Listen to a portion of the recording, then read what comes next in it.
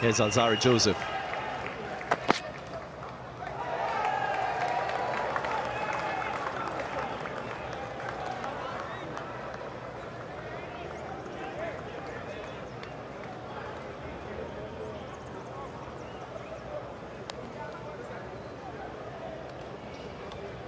I did come down a couple of days ago when these teams were practicing. And the pitch was playing quite well. Lots of balls being deposited into the stands.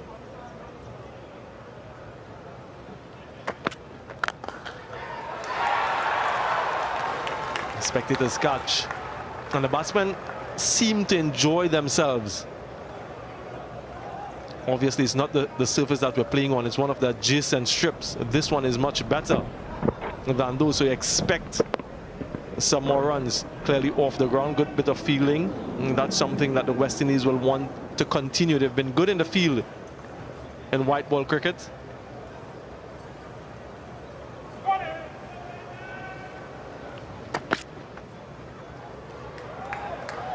As expected, Shikhar Dhawan quite watchful. He will try to get accustomed to the conditions here at the Queen's Park Oval. Of course, he played at this venue previously. And there's quite a few half centuries, so there will be a familiarity.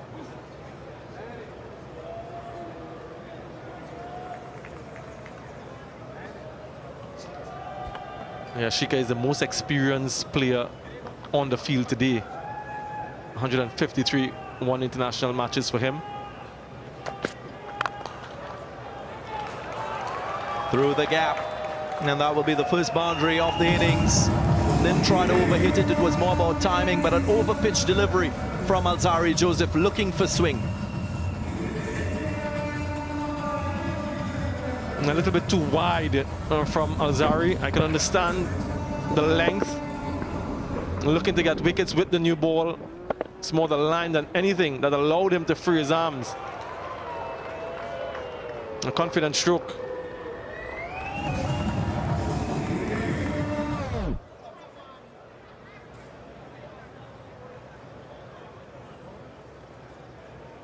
Packed offside field. There is a point, a cover, and a mid-off with a slip and a third, deep third.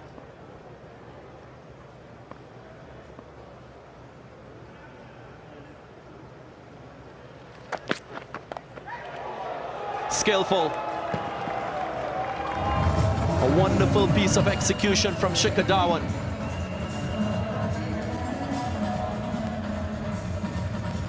Really an exquisite shot here from Shikhar. The economy of movement, just look at this. Allow the ball to come onto the face of the bat. Very much in control, knew exactly where the fielder was down on the boundary. Superb from Shikhar.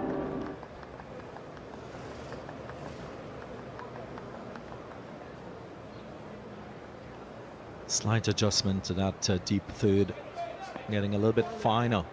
Alzarri Joseph making the adjustment. Last delivery of the first over. 8 without loss.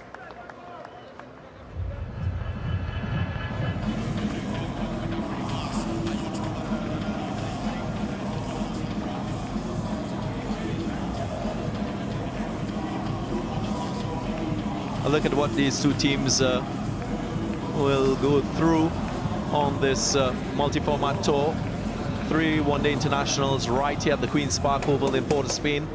There is a solitary T20 international as well.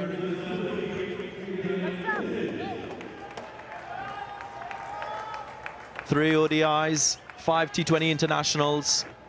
And that's a schedule.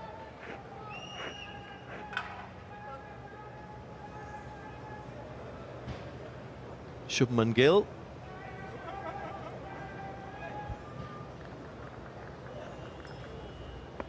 Opening for the second time in one-day internationals. Of course, would have opened in List A cricket, but this is a relatively new experience for him.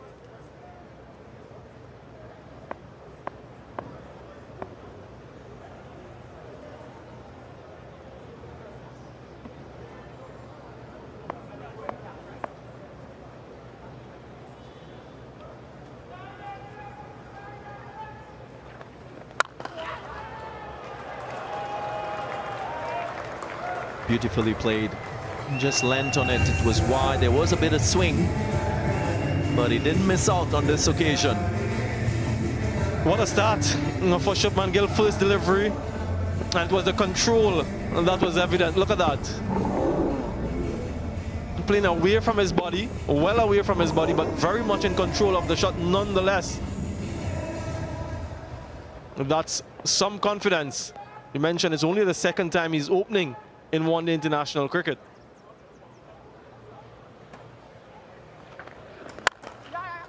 And again.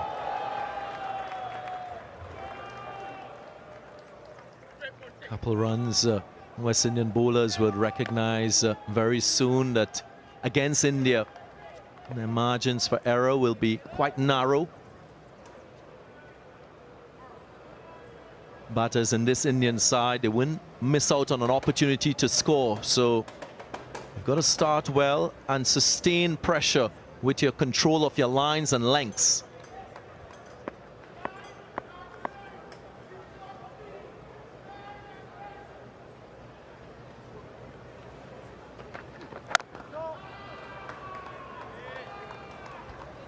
And I suppose, DG, they had a couple options at the top of the order to partner Shikhar Dhawan, and they've gone with Shubman Gill. That in itself would have given this young man some confidence. Of course, Ruturaj Gaikwad, Ishan Kishan, the other options. And he'll want to make the best use of this on a good surface. Already off to a good start.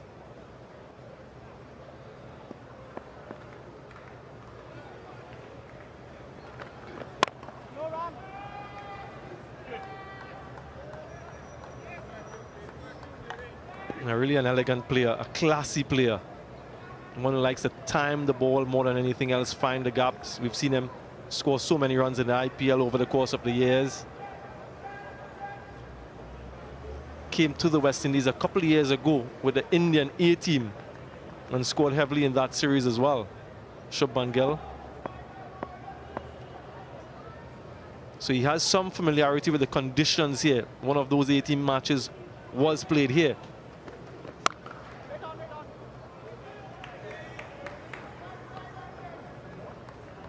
Well, there's a little bit of movement down the pitch from Shubman Gill.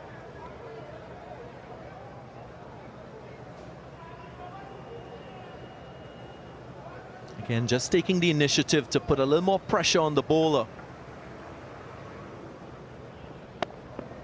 Nice subtle movement into the bowler just to push an adjustment. Jaden Seals was quite good in responding.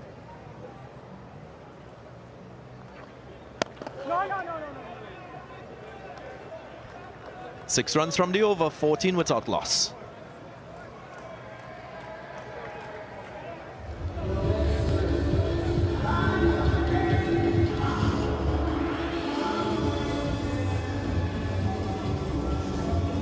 Strong looking Indian batting lineup.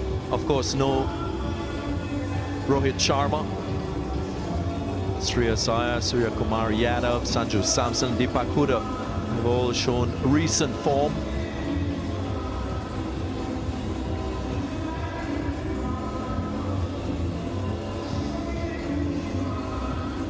Opportunities are plenty for this young Indian side.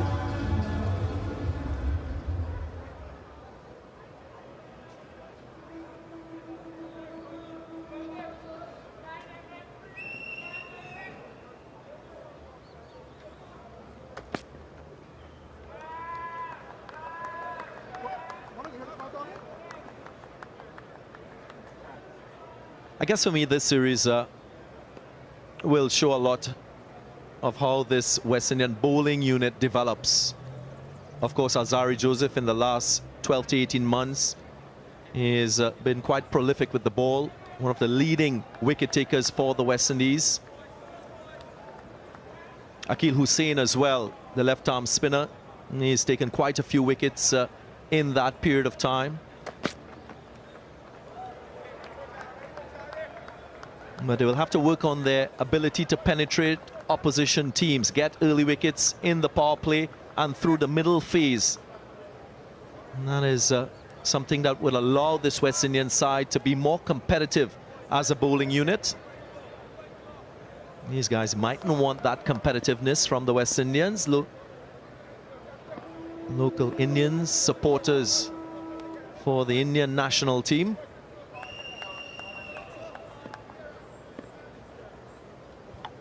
Just making some slight adjustments on the offside. Zari Joseph.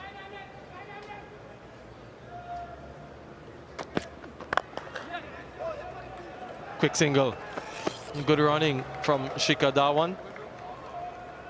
And that's what you're going to find from this Indian team. They'll punctuate those boundaries with quick singles, rotation of strike, soft hands. And they'll keep the fielders on their toes. The art of good batting. And something that will be in the West Indians' favor, DG, is the fact that through that middle order, lots of right-handers. West Indies, they have two left-hand orthodox spinners in their ranks. You mentioned Akil Hussain, Gudakesh Moti on the back of a good series against Bangladesh in Guyana. So they'll feel more at ease bowling to the right-handers.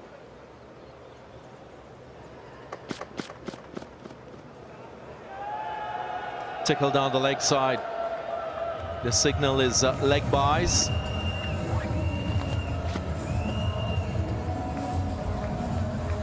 Yeah, ill-directed. It's the first delivery he's bowled to the right-hander. That was the line essentially he was operating for the left-handed Shikhar Dhawan. Didn't make the adjustment well enough. Zari Joseph results in another boundary. It's so important to have that left-right combination. Gone all the way for 6. Pace on the ball makes it very easy to score on a good batting surface. First 6 of the innings. Pace of Alzari Joseph working against him on this occasion. Not in control of that, Shubman Gill, but his commitment to the stroke ensured that he got it all the way. A wonderful shot in the end from Shubman Gill. And 12 from 8. What a start. India 25 runs inside the third over. You remember West Indies won the toss and decided to bowl first.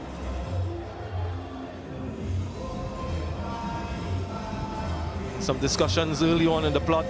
Nicholas Puran and his champion fast bowler. They need to get an early wicket.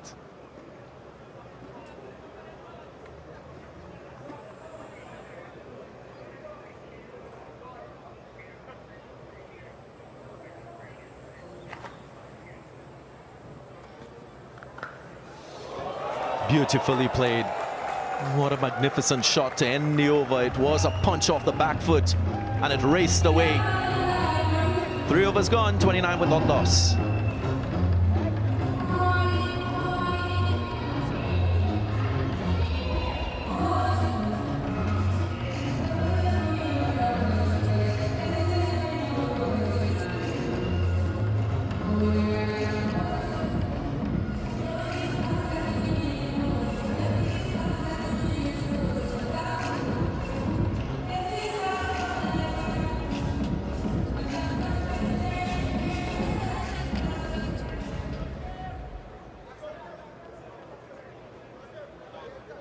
Ominous signs. These two Indian openers they've already raced to 29 without loss. A glorious back punch from Shubman Gill. Gill already 2 4s and a 6 in his innings of 16.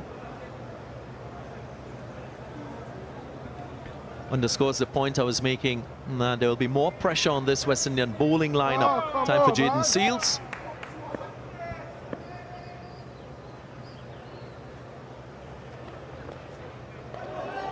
Just to recap on the point I was making with Alzari Joseph. 12 matches this year, 18 wickets to him at an average of 24. Akil Hussain, 22 wickets from 14 matches this year at an average of 28.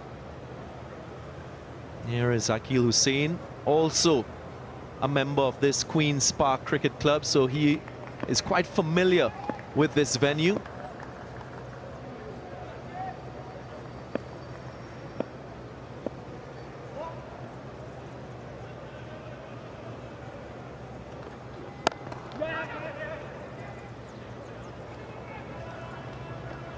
West Indies will also look to Gudakesh Moti, who picked up his career best figures in the last one-day international against Bangladesh. 4 for 23, the left-arm spinner who was quite economical. So Nicholas Puran will want to manage their complement of overs, because these bowlers will be crucial for wicket-taking and control of this quick and rapid pace of run scoring.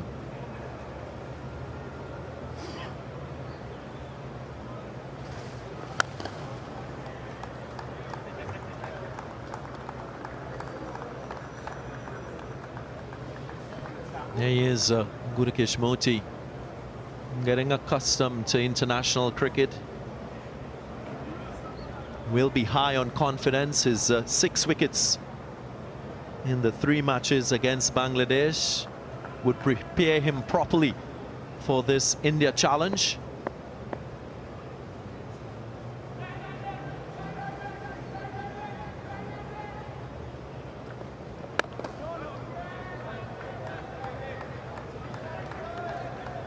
And they'll realize quickly the line that they need to bowl to these batsmen. Any smidgen of width will be punished. They're so strong through the offside. They like to stand beside the ball and access that offside. Both Shubman Gill and Shikhar Dhawan. So the adjustment will be needed. And so far so good in this over from Jayden Seales.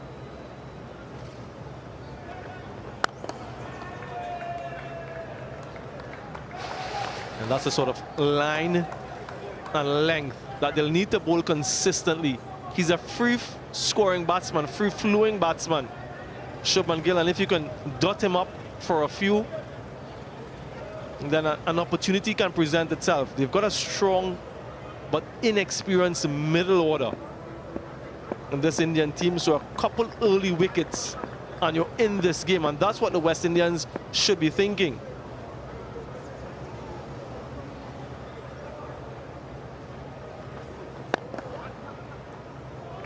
Gets a single eventually through the onside, make that a couple runs. 32 without loss after 4.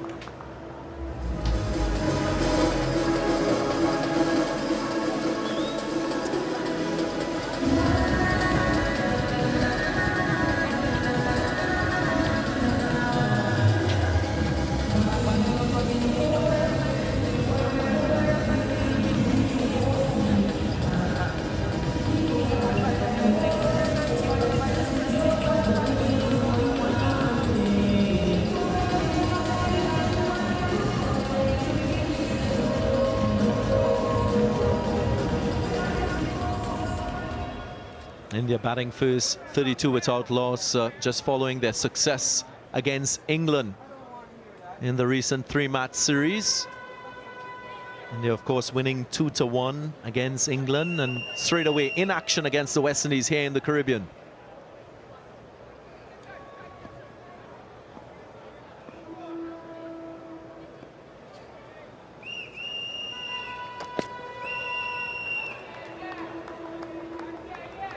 Shikhar Dhawan has recognized the line of attack from Alzarri Joseph, so he's making a step across to the offside, an exaggerated step to get closer to the ball. Alzarri Joseph wants to go across the left-hander. That last delivery, he made an exaggerated step to the off. And let's see if he does it again.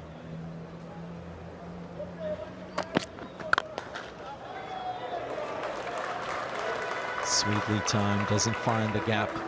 Good piece of fielding from Shamar Brooks.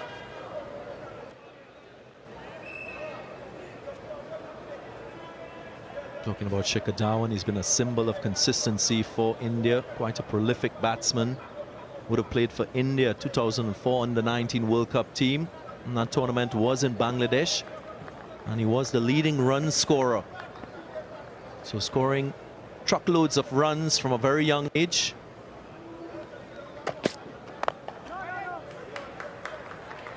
He also had the distinct honor of scoring 100 in his 100th one-day game. That was against South Africa in Johannesburg. And he was the first Indian to do so.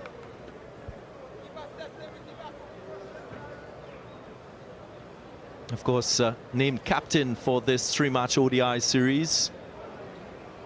But he was selected initially to captain India against Sri Lanka back in 2021.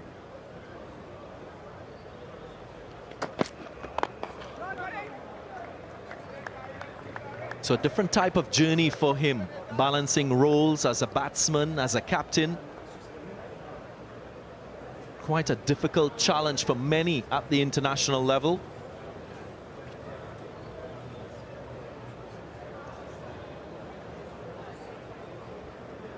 Yeah, certainly, and not many players are able to carry that burden and carry that responsibility. Has weighed down many a good player in the past.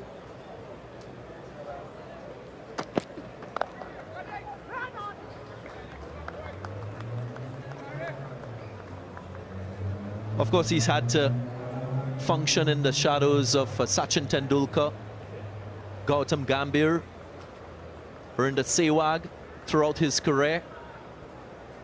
Now as the senior statesman, he's at the helm, paving the way for the younger players in this Indian side.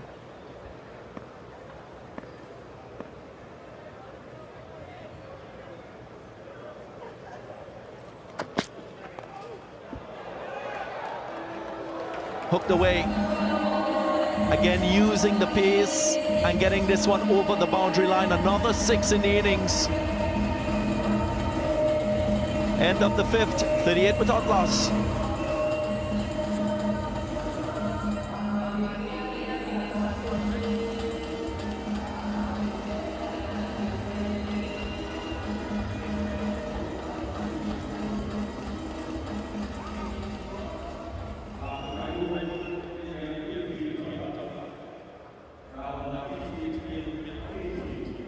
Expensive start from Alzari Joseph, 25 from 3.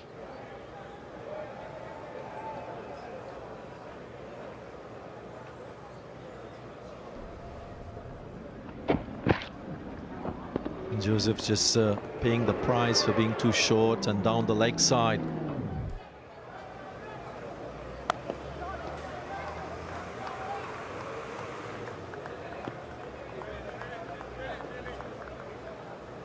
A rapid start from India. Manual scoreboard. Operational here at the Queen's Park Oval. Such an iconic venue. Really a historic venue. And so many wonderful memories here for the Indian team over the years.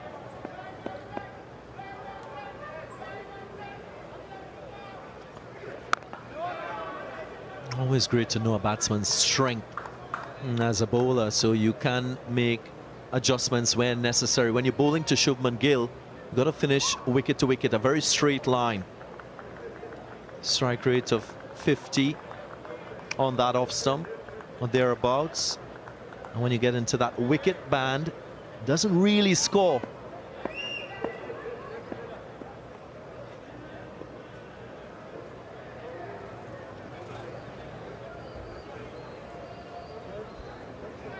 And the reason for that strength and that offside bias is, like I mentioned before, he likes to stand beside the ball.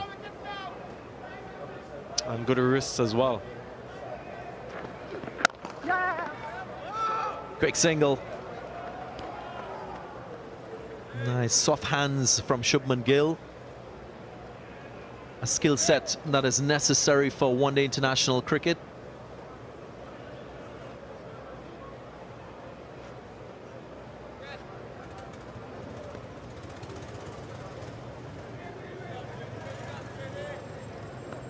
Mentioned at the toss, Shikhar Dhawan becoming the 7th captain for India this year.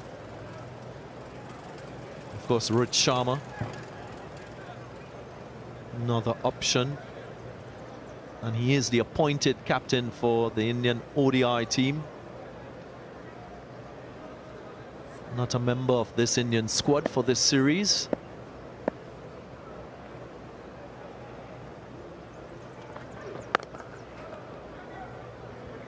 And it shows the depth of talent coming out of India, with many options in terms of leadership. You look at this squad and you can argue that it's made up of India's bench strength.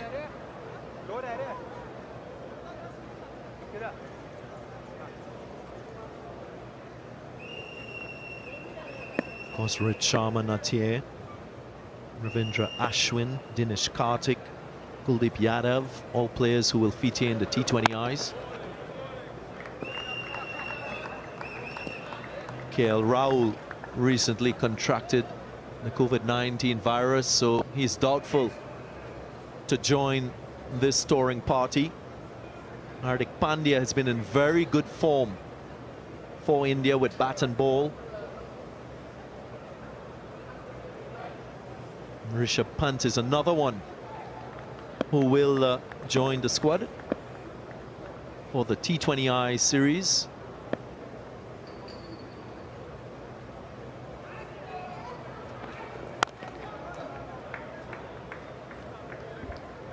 End of the 6th, 39 without loss.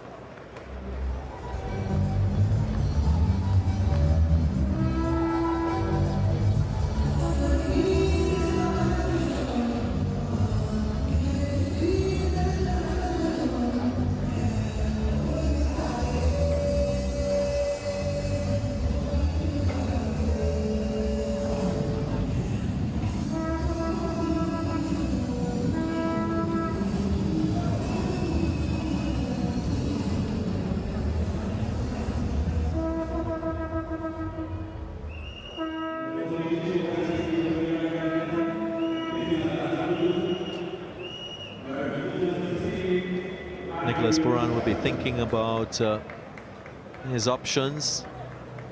A new one now, Romario Shepherd with the ball.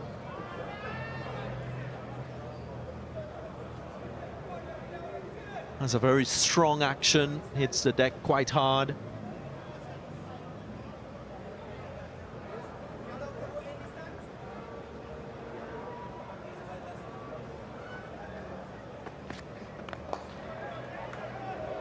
Gets it through. Just the right balance on that stroke from Shubman Gill. And really good running as well. And picked up 3. And something that you would see a lot throughout the course of this innings, the running between the wickets, the intensity. And that's what you want to see at the international level.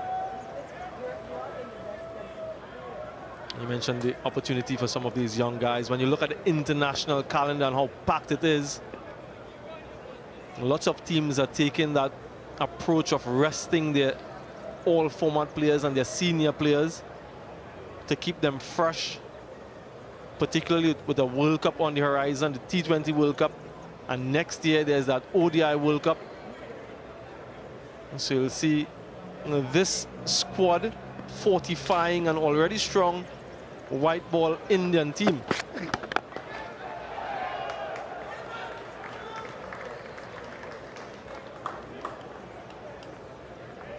And once these guys can put in the requisite performances, it will allow the BCCI to give those players that rest that is so desperately needed in these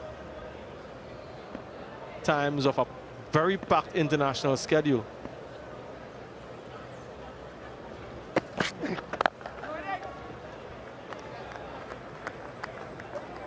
Quite a good start for Romario Shepherd.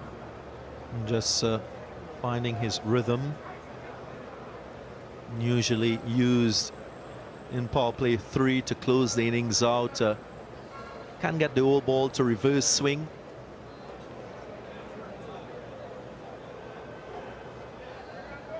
I'm sure Nicholas Puran will want him to contain things a bit, just reduce that rapid scoring rate achieved so far by India. And that's overpitched and wit on offer. A player of Shikha's class won't miss out. Yeah, that's a freebie from Romario Shepherd in his first over. Lots of width on a good surface. And Shikha says, thank you very much. Another boundary for him. 5 4s and 2 6s in the innings so far, into the 7th over.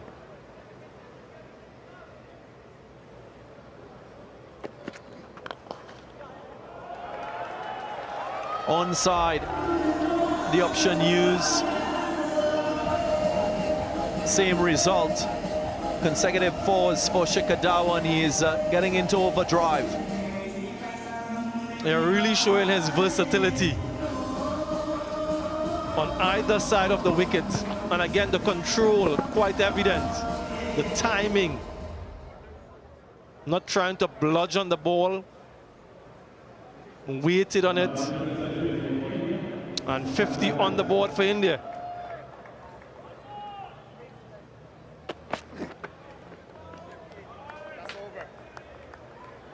Seven gone, 50 without loss.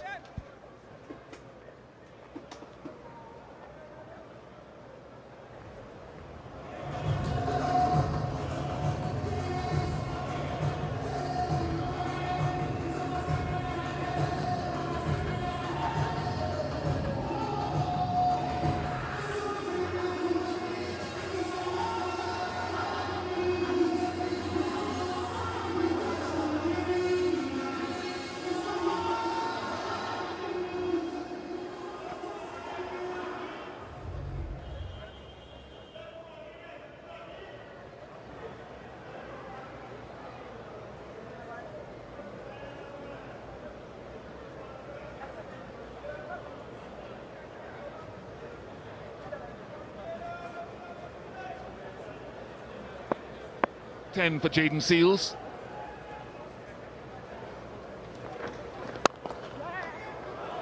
Another fine touch from Shubman Gill. It's a surface so far that seems to demand that your margin for error as a bowler is minimal. As I say good morning to former West Indies captain, two-time World Cup winner Darren Sammy. Good morning, Bish. Good morning to all our viewers.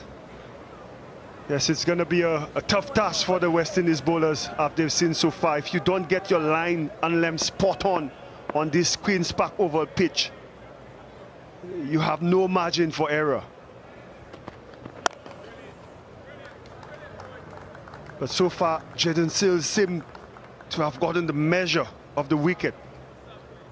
You know, in his 4th over, just yielded 12 runs. But he's not been as full in his length as Zari, and in the last over you saw Romario Shepherd, and that's been an issue for Nicholas Puran. You know, the lack of penetration up in the top of the order.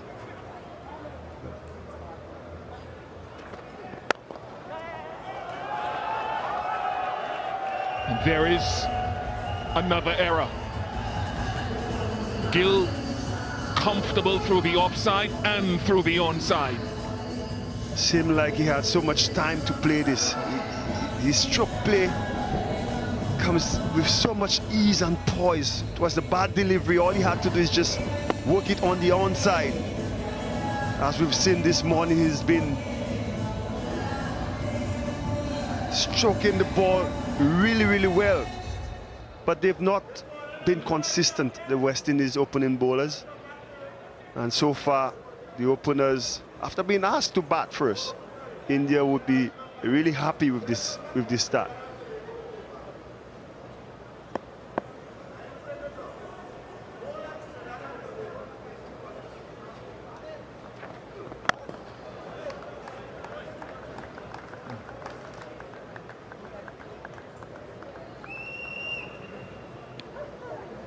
You're talking about margins for error, folks. Gill tends to stand on Midland leg stump a lot of the time. And that fourth stump line, with a little bit of nip away or in, is certainly where a lot of teams talk about planning against him.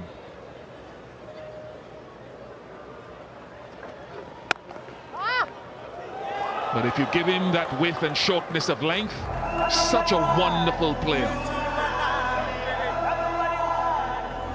And that's the lack of consistency in bowling the balls in the right areas.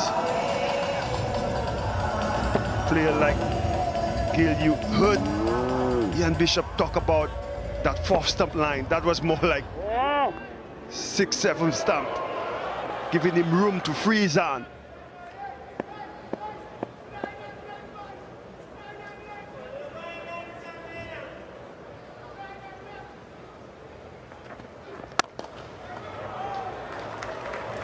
I wonder what pace off the ball would look like to these two. 60 without loss, 8 overs gone.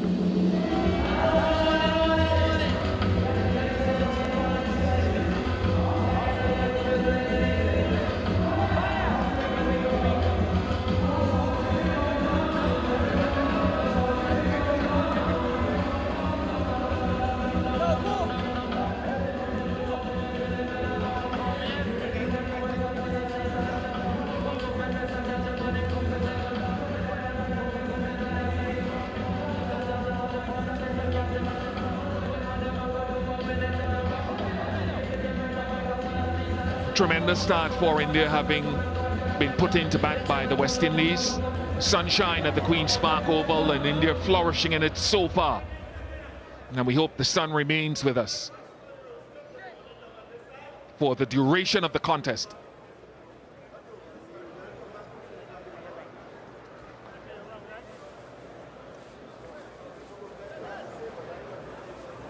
Mario Shepherd will come around the wicket to Shekhar Dhawan. Slight change in the field with a man just behind square saving one on the onside. Now moves to short fine leg, and they'll have a deep backward square top left of your screen. So he wants to tighten up his line into him without being too straight. Yeah, that's a perfect start. You just, as a bowler, have to group some balls in that area. Apply pressure. It's always good to see the youngsters, the future, watching the game.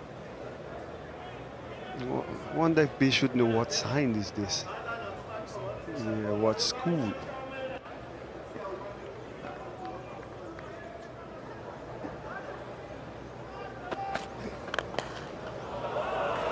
One good ball, 1-2 full, and a tremendously competent shot from Shekhar.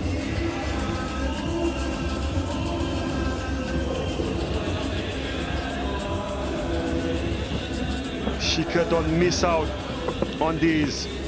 Look at the technique. Just caressing this one through the offside. Result, another boundary for India.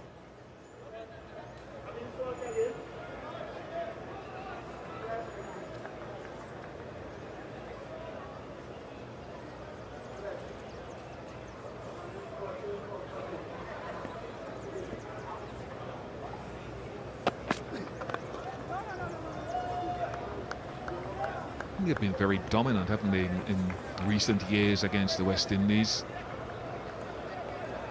Here at the Queen's Park Oval, of course, a very strong record, Darren, against their opposition. Shekhar Dhawan himself with 4 half-centuries in 9 games here at the Queen's Park Oval. Yes, I remember playing them here in 2011. They won that series 3-2.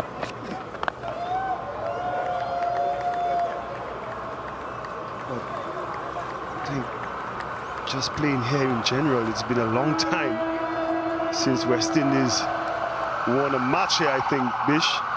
The last one would have been the exploit of Shivnarine Chanderpaul, where we needed 10 off 2 balls and he hit tremendous Vas for a 6 over the mid wicket. So we've not had good fortunes here. But so far, Mario Shepherd, barring that second ball where he went too full, he's been spot on. That's the line. And you could see Nicholas Puran patting him on the back.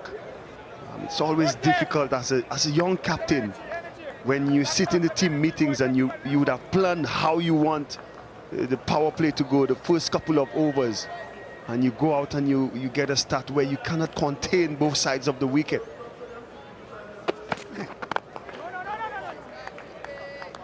Terrific apart from the second ball of the over. All dots either side, 64 without loss.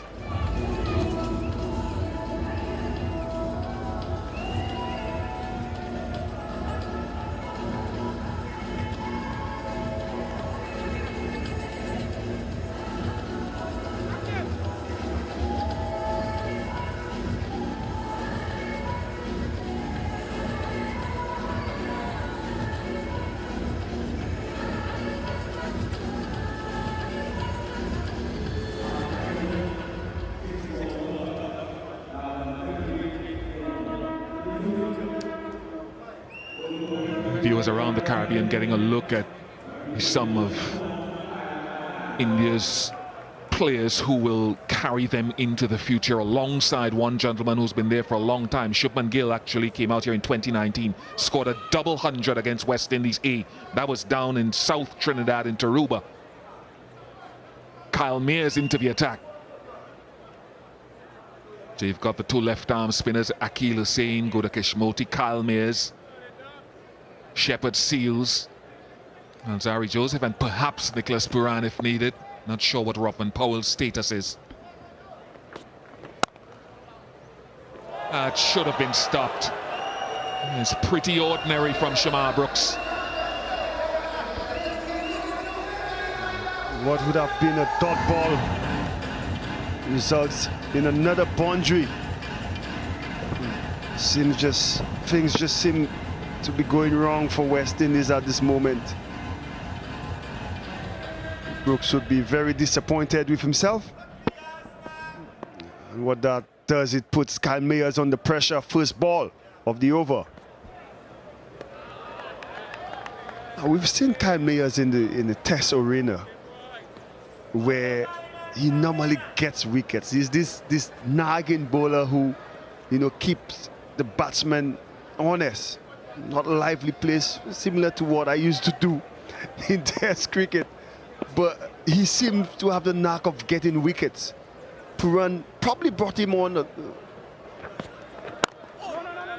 Puran would not want to bring him on so early, but because of how the openers have gone, he finds himself bowling within 10 overs. But he's one capable of holding the line and length and apply some pressure. He's protecting the square side of the ground. Just looking to hit that top of off-stump line. Marvelous. Simply marvelous from Shubman Gill.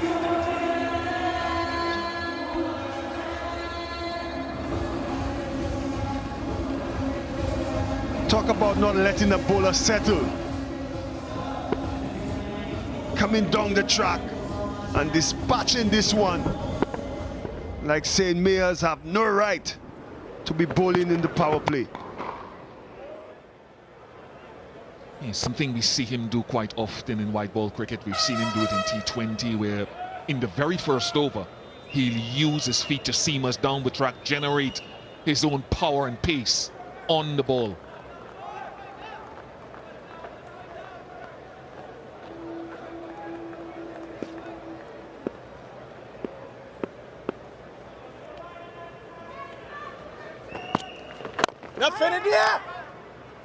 And that's another facet of the young players coming through. Batsmanship, rotation of strike, turning good balls into scoring opportunities. I smile because it's something we've spoken over the years when it comes to our West Indies. batters. It also puts pressure on the bowler. Been hit for a boundary, the bowler good ball, then the batsman is off strike, especially for left and right combination. Then you have to adjust your line to the other batter. It's all part of building a partnership. I wonder when we'll see the slower bowlers now that the first power play is complete. 73 without loss.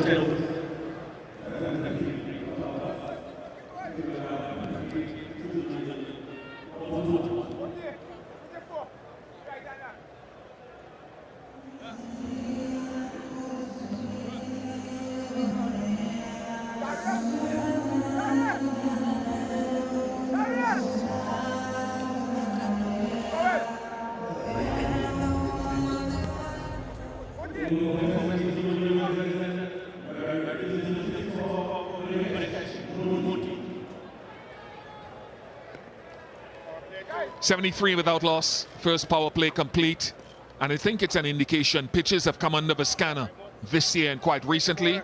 So far, this is a good surface for batting.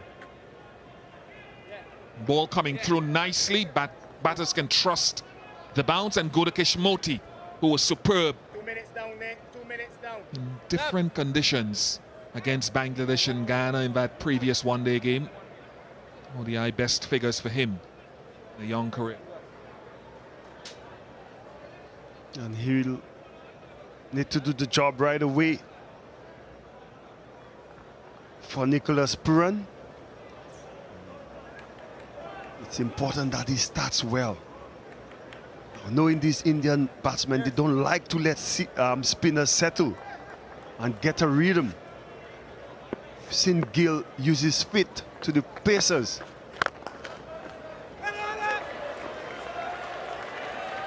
But Moti, playing in home conditions in Guyana, he really exploited it to his favor.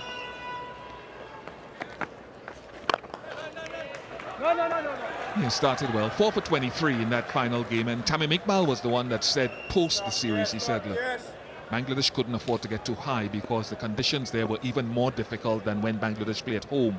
They were spin friendly. And I say that to say that Gill is usually a very good player of slow bowling, and once again using his feet very well.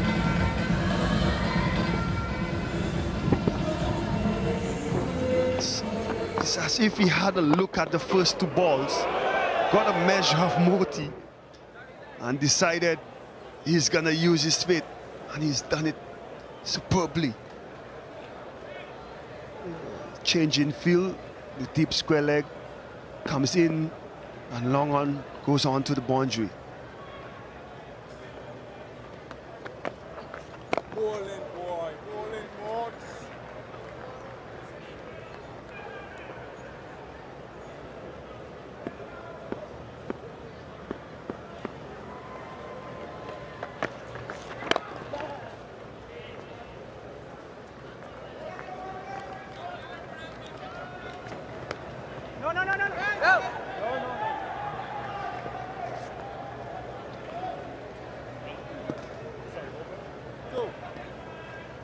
Middle stump. Nicholas Puran having both Akil Hussain and Moti, two left-handers, left unorthodox. Presence of Shikhar Dhawan, probably he would be reluctant to bowl them, but so far the opening bowlers did not do the job. Now the field is spread fast. 7 runs from Moti's first over. No, Ravindra Jadeja, because of a knee injury, he may miss the entirety of this ODI series. So we've got Axar Patel playing his first one-day international, I think this 2017. Shea standing up to the stumps, but the power play was action-packed. There were so many high-quality shots. Shikhar Dhawan started things off, Darren, and there was think a shot from Shubman Gill through the offside that we were both sitting next door and wondered, wow, but in between and prior to that, so many high quality shots. Oh yes, the power play was a joy to watch. Whether you were a West Indian or Indian fan, just watching the stroke play of these batters. Bringing the total and up to 80 odd and giving India a good start, especially after being asked to bat first. Just put the pressure on the West Indies, on this West Indies attack.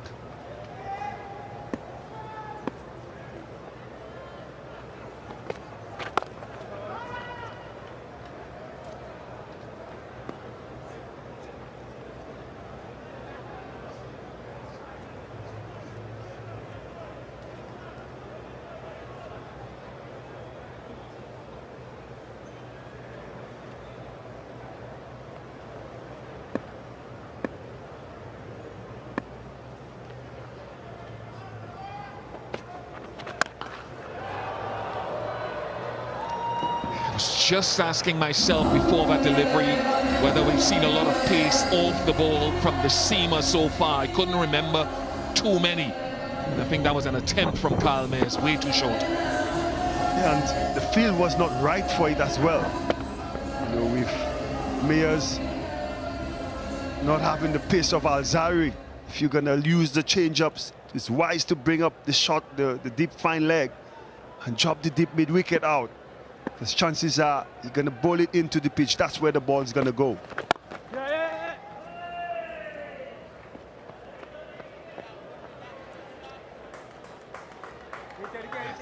I had a conversation with Puran whilst they were in St. Lucia. You know, he's trying to, you know, build obviously towards the World Cup. You know, looking at his squad, who is available. And one of the things he was worried about is ability to take wickets. We spoke about Chahal. We spoke about Chahal in the pre-show of how Shikhar Dhawan could just call on him anytime to get a wicket. Who's that guy for Nicholas Puran? Let's come back to that, but first we'll just remind you or inform you that Shubman Gill has brought up his half-century. A wonderfully talented young player making his way in the international game. Full of style, 88 without loss.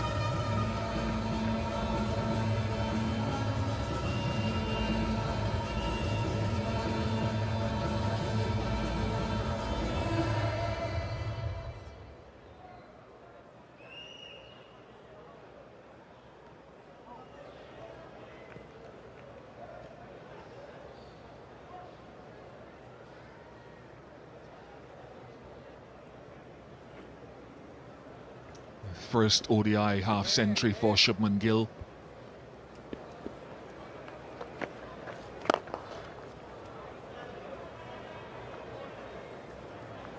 So many options. Ruturaj Gaikwad, who was also out here in 2019 and who had a fabulous Vijay Hazare Trophy season. The last one gone. We've heard talk about Ishan Kishan, but for me, it was always Shubman Gill, partly because of his quality, also a right-handed option to the left-handed Shikhar Dhawan, who I felt should have opened the batting, Darren. But just coming back to your point about spin, got the two left-handed spinners here, but I wonder if you also need a backup option of someone turning in the other direction. Yes,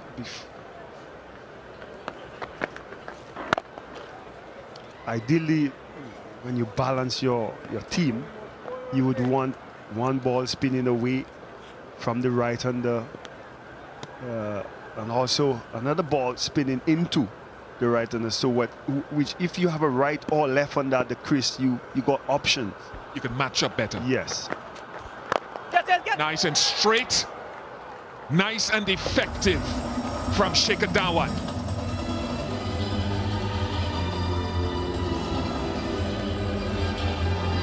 And the left-hander will always fancy his chances against the left arm orthodox. As you could see, Dhawan just using his feet. Easiest of shots, just hitting it over mid-off.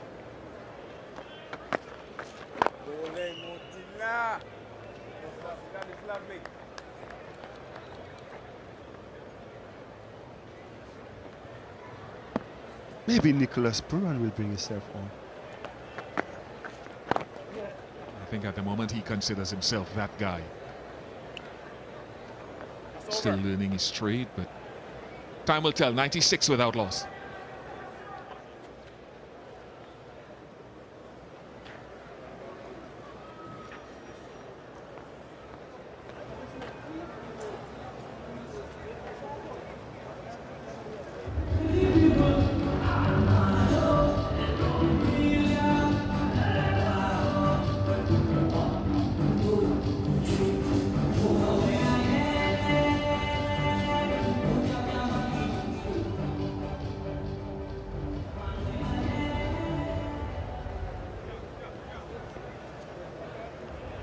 No Jason Holder, he's obviously been impacted with the COVID virus. No Kimo Paul, who struggled with the hamstring injury in the last ODI in Guyana. And no Casey Carty for the West Indies today. There is Katie, first, KC I should say, first international cricketer to originate from the French and Dutch island of Saint Martin in the Eastern Caribbean. Shimron Hetmeyer on the right of screen. I asked Nicholas Puran in the press conference yesterday about Shimron Hetmeyer and why he's here. Well, they're working with him to get his fitness to the optimum level and to do his fitness testing here in Trinidad with a view to him returning to the team at some point. As we all know and remind our Indian viewers, Shimron Hetmeyer, of course, who's played several years in the Indian Premier League, a World Cup winning captain with the West Indies. Shubman Gill himself batting out there was someone who won a World Cup after Shimron Hetmeyer and those guys did in 2016. Shubman Gill, Prithvi Shaw 2018, Avish Khan from 2016.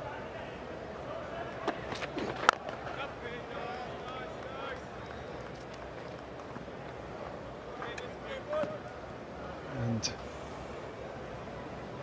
you know, you would sit down and say he's doing so well for his IPL team, batting, scoring runs, but we all know there's a level of fitness you need to play for the West Indies.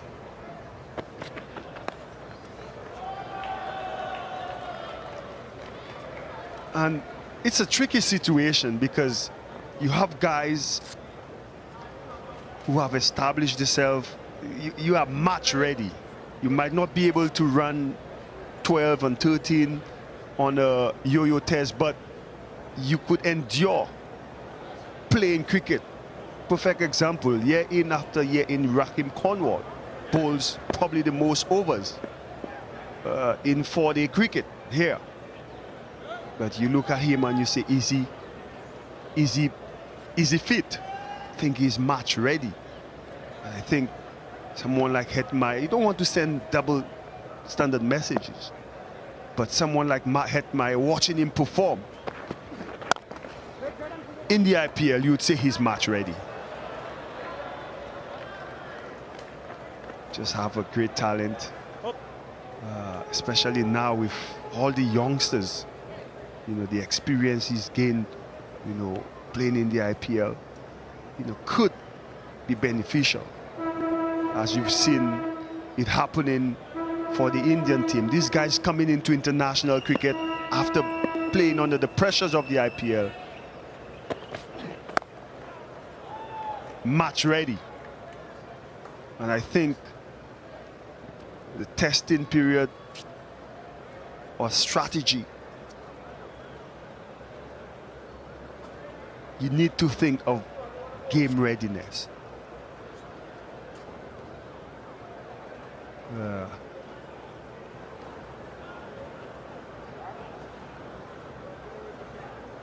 But he will have to prove his fitness, coming from a shoulder injury.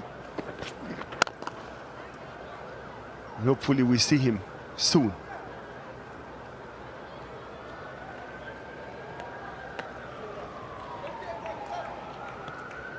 $100 up for India.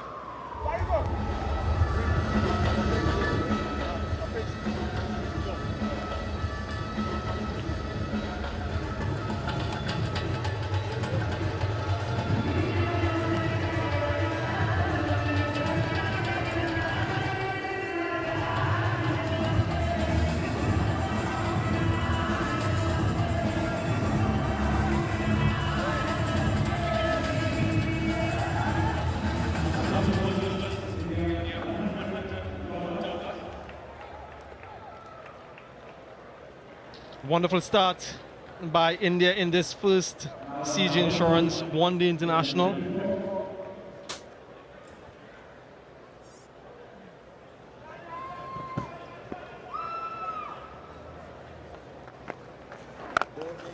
It's been full of control and poise and intent from Shubman Gill and Shikhar Dhawan. Gill already registering a half century of just 41 deliveries.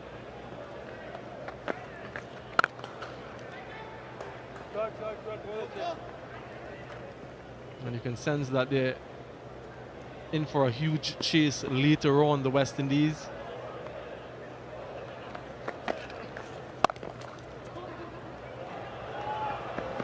Might look for a couple.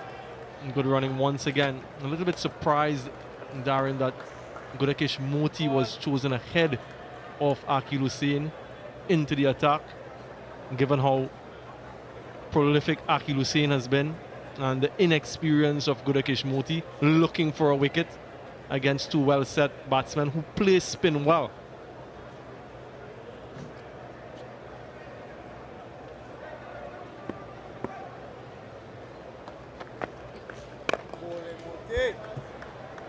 Hello everyone. Before I respond to that, Samuel Badri. Again, from what we've seen in this 14+ overs, we can conclude that Nicholas Puran made the wrong decision to bowl first in good batting conditions. I'm sure upon reflection would have considered batting first as a more viable option in these conditions. I take the point of there being a little bit of inclement weather around. But in the game of cricket, you still need to read the conditions on the day and make decisions according to the same. Just feel that what transpired in the Bangladesh series was carried over and considered strongly in his decision-making and that decision to bowl first. Huge shot from Moti. No interest whatsoever from the umpire. 10 seconds. 15 gone, 103 without loss.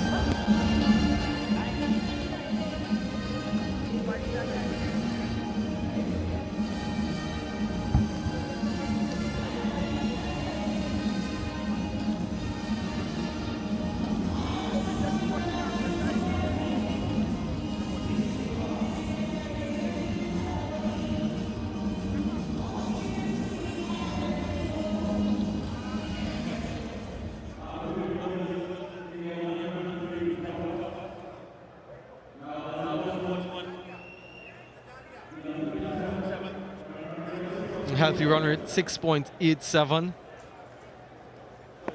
Queen's Park Oval has traditionally been one of the higher scoring venues here in the region. As a matter of fact, the highest scoring venue.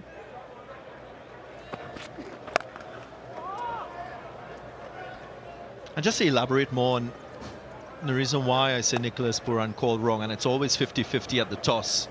If you had the chance to speak with Shikhar Mano, the curator here at the Queen's Park Oval, you would have known in that soil profile, that 8-inch profile,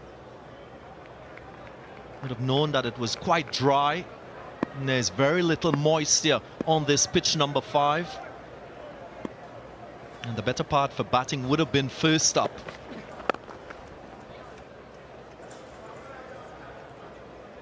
Yeah, I was out there for the toss, and I saw when Nicholas Puran won. The fans coming in their droves for this contest. Hopefully we'll see a lot more during the course of the game. I saw a wry smile from him, and it signaled to me that he wasn't too sure what he wanted to do upon winning the toss. And in as much as you mentioned him making that wrong decision, I was quite surprised to hear that Shikhar Dhawan himself wanted to bowl first. So both captains perhaps not reading the surface accurately. What we've seen so far from this pitch is good consistent bounce, consistent pace off the surface. Haven't seen a lot of turn from Gudakesh Moti. Moti with 3 overs, none for 18.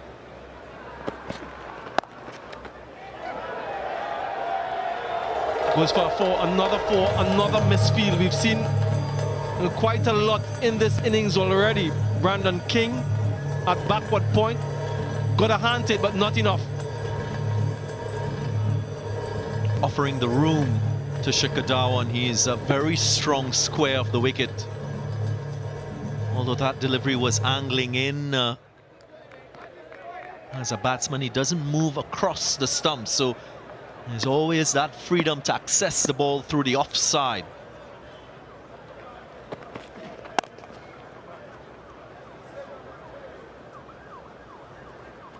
The other point I'd like to make about these two batting out there is their conversion rate. And if you look at Shikhar Dhawan, what he's produced in one-day international, 17 centuries and 35 half centuries. So there is a 50% conversion. If he goes past 50, once every 2 times, he will go on to score a century.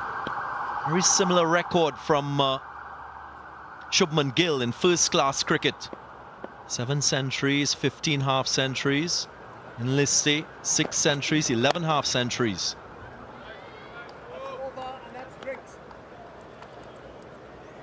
1-1-1 without loss, and it's time for Blue Waters drinks break.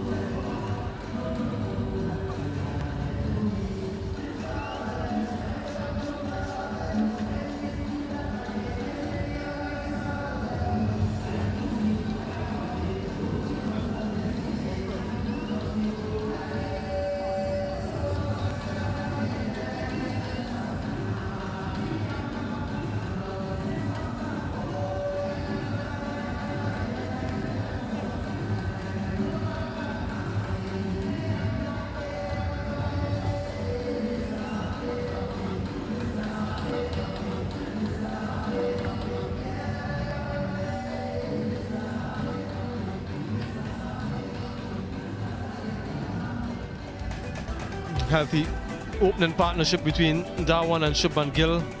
Gill unbeaten on 59 so far.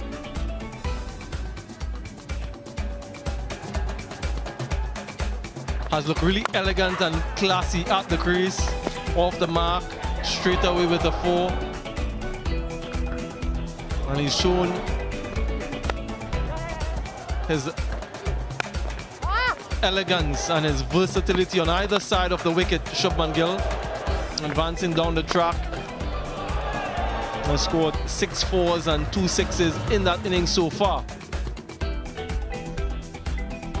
And look at his scoring areas, Shubman Gill. Very strong square off the wicket on the offside for those boundaries, as well as on the onside. Not much straight down the ground. That's an indication of the length that they've bowled to him. 59 of 48 deliveries and eyeing up a one-day international century. The bowling from the West Indies, well, they started off a little bit erratic. Zari Joseph, expensive for 3 overs. Jaden Seals, 4 overs, none for 20. Kyle Mears got a couple overs. Romario Shepherd and Moti, the spinner, who was so successful a couple days ago in Bangladesh, nothing so far to his name. Haven't seen Akhil Hussain just yet. Don't think it'll be too far off before he's introduced into the attack. But they need to find a break through the West Indies.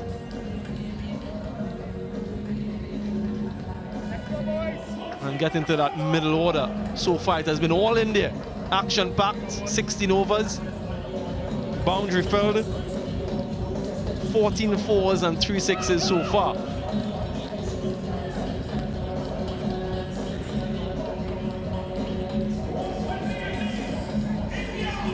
And quite a contrast to what we saw in that series against Bangladesh. So it's good signs.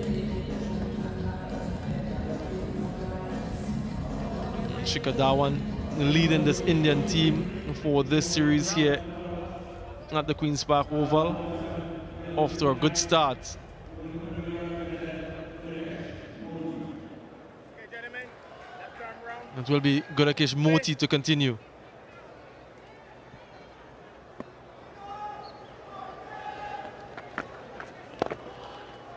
And it's Moti because he is the preferred option for Nicholas Puran.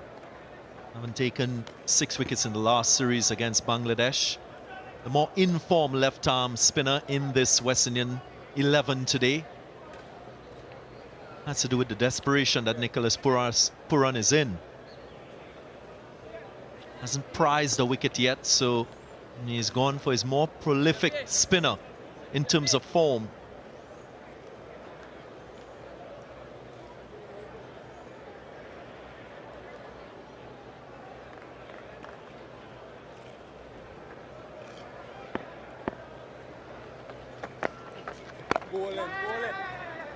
Another good quick single from these two. Good soft hands into the gap and good response from the non-striker. And they have really dominated proceedings here at the Queen's Park Oval in matches played, winning 8 of the last 9 matches, and the 9th being washed out. So West Indies haven't beaten India in those last 9 matches. Good fielding from Nicholas Puran. Effort like that will assist and add to the pressure. Shikhar, you were straight down the middle there.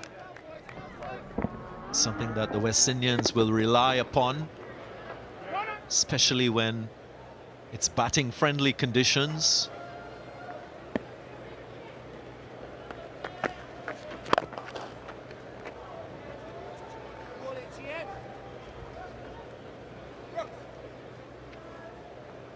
Moves on to 49 now. Shikhar Dhawan on the cusp of another ODI half century. Akhil Hussain, leading wicket taker for the West Indies.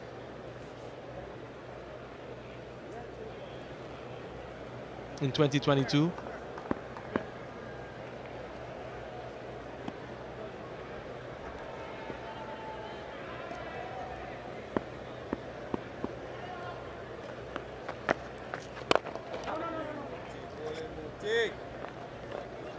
Made mention of their conversion rates as batters because it gives you an idea of the quality of these players when they get a start, what they can do and can achieve.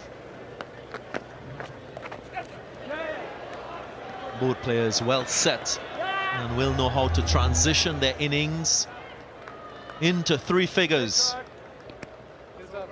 116 without loss.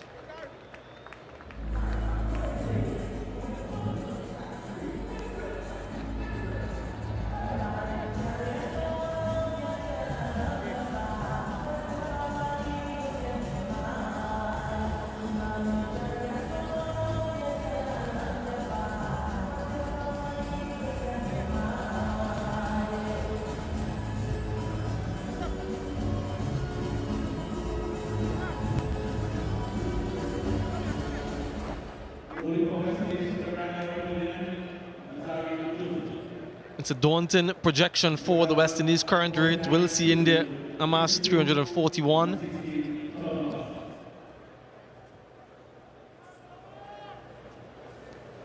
Alzarri Joseph reintroduced into the attack from the opposite end now.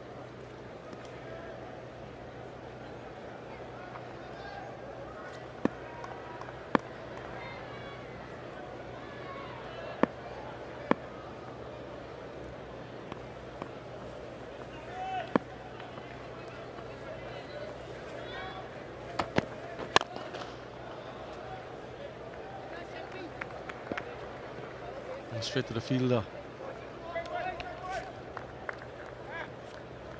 And Joseph will be hoping that this end, this change of end, will bring him better fortune, better results. Too wide in his earlier spell. Allowed Shikhar Dhawan to use his arms and to score freely through the offside.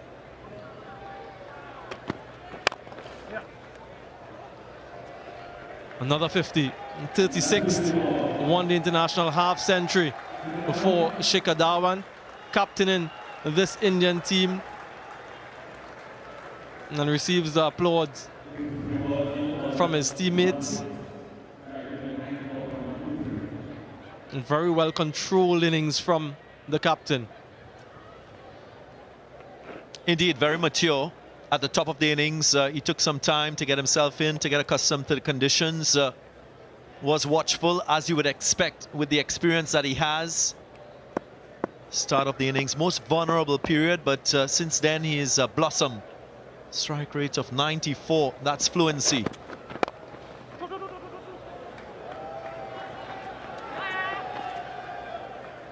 Another couple for Shubman Gill. You mentioned the tempo of the innings and the way they've been able to pace it and punctuate it with the good running between the wickets, the rotation of strike, their use of the crease, soft hands, sweeps. So we're getting a full exhibition of quality batting from these two.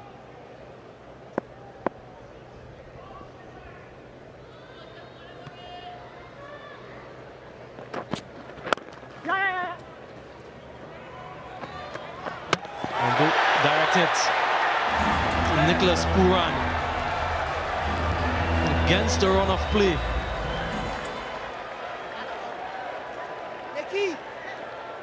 TV umpire to director. We have a review for run out at the bowler's end. Can you give me your best side-on shot, please? Puran, you dead.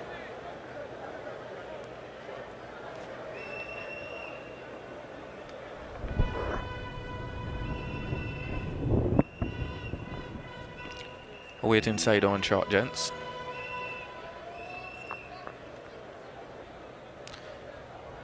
Ball is coming in, stumps broken, bat very short of the ground. Ready to make my decision to the big screen. My decision to the big screen is out. I repeat, out.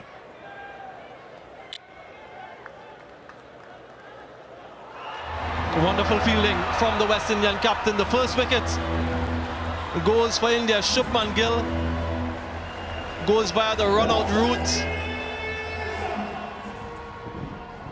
And look at this bit of work from Puran.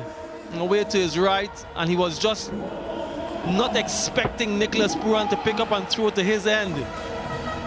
A casual run through, and that has cost him. Gill goes for an excellent 64. India 119 for 1.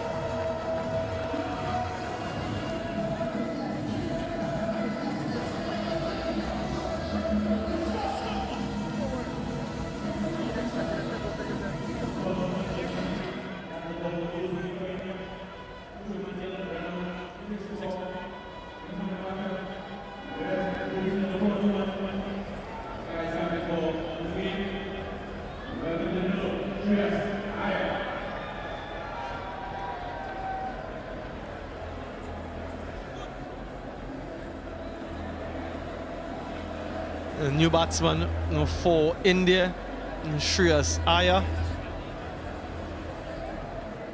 In that pivotal number 3 position.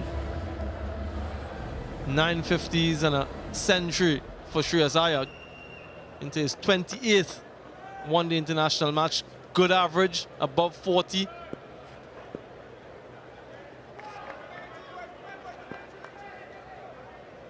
But West Indies needed something special. And the captain produced it in the field.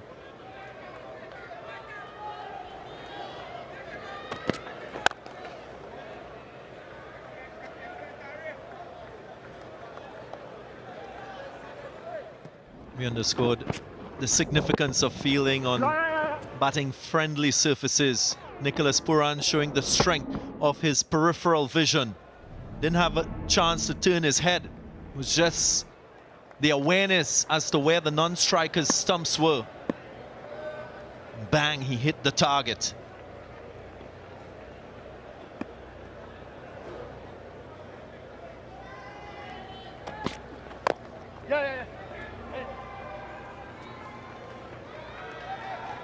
Single to end the 18th, 120 for 1.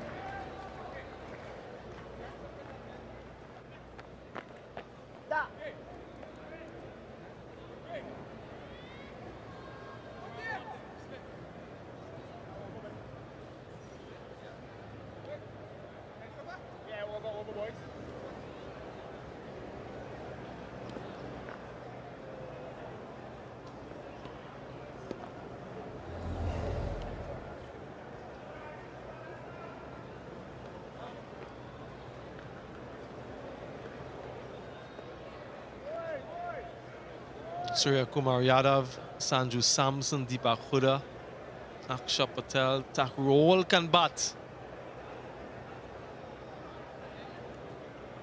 And with this wonderful platform laid, they'll be harboring hopes upwards of 300.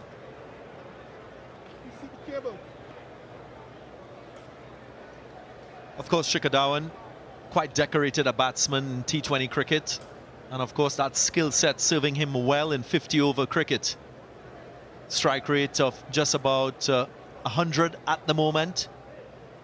Doesn't appear to be a great risk taker when he's batting, but he scores quite quickly.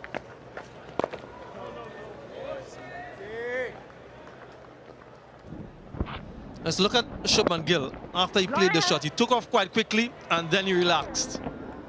Wasn't expecting the throw at his end.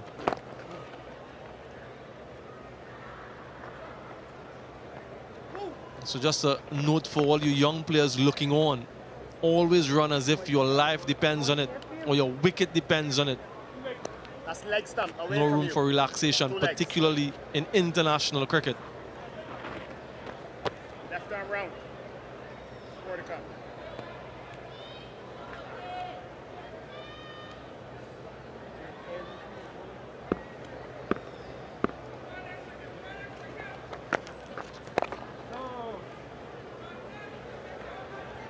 Shreyas Iyer, one of those players with experience playing here at the Queen's Park Oval, played in that 2019 series, got some runs.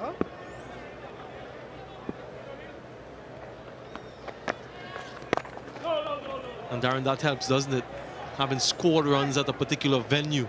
The next time you go, you have that confidence. And you can't be complacent. Not because you've scored runs previously, the conditions will remain the same. It can change. So that assessment on the day is very critical and crucial for your continued success at a venue.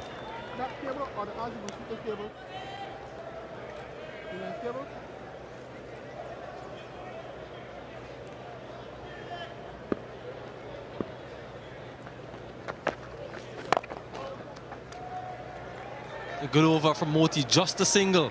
Over. And 121 for 1.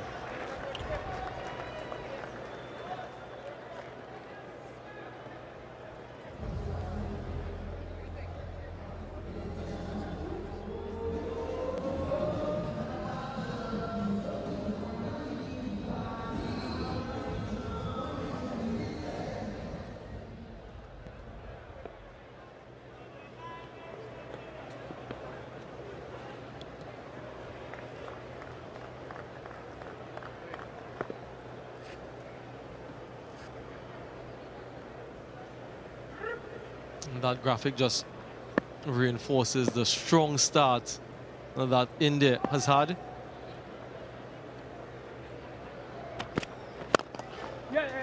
Down the ground, glorious from Shikhar Dhawan. Just stood on top of that, and as straight as you like. Wasn't really a bad length from Alzarri Joseph. It was struck on the up, but such is the nature of this surface. It is so good that you can hit through the line. Shikhar Dhawan already making that assessment and knowing that he can hit through the line all along the ground and get value for his shots.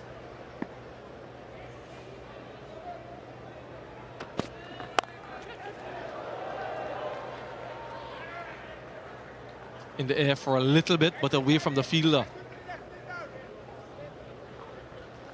Spoke about that skill set that he has as a prolific T20 player. Shikhar Dhawan, the first player in the history of the IPL to score back-to-back centuries. Goes about his scoring of runs in a very attractive manner. Shikhar Dhawan, he is a work in progress. Shreyas Iyer already with a century in Test match cricket and in ODIs, so there is pedigree. Also being groomed for leadership, Shreyas Iyer was the captain of the Kolkata Knight Riders IPL team. Another young Indian player with huge expectations. And some hostility from Alzarri Joseph, also captained the Delhi Capitals prior to that, Shreyas Iyer.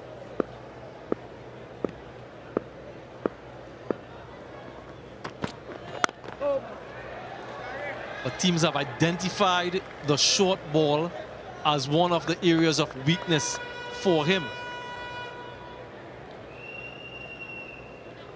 He's gotten dismissed a number of times with that delivery. And it's something that he will have to continue to work on, because all teams would know that that is an area that they can target. Alzarri Joseph straight away, a couple of short deliveries.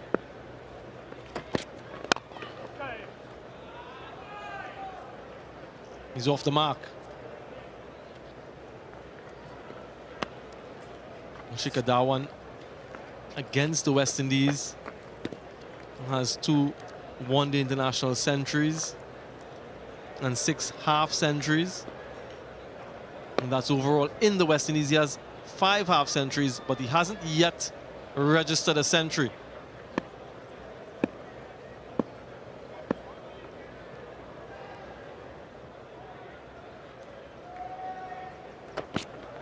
No! 20 gone, 127 for 1.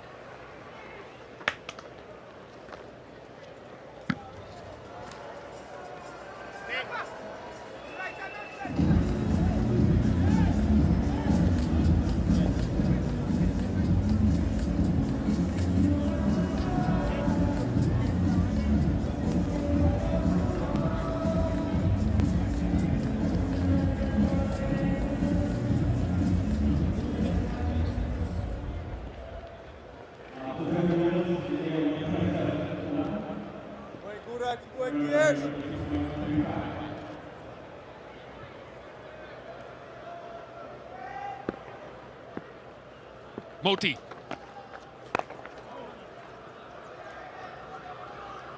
Of course, a lot of eyes on Shreyas Iyer for the reasons mentioned by the previous commentators in terms of skill against fast, short pitch bowling.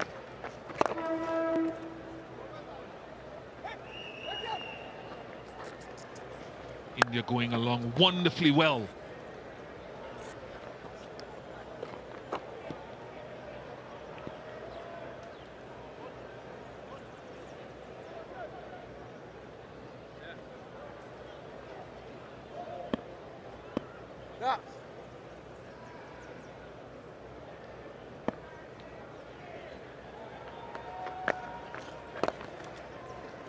No sign yet with the ball for of Akil Hussain, who plays his cricket here at the Queen's Park Cricket Club, like Jaden Seals, like Nicholas Puran. He's out there, didn't have a great series against Bangladesh, but you have to give him a bye. He's been so exceptional ever since he debuted against Bangladesh in 2021. Maybe it's a case Nicholas Puran don't want both of them operating. And so far, Moti has done reasonably well.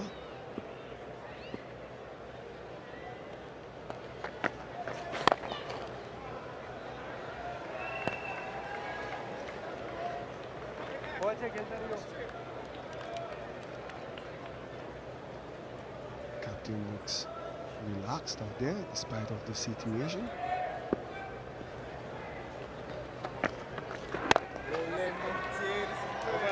Just saw a couple of deliveries just straighten. 129 for one.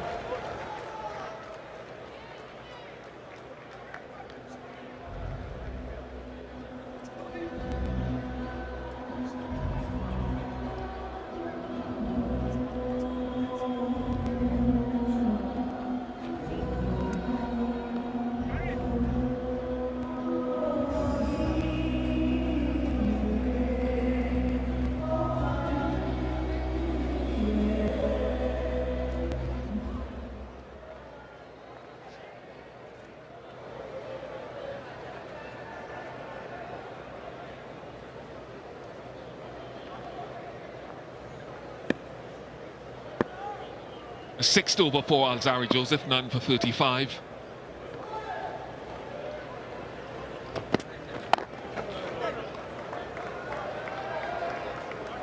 Alzari playing in his 50th ODI. Didn't have the best of stats in this match. But one thing about Alzari, he'll keep on running in. His energy will never be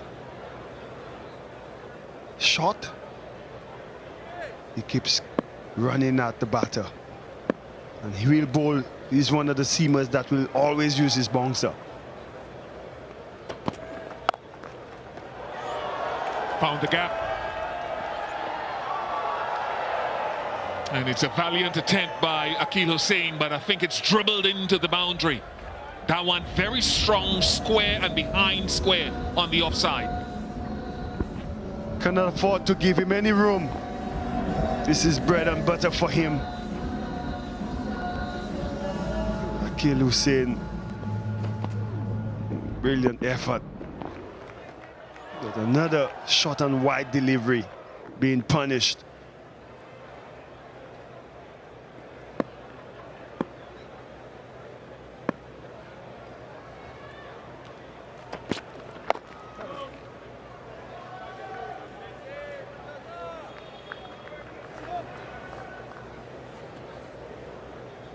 I think, unlike Gill, who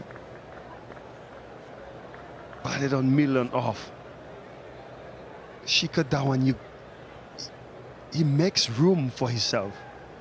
So balls on the fourth stump seems like a cut shot to him. So Alzari got to keep him tight on the stumps.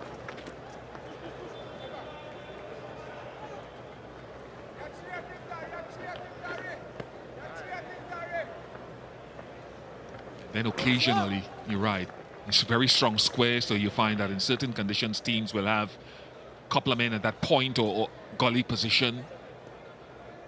And then sometimes he'll walk across his stump and just try to open up the onside. So he's not only he's not necessarily a stationary target. Now, West Indies' quickest bowler to Shreyas Iyer. Deep forward square, short backward square and fine leg. And that's why that short ball came ill-directed, not given a wide either.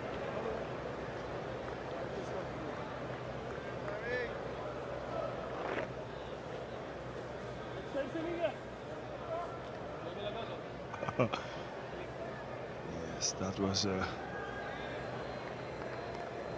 close one.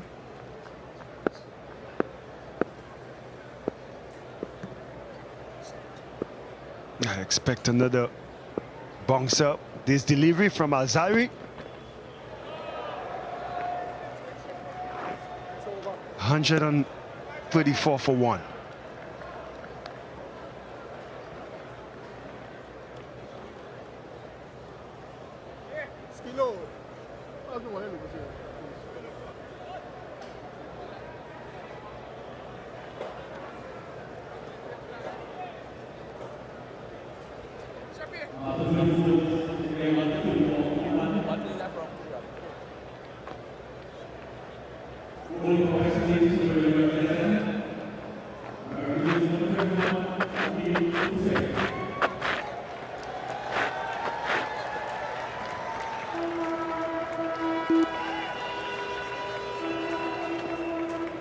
Change. Last time over.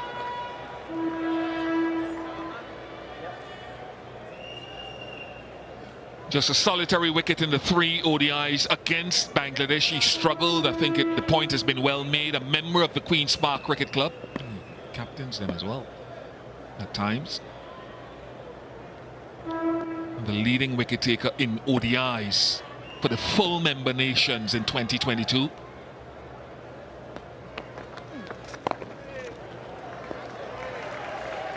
But at his best, bowls a great length. Shikhar Dhawan also likes to play that sweep shot, sometimes to his demise, sometimes with success.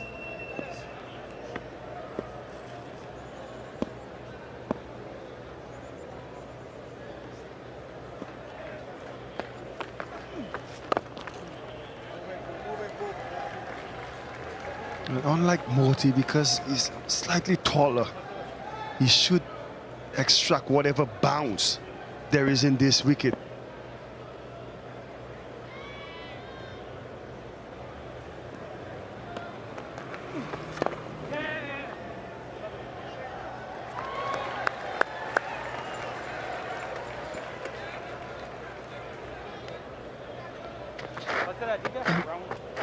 Just thinking about his introduction right now, maybe it's a good period because he's been bowling in the power play loads, and that's a lot of pressure, especially with Bangladesh having those left-handers.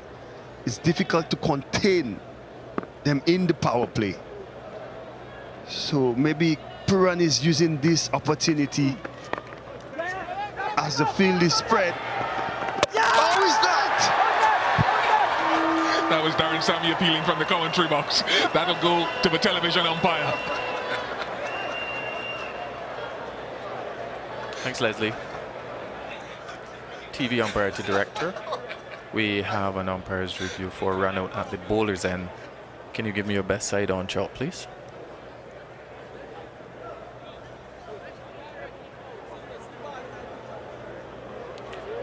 Just coming in. Can you just rock that bat for me, just one frame?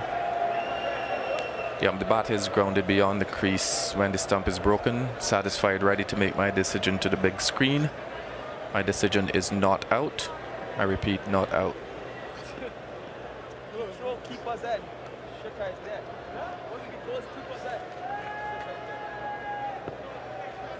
Yeah, not out, confirmed. Just good piece of fielding. But I was intrigued by the delivery itself. I'll tell you why, Darren, if we get a chance.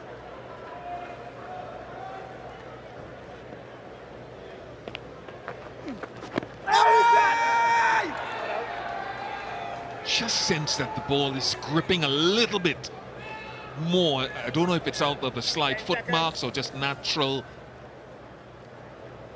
hold on the surface.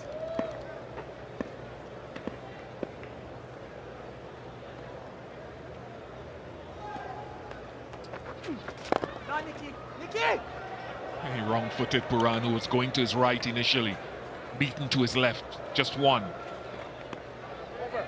137 for one. Just want to look at that delivery from the last over. At Akil Hussein's best, to right-handers, he'll pitch the ball middle stump, middle and off stump, sort of around there, at pace into the pitch and get the ball to grip.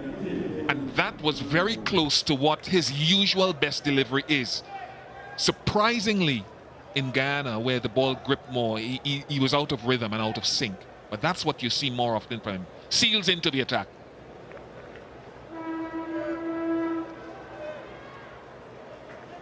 What it does do is it offers some hope for Yuzvendra Chahal and Akshar Patel later on.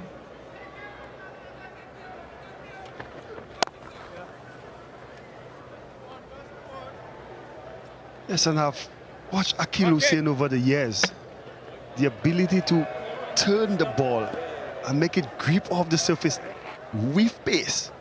That's what been the problem for most batters. When he's on sound, he doesn't give you that opportunity to come down the wicket so easily to him, because he don't flight it and is not as slow as someone like a Moti.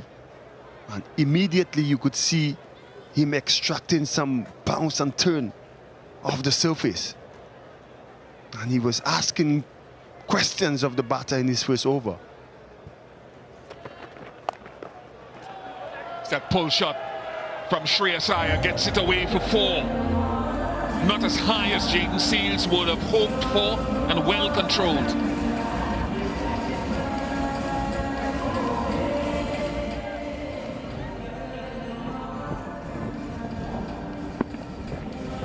All he had to do, just get bat on it.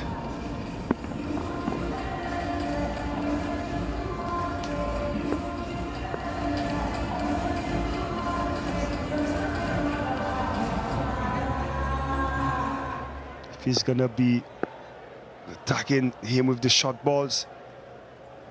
He has to get it up by that helmet.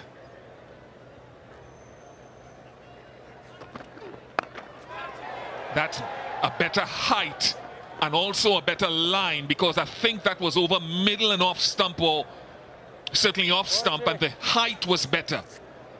That could easily have spooned to mid-wicket. I think he got dismissed in England recently. Caught at mid-wicket. Yes, it's difficult to have control when the ball is that high. He was trying, you could see, trying to hit this one down, but because of the height, almost getting it to mid-on.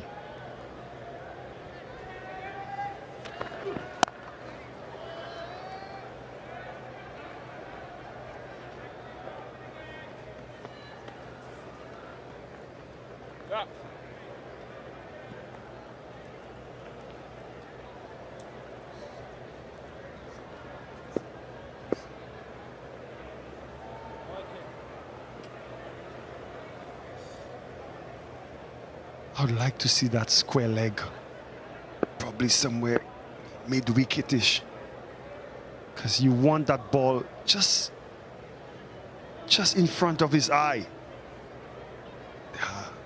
Just as I was saying, mid-wicket is put in place. Got that height going there. Yeah, I think you're absolutely right. I think for two reasons. If the pitch is quick and it's a high-paced bowler, the ball tends to go a little squarer, so maybe you could have had that short backward square. But if it's a slow pitch and your line is more over off stump, then you want that fielder that is right of your screen in front of the umpire. It's not a fast-paced pitch. That's not a criticism of the surface. It's a wonderful surface so far.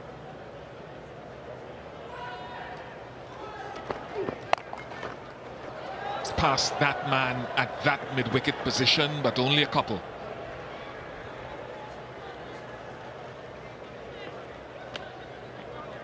.146 for 1.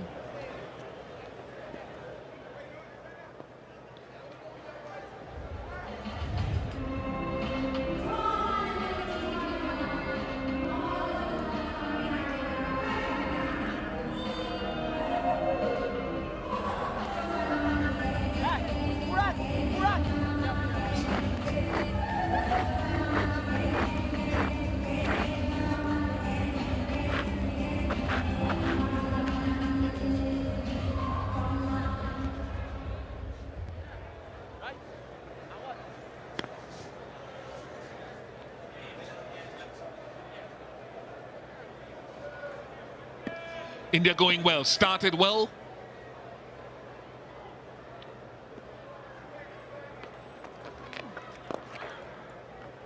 Tempo's just lowered a little bit in recent times since Gill, I suppose since Gill was gone. I was here yesterday at the practice session, or the attempted practice session, and Brian Lara, after whom the great pavilion here at the Queen's Park Cricket Club is named, was here. He had a chat to the players.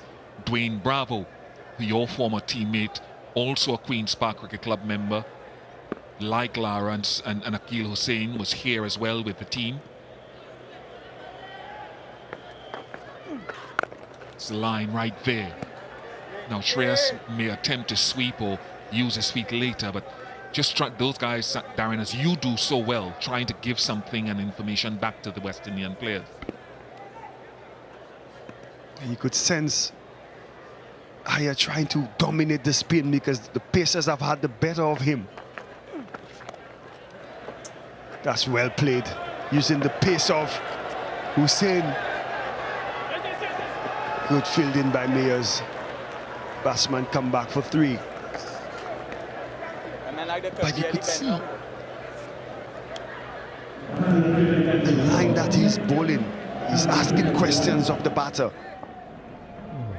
That 3 brings up the 150 for India. Only thing I'll say about that ball is that it was just a smidgen wider than ideal, or maybe just short of the ideal length. Had it been fuller, it might have asked more questions, but he's got to be straighter at Aya with his line, or certainly fuller.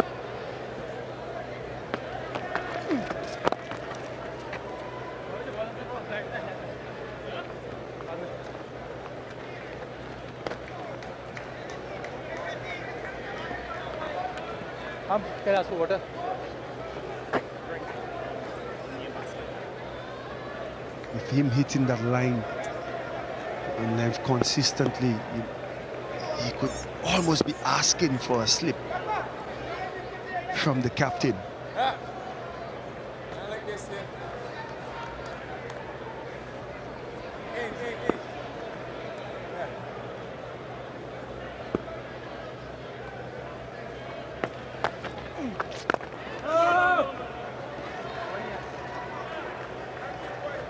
That's it. That's how you build pressure. You group some balls together, keep bowling to the same batter. Hopefully, mistake is made.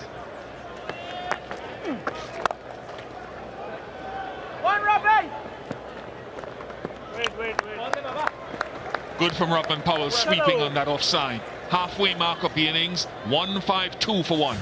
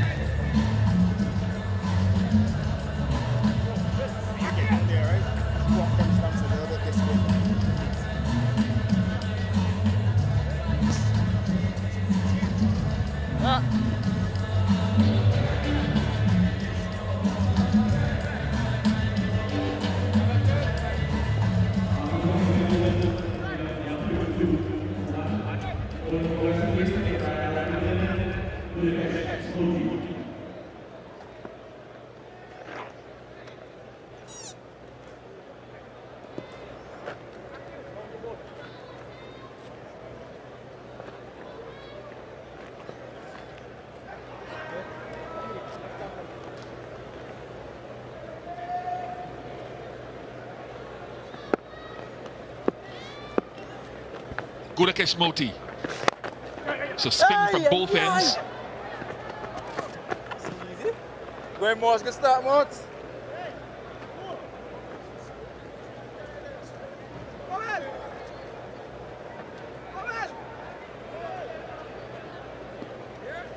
Moti, who tends to be a touch fuller than Akil. Hey! I think it's much easier to use your feet to Moti than Akil. We see Dhawan tried.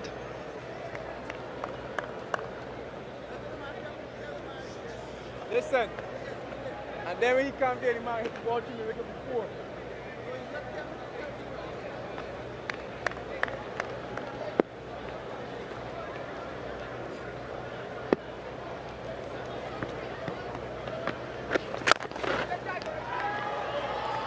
It's calm down since Shubman Gill departed. The tempo of scoring, that is. Until now, that's a lovely shot. It's a class shot. Deliberately hit up and over off the back foot.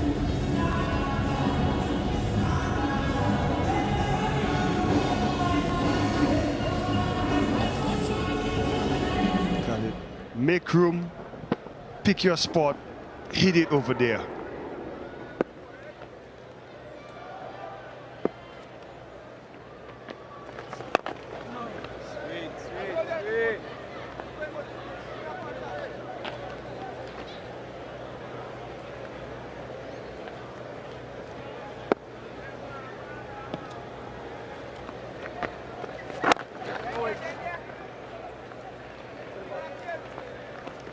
Six off the over, 158 for one.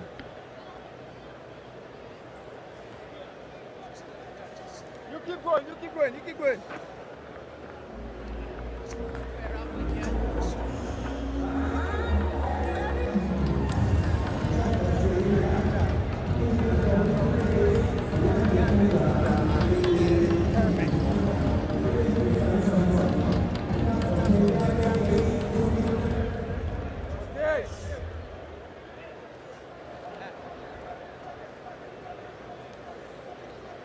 With the rule changes coming off of, I think, just before 2015 World Cup, maybe 2013-14.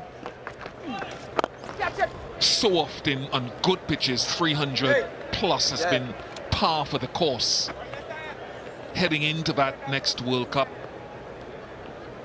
been saying before, the ICC are going to mandate mostly good pitches. Run scoring, 280 upwards will become a regular feature. Means bowlers got to be spot on with the line and length. And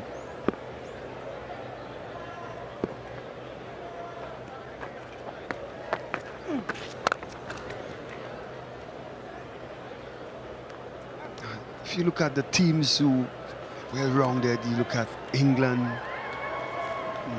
you look at even Australia, India. They got batters who could accelerate the tempo we did between the overs of 20 to 35.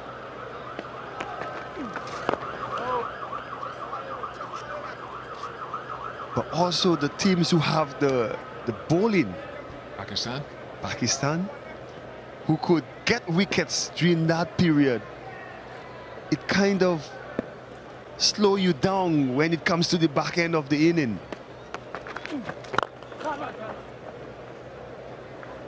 So instead of having a set batter, you still find yourself rebuilding in the last 10 overs of the inning.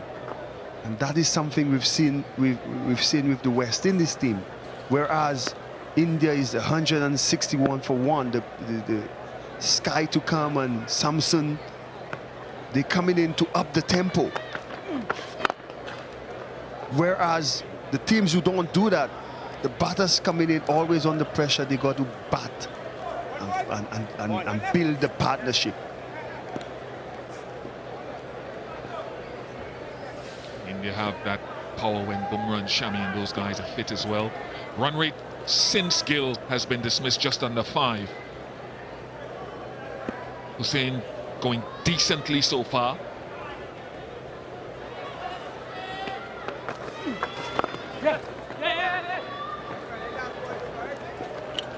Partnership 44 from 56, 163 for one.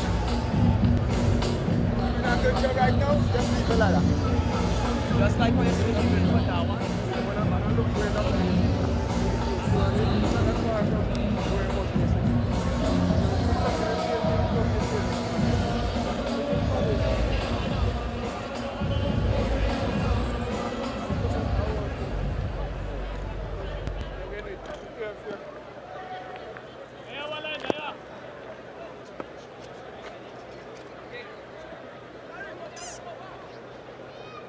Surya Kumar Yadav averaging 44, but the 360 player Sanju Samson, great to see him.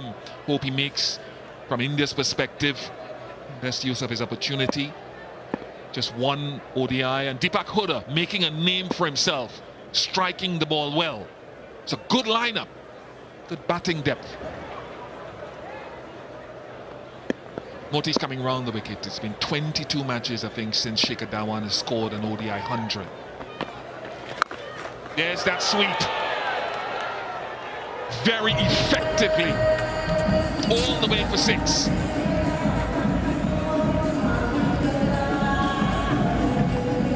It was only a matter of time. One of his favorite shots against the left arm spinner.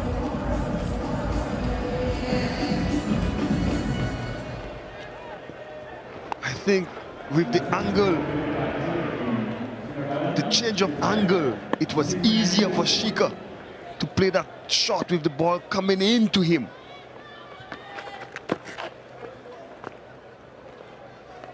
Such an experienced player. Nice, Monty. And of course, I mentioned those 22 innings. It's not disparaging on his form, because he's still been averaging into his mid-40s. And I think his last century was against Australia in the World Cup 2019. 117. So he's 20 away from a landmark that means so much to any batter.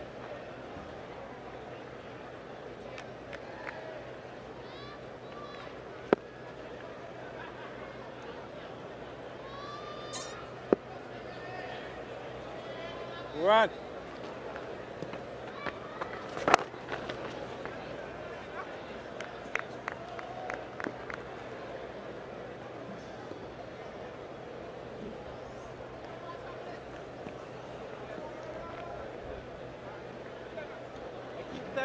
But they keep moving.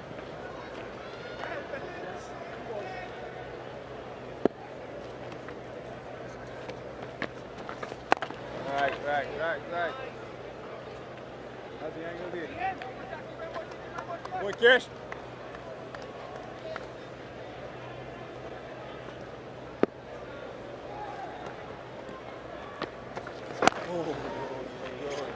Solid from Moti. 170 for 1.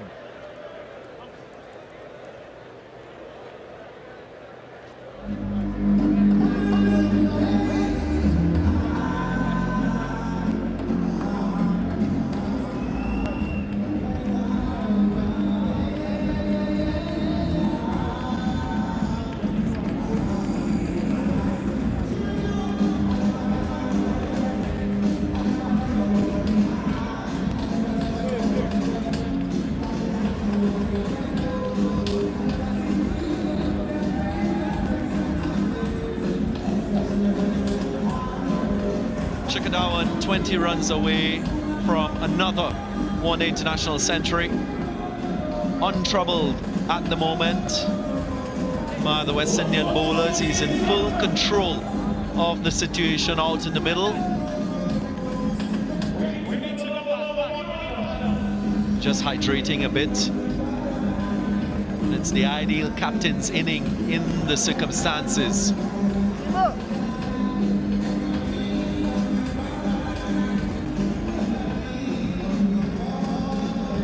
Puran under pressure in the remaining overs of this innings. Just a solitary wicket.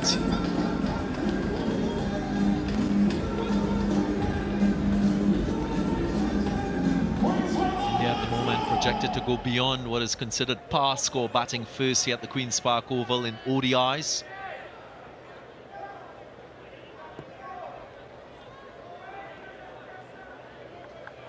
That opening wicket partnership, 119 really set them up nicely. And another one blossoming here.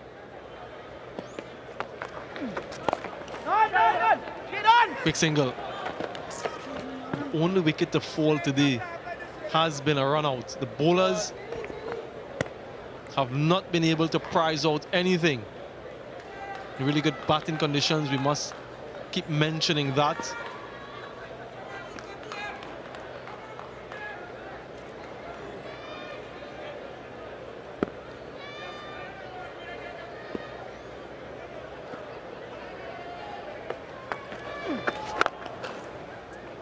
Nicholas Puran might be on to something here. This is the 5th over being bowled by the 2 spinners in this West Indian side. Seeing a little more control with the bowling. There's a defensive type feel. He has to protect the boundaries to contain this run rate set by India.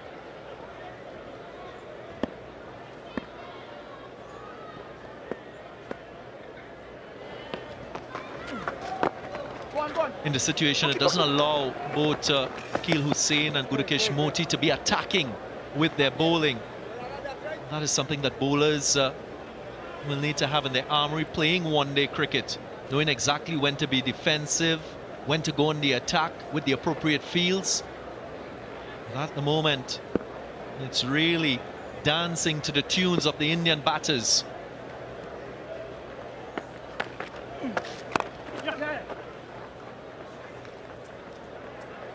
Yeah, they've done that really well, haven't they? Rotation of the strike and trying to minimize the number of deliveries that the bowler bowls to one batsman, and in this case the right-handed Shreyas Iyer. Akil Hussain would much rather bowl to Shreyas Iyer than Shikhar Dhawan.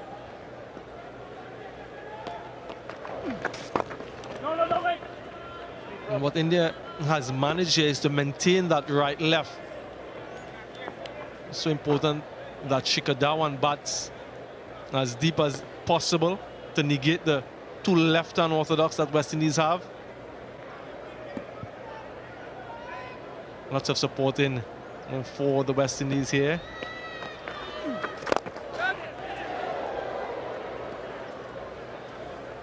Another single to end the over. 175 for 1.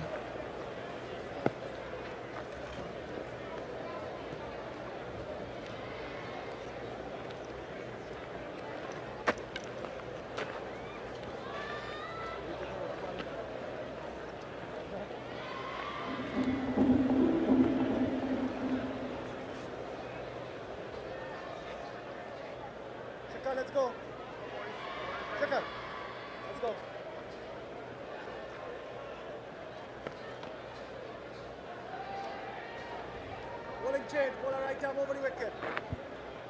Members of the Leeward Islands under-17 cricket team. That under-17 Rising Stars tournament being played in Trinidad and Tobago at the moment. Unfortunately, rain has meant that no games have been played yet. Nicholas Puran into the attack.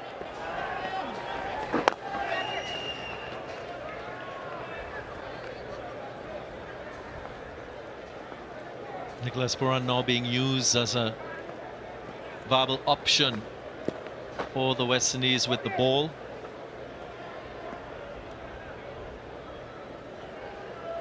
First bowled in that series against Pakistan. And a few of his players fell ill.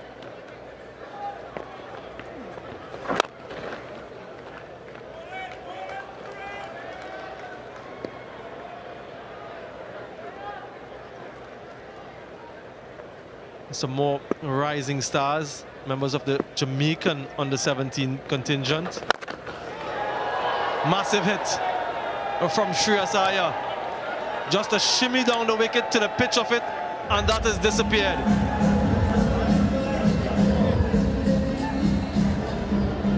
Will not allow you to settle as a bowler. He has a higher strike rate against spin in ODI cricket, Shreyas Iyer. This is exactly why. Not afraid to use his feet to put pressure on the bowler quite early in an over.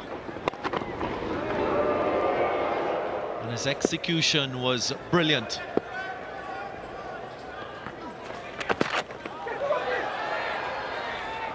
Again, Nicholas Puran bowling just underscores the issue, or another issue that the West Indians have in ODI cricket. Spinners not being very effective in terms of wicket taking.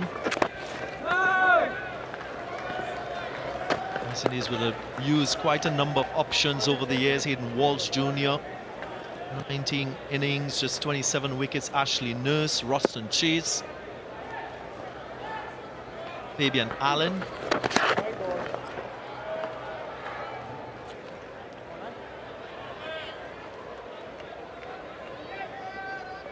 Very few wrist spinners as well available to the West Indies for ODI cricket.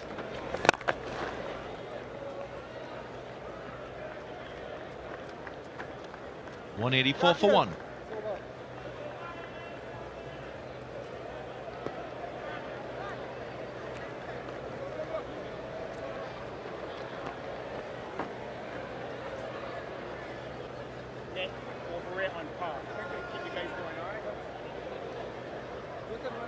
Of course, this Indian side with Chahal going into this first game with a right arm leg spin option.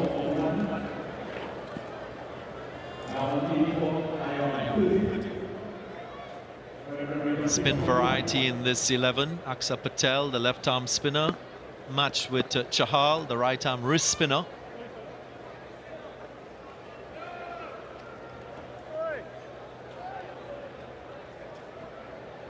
Deepak Hooda could bowl a bit of off spin.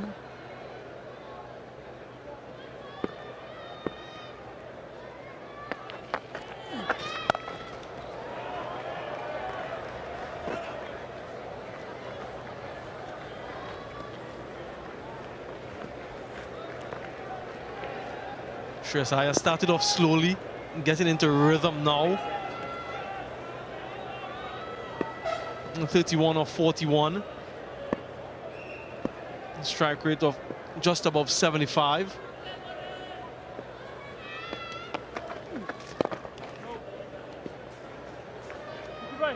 Significantly slower than the other two batsmen that we've seen, and with this foundation laid now, this partnership 66 of 77, and getting towards the back end of the innings, might just want to pick it up a little.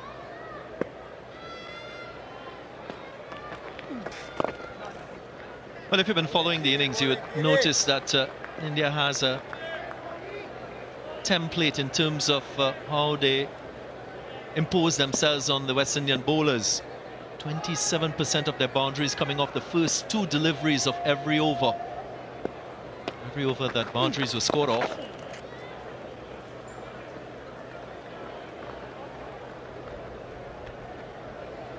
They've also targeted the last two deliveries of certain overs. Nearly 60% of the boundaries scoring off the first two balls or either the last two balls of respective overs.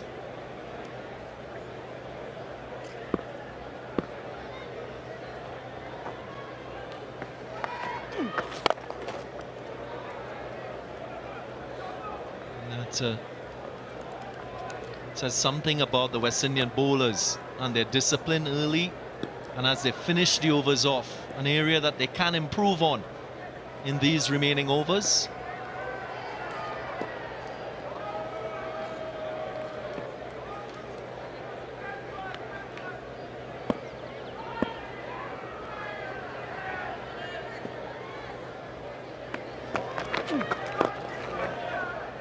And use of the feet of the last ball, he was searching for that boundary.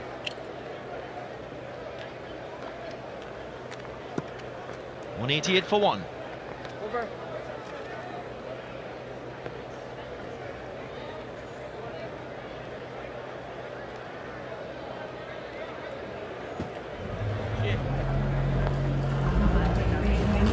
Quite a number of bowlers used by Nicholas Puran, 7 so far.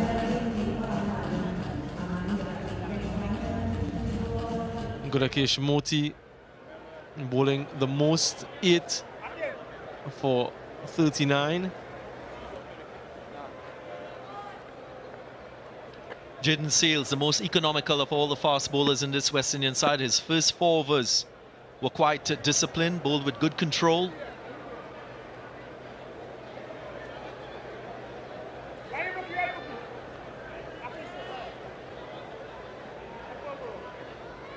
Puran to continue. Just have a funny feeling Shikhar Dhawan might just take the attack to him.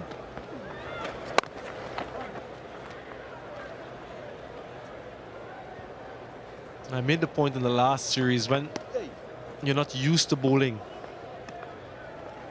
as Nicholas Puran isn't, you will bowl those loose deliveries more often than not, couple in the over, as opposed to an established bowler who may give you 1 at most.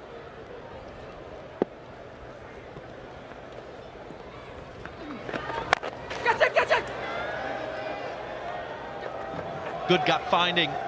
There was an intention to hit it squarer and away from that fielder in the long on position. An effective shot that brings 4 for Aya.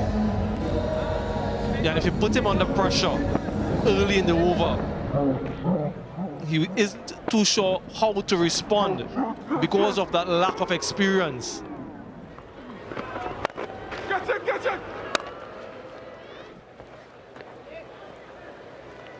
You'd expect that Shikhar will allow Shreyas Iyer to face more deliveries to Nicholas Puran, turning the ball into the right-hander.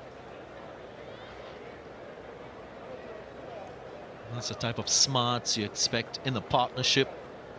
Players communicating well, the umpires just checking for that no ball, and it's a cardinal sin.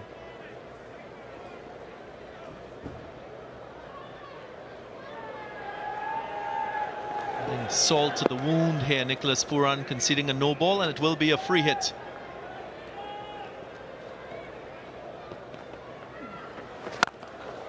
Up and away. Flies all the way for 6. What a strike. Yeah, the lack of experience. It was a free hit and he floated that one outside off stump. Look at this delivery. It really was a free hit, wasn't it? All the time in the world to hit that anywhere he wanted, Shreyas Iyer. And he's hit it well into the stands. Well, he's increased the tempo. He's moved on to 42 or 45 now.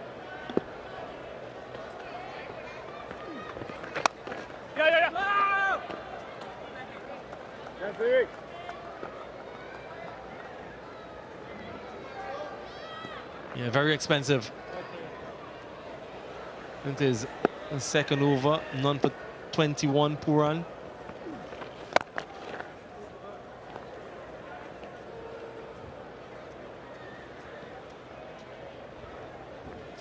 Runs already from this over.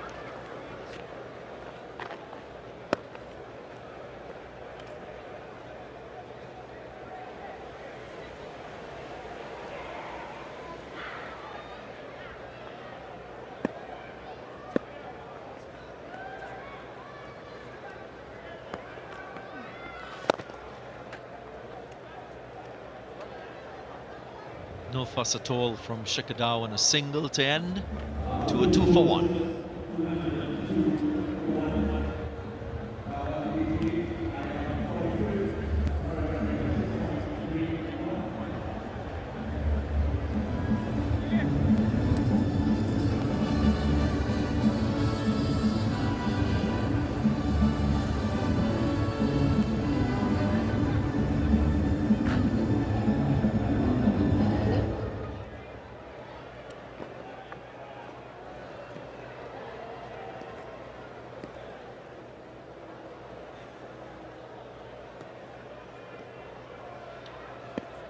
Skyscrapers getting a bit taller as we approach the back end of the innings.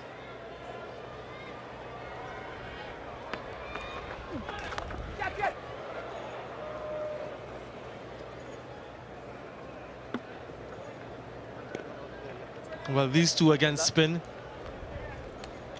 Some of the highest strike rates against spin for Indian ODIs in the last 20 years. Shreyas Iyer on a strike rate of 100, third on the list. Shikhar Dhawan, he's 7th on the list, strike rate of 93.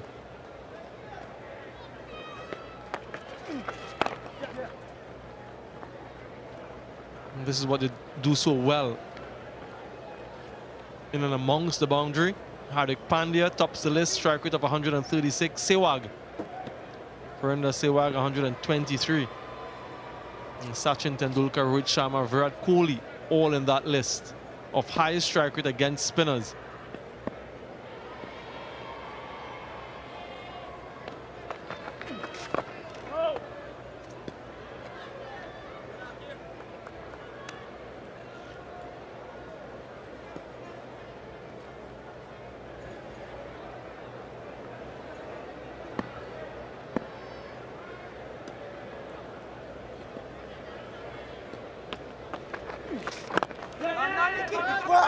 Quick single. Gets it easily, these two. Now on into the 90s now. Needed a direct hit. Nicholas Puran comfortably in.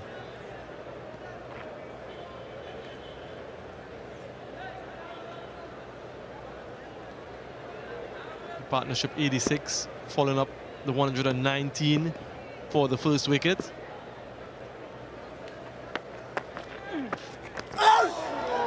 Just spinning past the outside edge. Wasn't expecting turn. Shreyas Iyer. That's the sort of delivery that Ian Bishop was referring to a little bit earlier. Angling in on the stumps and turning. It's an excellent delivery, but no result.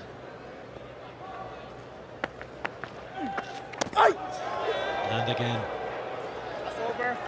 More turn. Beaten consecutive deliveries, Shreyas Iyer, but he's still there. End of the 33rd, 205 for 1. 17 overs remaining in the innings. India, I'm sure, will try to take the tempo a little bit higher in this innings. Yeah.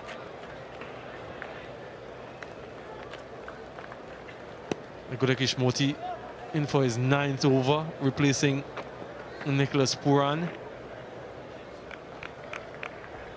And with 9 wickets in hand, the sense an acceleration is imminent.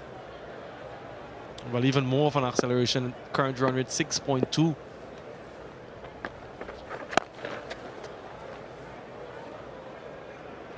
Once Shikhar Dhawan goes past that landmark, as well as Shreyas Iyer, then it might just be in for more of a treat.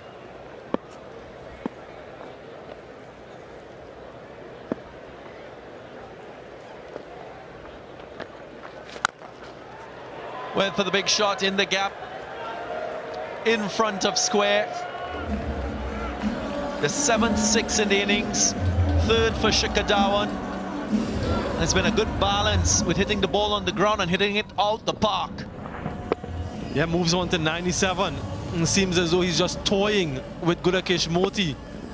Can play this shot at will whenever he wants. Very flat. Very well connected. Of course, he's hitting to the shorter side at the Queen's Park Oval. Has been so much in control during this innings, Shikhar Dhawan. The way he's paced it from the start all the way up to this point. And it will be a well-earned century if he gets there. And Shikhar being the aggressor to Gudakesh Moti, turning the ball into him as a left-hander. That strategy from these two out in the middle working to good effect for India. That's the smarts that you see from some of the better teams in world cricket.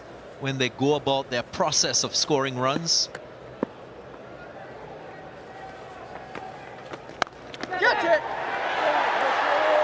Catch taken. It needed some brilliance to get rid of the captain of India. And the West Indies, they've done that.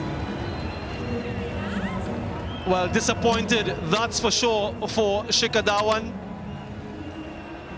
Hasn't yet scored a century against the West Indies in the West Indies.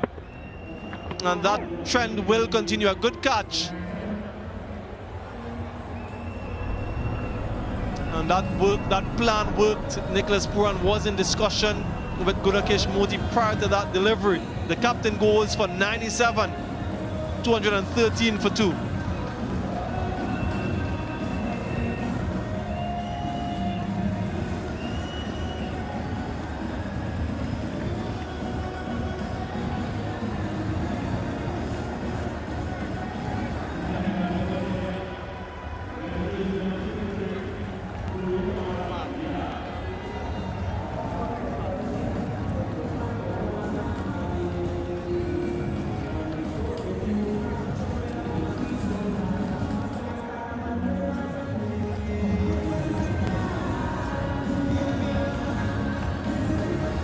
One of the best white ball cricketers going around India at the moment, Surya Kumar Yadav. Gets a bit of an opportunity in this innings.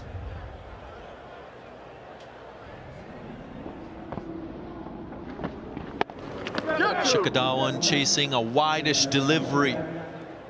Didn't look like he intended to keep it down. He was searching more for the gap.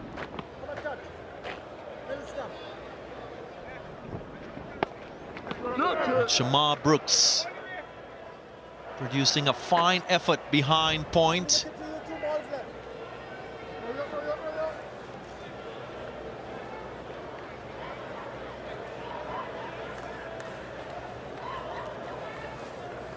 Gunakesh Modi, first wicket in the series for him. Surya Kumar Yadav coming into the series with some good form, good confidence. A blistering 100 in that T20 international against England.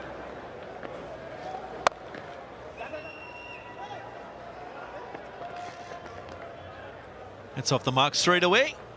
Successful over for the West Indies, 214 for 2.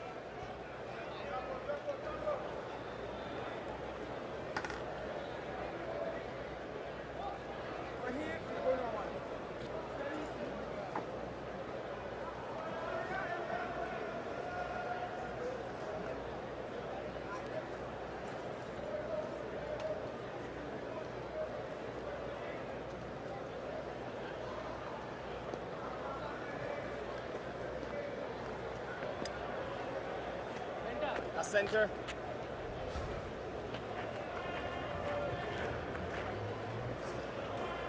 The man affectionately known as Sky, Surya Kumar Yadav, if he spends time at the crease, he's a wonderful player, particularly of slow bowling. Good against all types, but particularly against spin. So you want to try to get rid of him as soon as you can.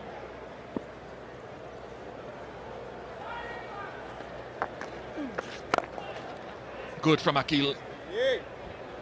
Starting to hone in on that middle stump line against the right-handed batters.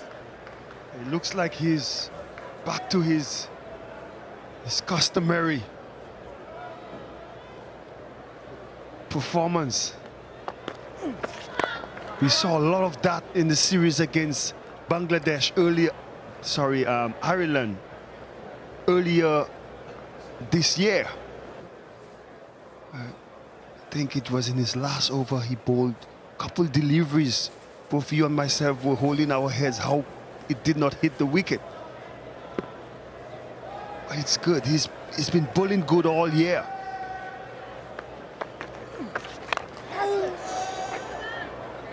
Didn't quite get that where he intended. Shreyas Iyer peels off the outer half of the bat for 4. Nothing wrong with that delivery. The turn on offer. Getting the outside edge of the bat.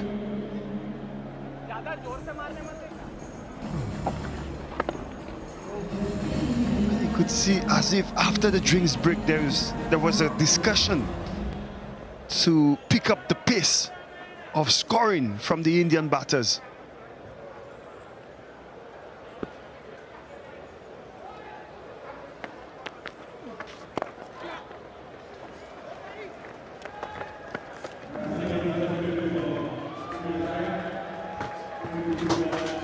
This brings up the 50 for Iyer. Just off 53 deliveries. Started off shaky with the short stuff from the Pacers, but sees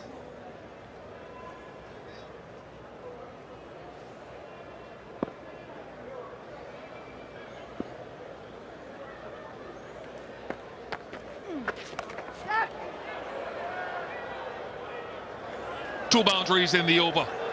One for Shreyas Iyer, now one for Surya Kumar Yadav. And that's why I say he's a player that can score all around the park. And he will take advantage of only 4 fielders out in these middle overs. just getting down on one knee. Knew where the fielders were.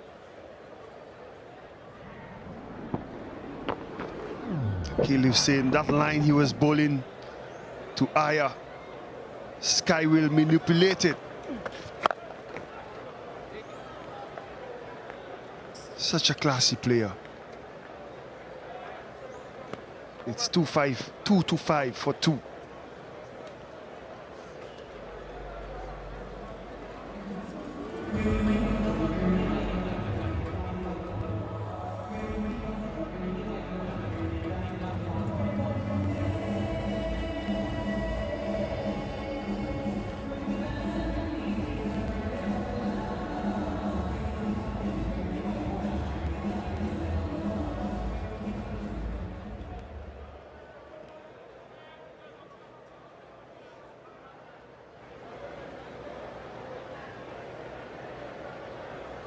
Goes well against spin. A strike rate of over 110, 112 to be precise. But good on Shreyas Iyer too, his 10th half century in ODI cricket.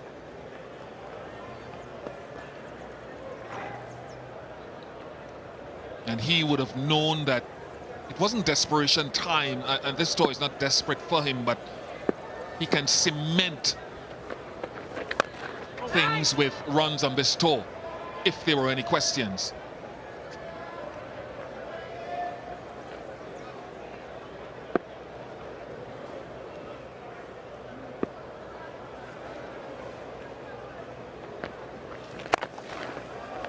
Now into that mid-wicket area, so the tempo has been changed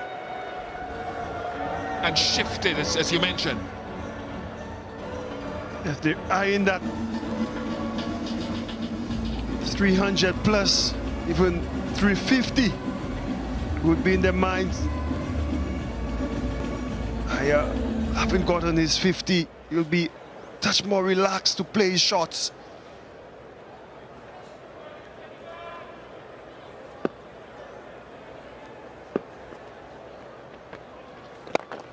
He's loving the Queen's Park Oval because he played 2 games here previously in 2019. He got 71 and 65.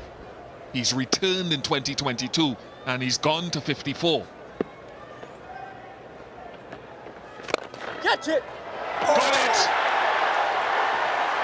Nicholas Puran using every centimetre of his height and an upright, stretched right arm to pluck it out of the sky.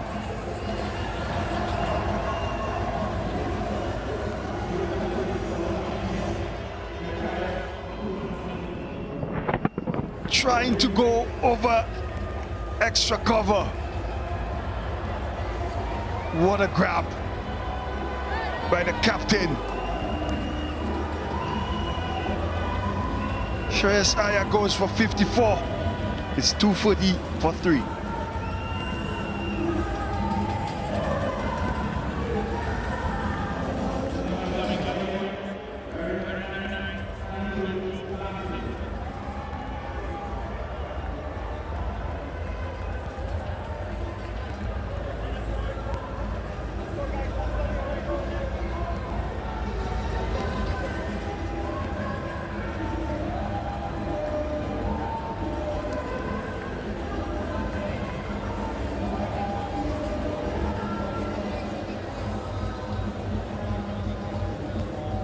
27-year-old Sanju Samson, born in Trivandrum, from Kerala. One ODI previously, but Nicholas Puran got some lift.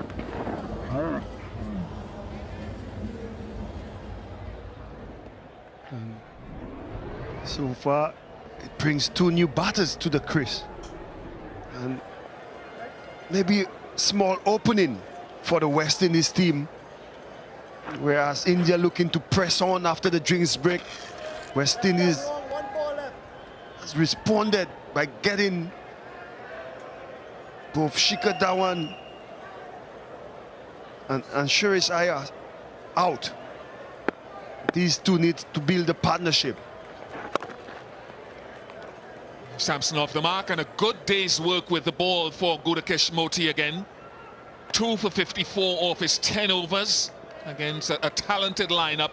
231 for 3.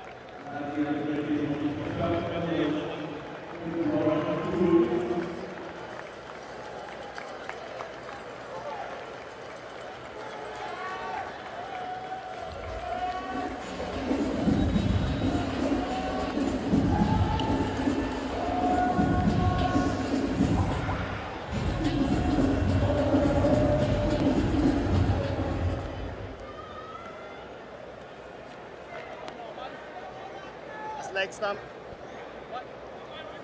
Borders left arm round. 97 to Dhawan, 64 to Gill, 54 to Shreyas Iyer. Gudakesh Moti very good. But the danger with Surya Kumar Yadav, Samson and Dipakoda to come is that you want to get rid of him because they score quickly. Or potentially. Very quickly. And what's good for West Indies is that they've gotten rid of the set batters. As you could see, another angle of Puran leaping, giving it everything that he has. Great grab.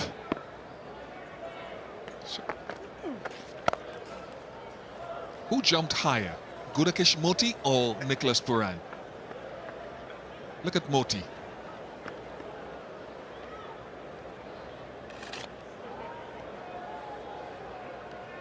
Yeah, Moti's a touch taller, but Puran get more lift from the ground.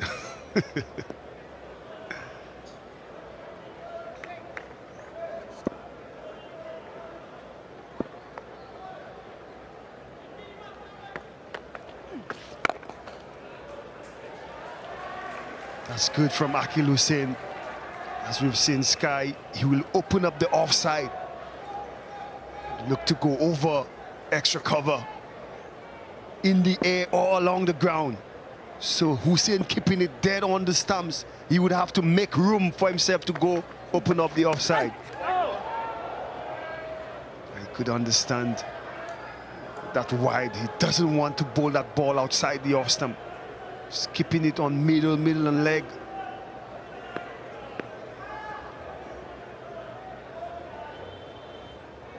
It's a crucial period for both teams. 2 new batters. West Indies just got rid of 2 set batters.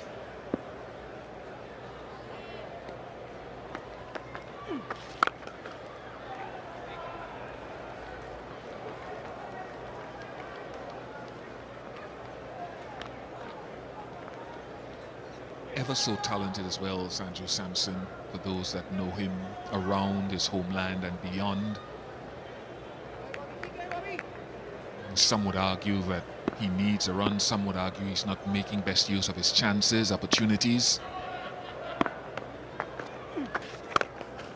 A silky smooth player at his best. One ODI, I think, in Sri Lanka last year, where he got 40 or 46. Just a solitary 100 in 102 list A games. He's better than that. So easy on the eye, the 2 of them. 2-3-5 for 3. I love that, sir.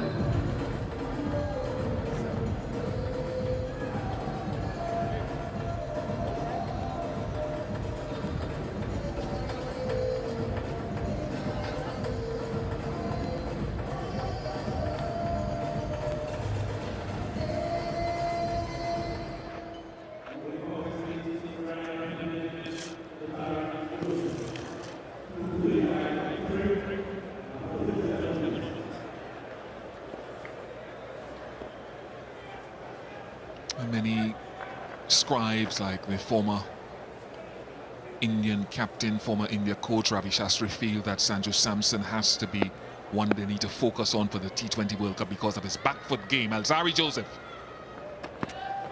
will certainly look to ask questions of that back and front foot game.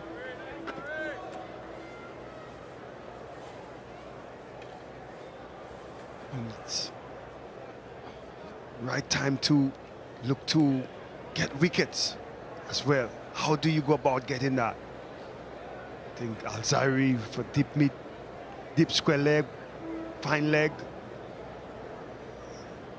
He always goes to that short pitch bowling option.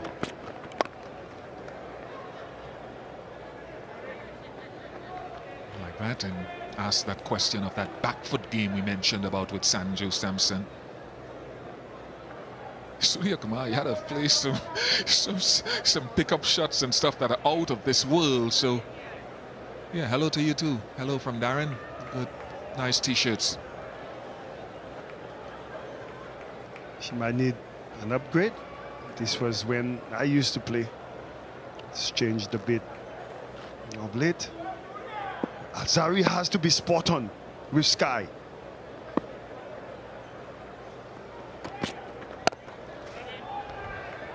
I like saying Sky. It's easier, plus it's my daughter's name. She might be listening on the radio thinking Daddy is calling her name on the TV. Yeah, but Sky is playing as beautiful as my daughter. I have to say, that's so true.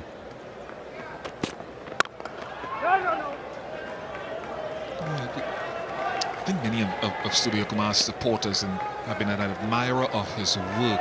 So pleased when he was actually given that international cap, because I actually thought for at least a couple of years before he made his international debut that he was just knocking at the doors. There was just very little room or no room for him. But he's kept at it. He kept at it, batting in different roles.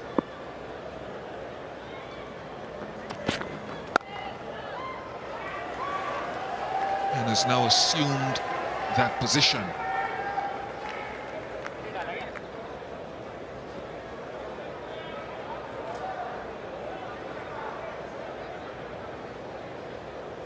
And you heard him earlier this morning speaking to Alex Jordan. It's like he waited so long for his turn. By the time he got that call into international cricket, he wasn't worried about, you know, being a youngster. He had all his experience. He just went out there and expressed himself. That's where he's good. It looks different, but it's very effective. 240 for 3.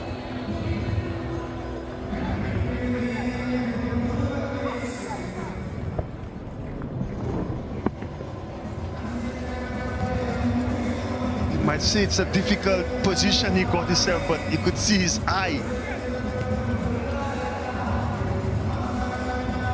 was on the ball.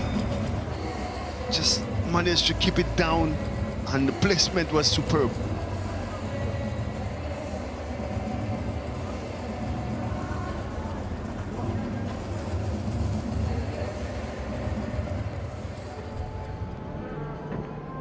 As we look at that again, definitely kept his eye on this one, just rolling it, keeping it down in the gap. Whatever he does makes it look so easy.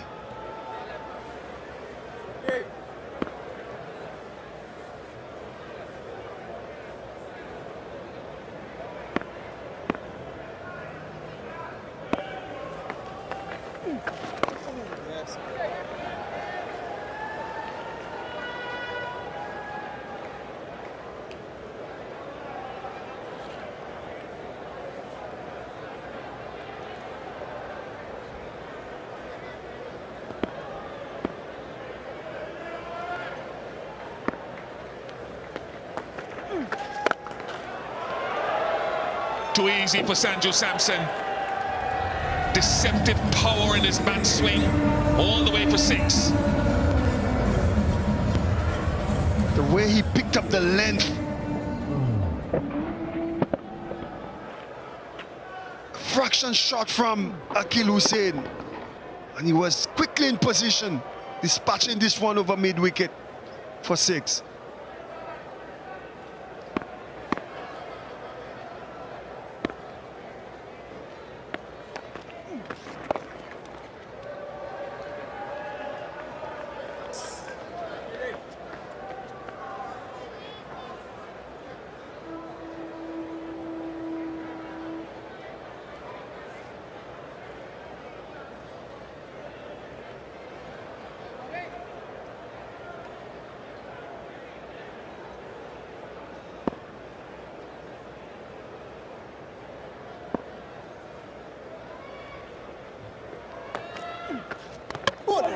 Got his man, bottom edge. Big breakthrough, important breakthrough. Well deserved, Akil Hussain.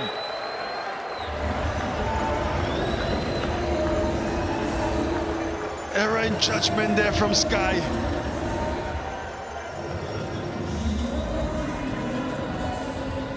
Akil Hussain. That line we speak of, just a hit of turn, getting that bottom edge. And the dangerous Sky departs.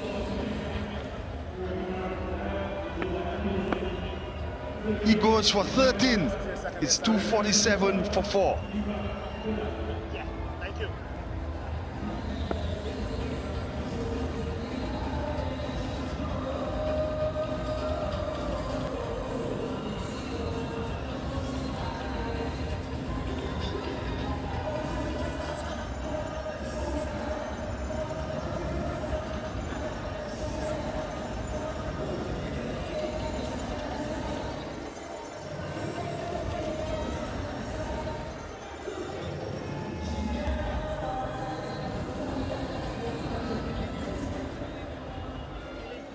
Deepak Hooda has been playing well. Couple of ODIs previously against the West Indies earlier this year in Ahmedabad. Got 26 and 29 then, but the wicket of Surya Kumar Yadav, yes, a bit of turn. Just got the feeling too that Akil Hussain, after the sweep shot from Sky, said maybe my line to Surya Kumar has to be more off stump rather than middle stump to one or two others. Home ground, Queen's Park Cricket Club.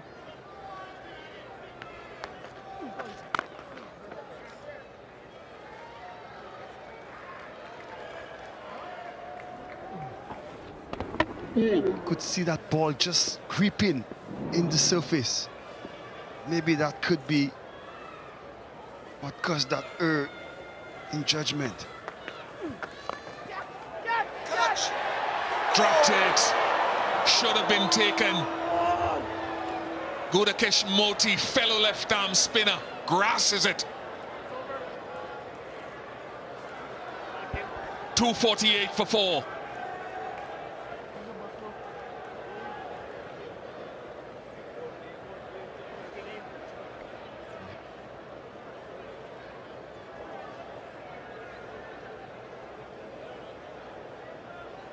Yeah, blood dripping from the thumb and the finger of Gudakesh Moti.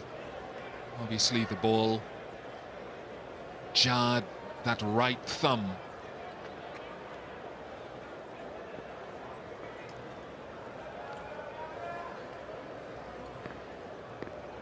Concerns for Moti and for the West Indies in pain. Whether it's just a cut or a dislocation, only time will tell, but certainly an attempt he would feel that he could have taken. And the additional insult is injury. I think he reacted lately. Very late on that boundary, didn't pick up the trajectory of the ball. Could have come in. He's searching for it. There he sees it. And hitting him on that farm. Oh, fans are disappointed. would have been the end of Huda on a good wicket for West Indies. Since the break, they've gotten 3 wickets. Seals back into the attack. Wasn't it a great camera angle as well? That'll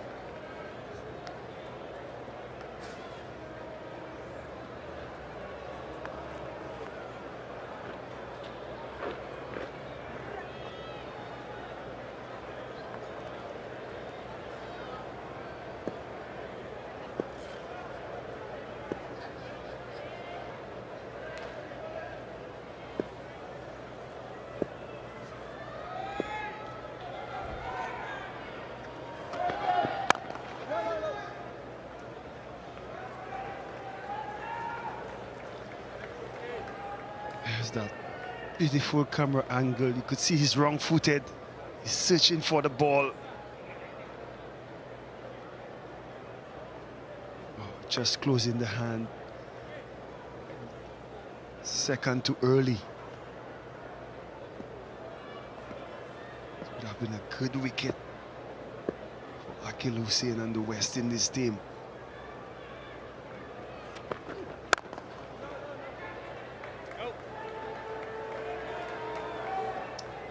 Huda is a very competent ball striker. We've seen it in the shortest format of the game.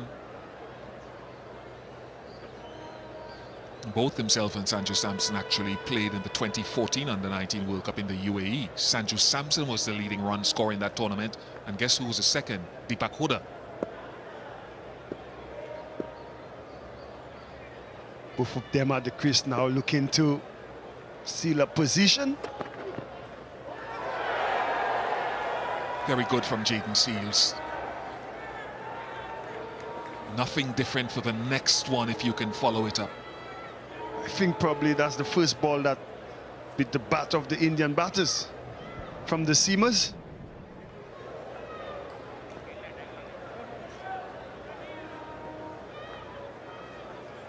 It sense after the break, the urgency to score quickly has presented West Indies with a couple wickets. Good. Very good. Brandon King supporting his bowler.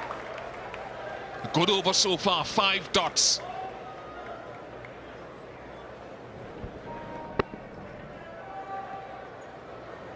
That's how you build the pressure. Keeping Huda from that end. He's faced 5 dot balls, as you mentioned. Normally, something's about to happen. Well fielded again. Got a bit of whiff. Maiden over for Jaden Seals. 2-4-8 for 4.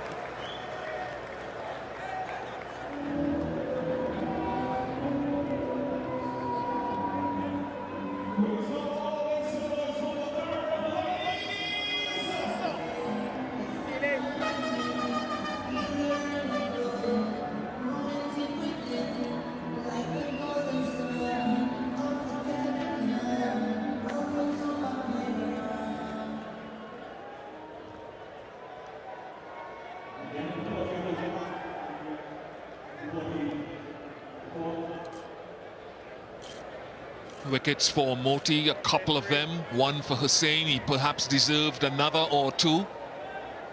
Final phase of power play. 5 fielders are now allowed out of the inner circle or beyond it.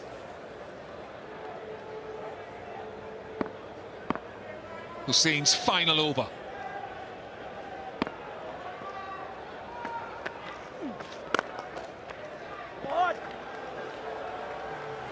Couple of good stops by Brandon King towards the end of that last over.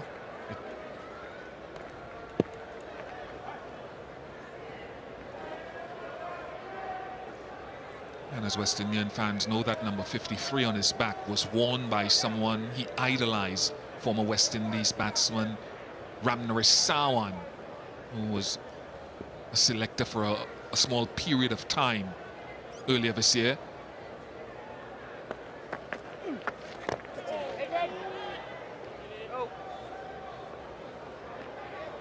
I wonder if cricket will have jersey retirement.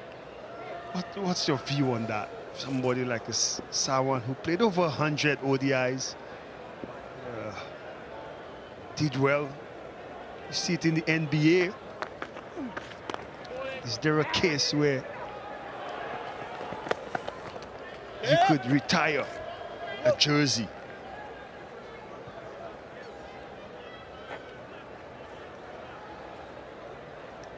Would you see somebody wearing 45 again for the West Indies? Chris Gayle, Dwayne Bravo, 47.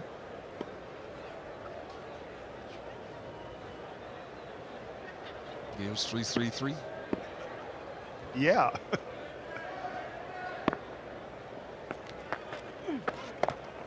With a bounce, there's something happening for the spin, you know, the spinners.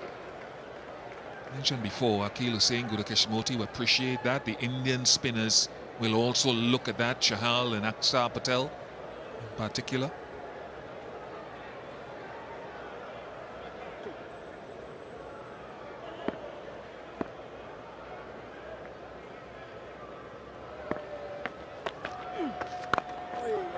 With a drift on that as well, drift into the off stump.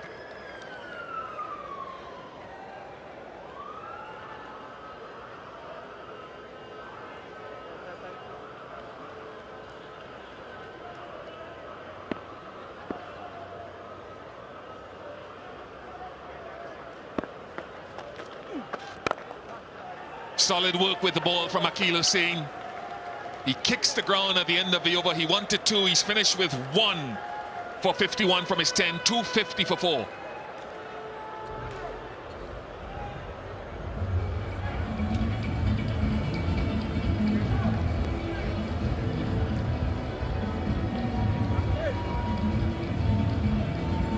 Akhil!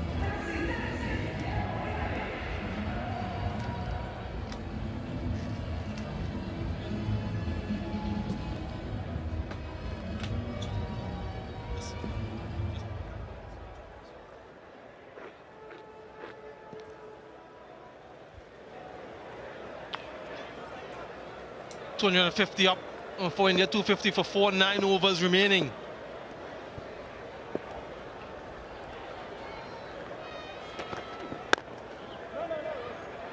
A couple wickets in the last few overs or so have stymied the progress of the Indians. Good bit of work by the West Indian bowlers in that period. They'll need to continue that as long as they possibly could. Deepak Hooda, 11 deliveries, and Sanju Samson 14, so relatively new to the crease.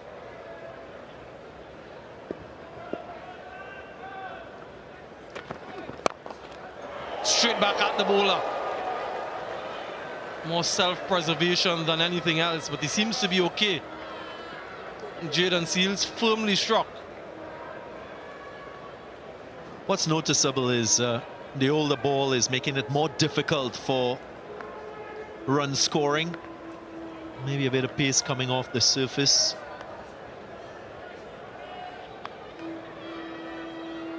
As we experience more sunshine here at the Queen's Park Oval. With his hands down in time, Jayden Seales.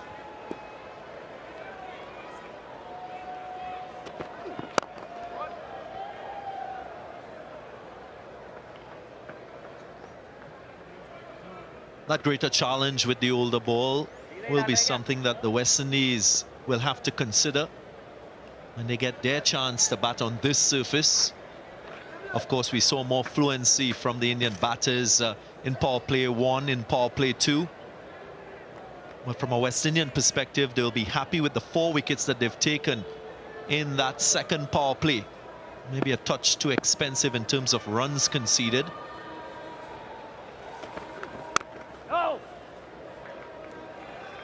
A lot of that success with the ball had to do with their spinners and how they bowled in tandem with each other during that power play too.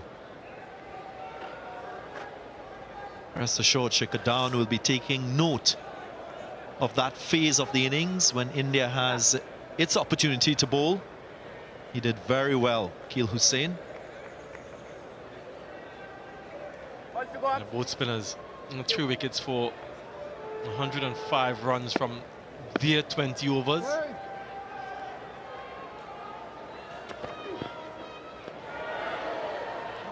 Another player miss. This has been a good last couple of overs or so from Jaden Seals. A maiden previously, just a single so far in this one. Exactly the sort of bowling that they're looking for. Slow ball, just rolling his fingers across that one.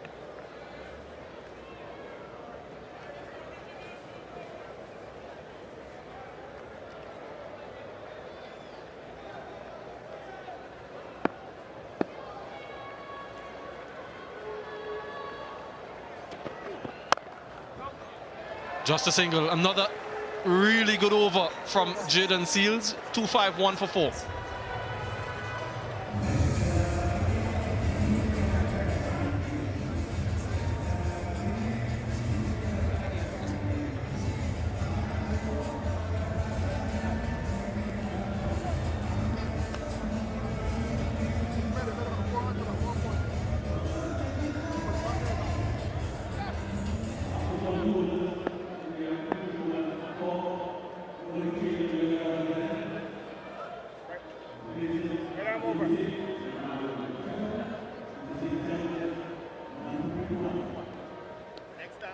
Jaden Seals 4.29 economy at the moment.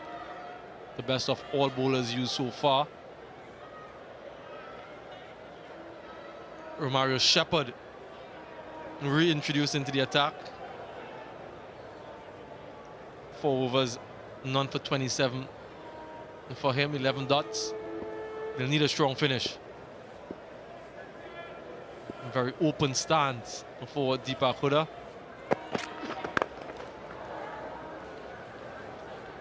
And it's a phase of the innings that Romario Shepherd is accustomed to bowling in. It's very different to T20 cricket, and it requires an assessment as the game is unfolding. Oftentimes we talk about fast bowlers in the latter stages of an innings going for accurate Yorkers, but sometimes conditions dictate that you use the short of a length delivery, hit the ball into the pitch, take pace off the ball. That's also very effective. And I reckon that's effective on this surface to contain run scoring. Huge out. Leslie Reefer Jr. deems that it is out. And we'll wait to see if it's reviewed. It looked pretty good. And straight on, and he has reviewed it.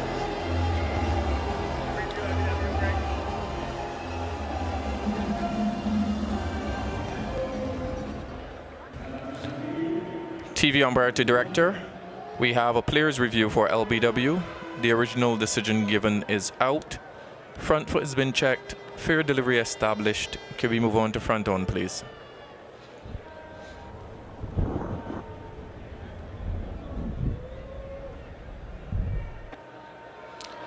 Doesn't appear to be any bat involved. Can I just confirm that with the use of Ultra-Edge? Ultra-Edge is coming up. Take it forward.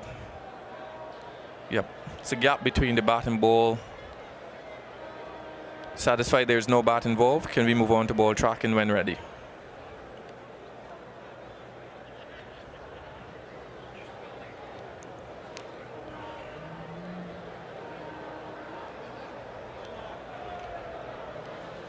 Ball tracking's building.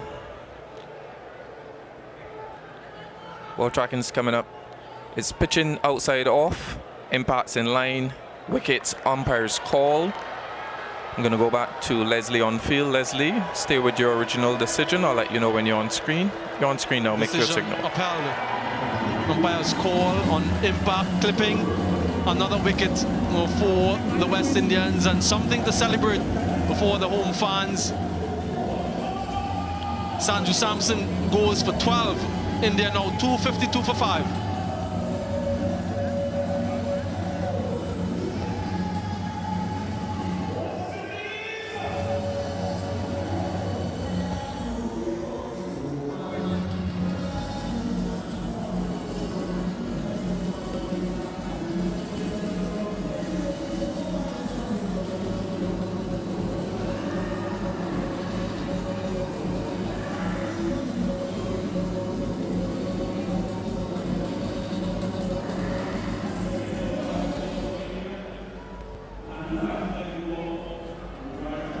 Akshar Patel,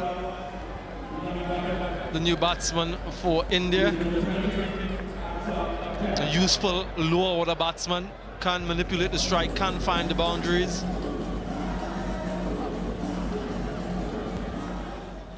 Romario Shepherd using his strength of reverse swing to get the wicket of Sanju Samson. Again, that wide arm action, if you're looking at a clock, that arm coming from just about 10, 11, a little bit wider off the head. And with that angle seam, allows the ball to swing into the right-handers.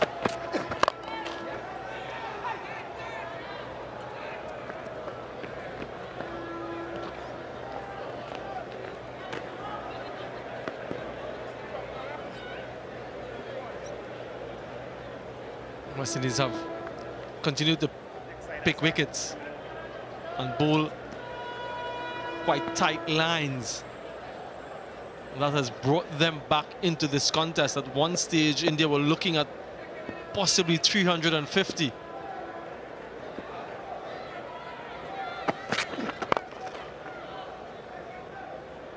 Still some 7 overs remaining after this one. So they'll still be thinking about that 300-run mark.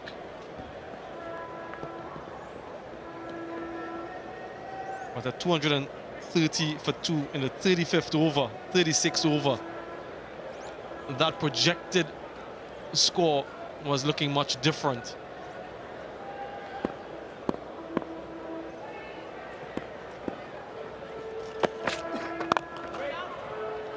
And you're quite right, DG, in terms of the ball getting softer off the surface. Run scoring has been much more difficult towards the back end of the innings, and something that Nicholas Puran and head coach Phil Simmons should factor in their chase. Try to capitalize in that first 10 in that power play with that new hard ball.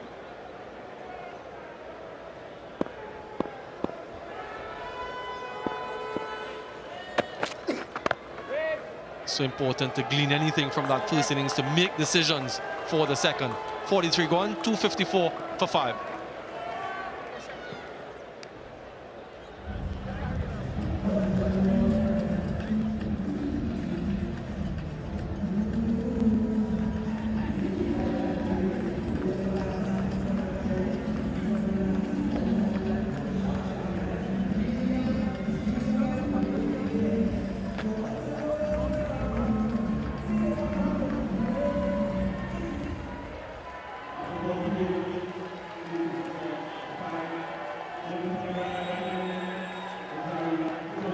Those wickets around that 35 over mark and beyond.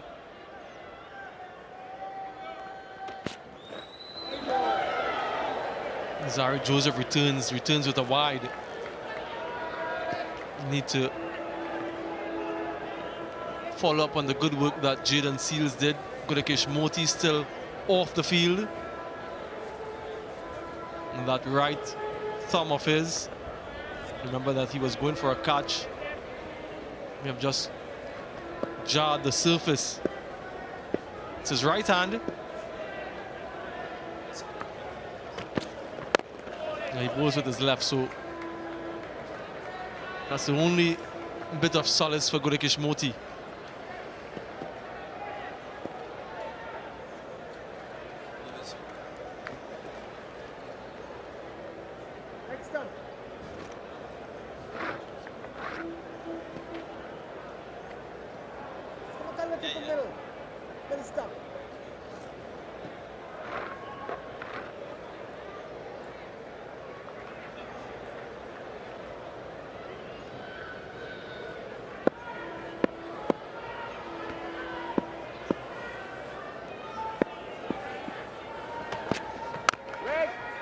Mention Alzari Joseph and the way he's scattered his lengths throughout this innings. Not ideal, especially when you're trying to contain an opposition.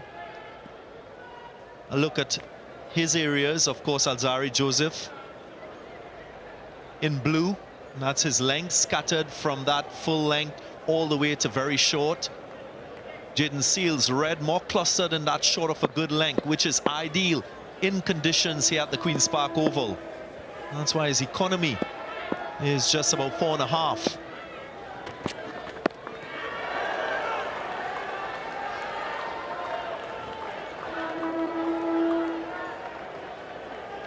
Yeah, good short ball to Aksa Patel.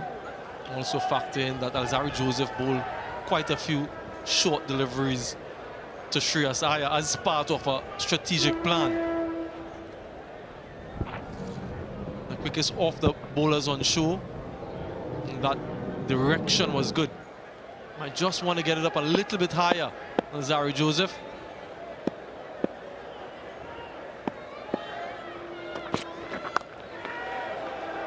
Yeah, just about there. Well watched by Aksa to get off the strike.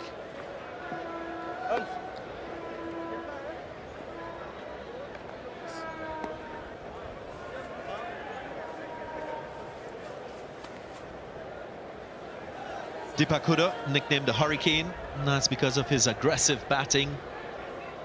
Shows that intent all the time when he's with the bat. Scored his maiden T20 century against England. 104. Beg your pardon, it was against Ireland, I think.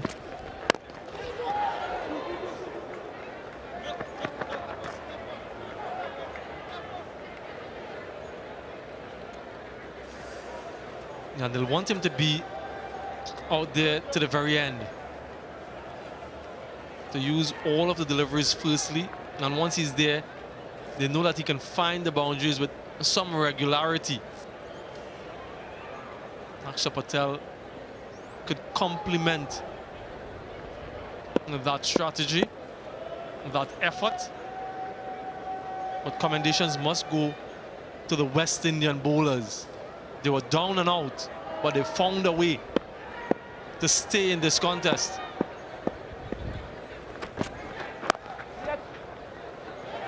Good fielding. That Brandon King once again. Wonderful work. And just 4 runs from the over, 258 for 5.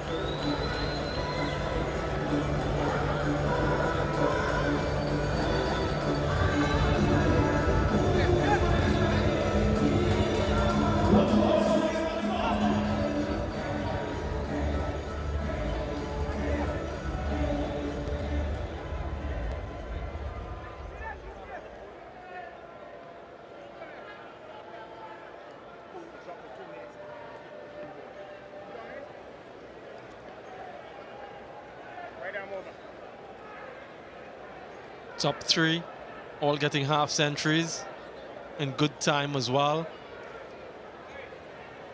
Meant that the middle order had to come and get going straight away because they wanted to keep up with the momentum, keep up with the scoring rate.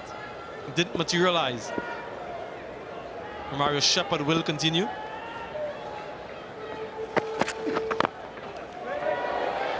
That could have gone anywhere in a portion of the bat. In the end, a dot ball, another dot ball.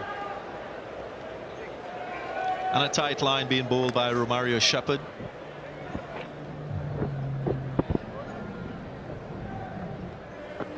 Just finishing outside the line of the off stump.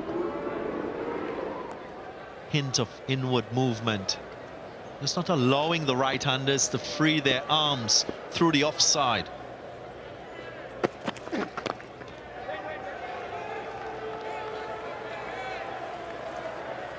That run rate keeps dropping for India.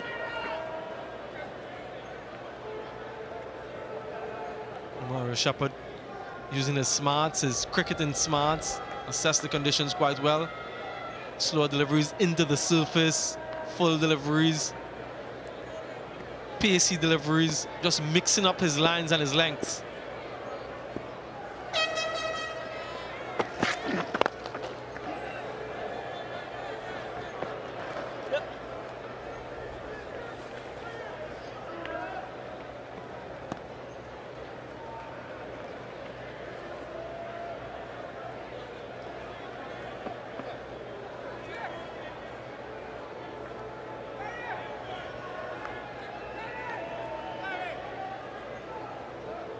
very hot day, hot and humid in Port of Spain. Almost in a cauldron here at the Queen's Park Oval. Stands all around. Not much opportunity for the wind to come through, unlike many venues in the West Indies. West Indian players will need to keep hydrated. Look at the stands just blocking any sort of wind coming through. And you can feel that heat out in the middle, heat and humidity. I'm thankful for the good weather. Had quite a lot of rain in Trinidad recently. Slight drizzle before the toss today, but so far so good. Another short delivery, a concerted effort and plan from the West Indies to Aksa Patel. Not choosing the Yorker option, Romario Shepherd. He's made the assessment quite quickly, recognizing that pace on, pace off, and back off a good length is the way to go.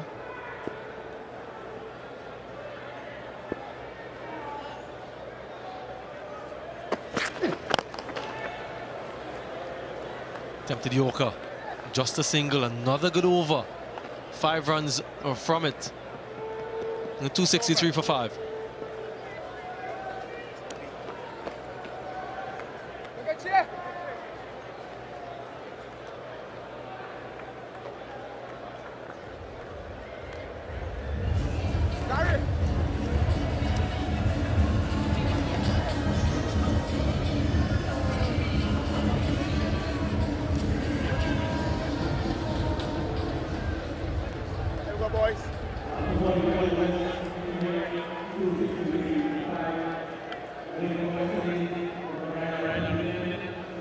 Really healthy start for India. 119 and then 213.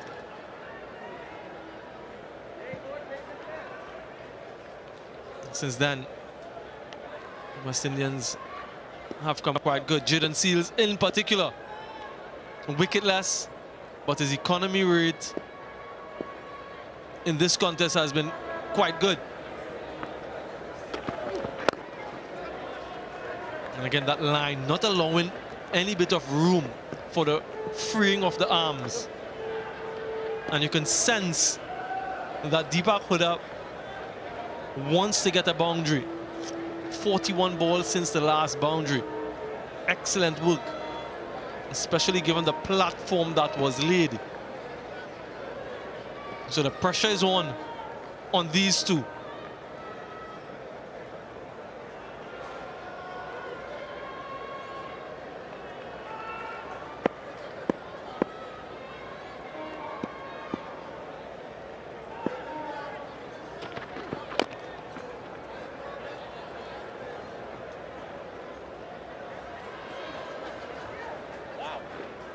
Of course, the West Indies without the services of Shimron Hetmyer, part of this squad of players for this series against India. And since 2019, he would have played 27 matches, ODI matches, that is, which an average of 32, 2 centuries, 2 half centuries as well. I'm sure many West Indian fans would be waiting for his entry into ODI cricket in this West Indian squad.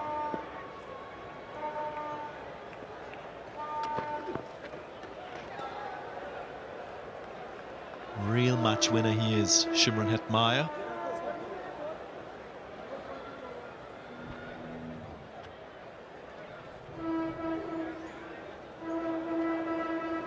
Very good work from Jaden Seals in this power play 3.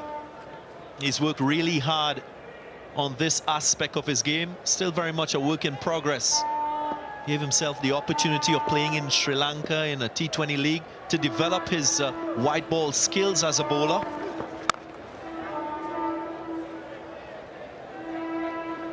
And you can see it on show. Known for his pace as a young man, but developing the skill to roll his fingers across the seam, take pace off the ball, And that experience to adjust to the conditions, which is so crucial for your success as a fast bowler.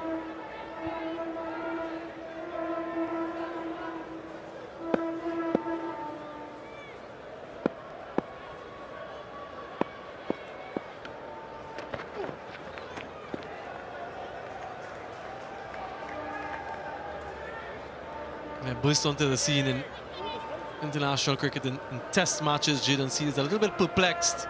Aksa Patel with the non-call for the wide. Slow ball once again into the surface.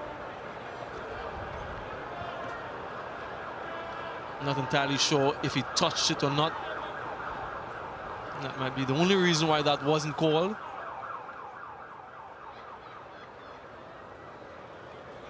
Projected score under 300 for the first time.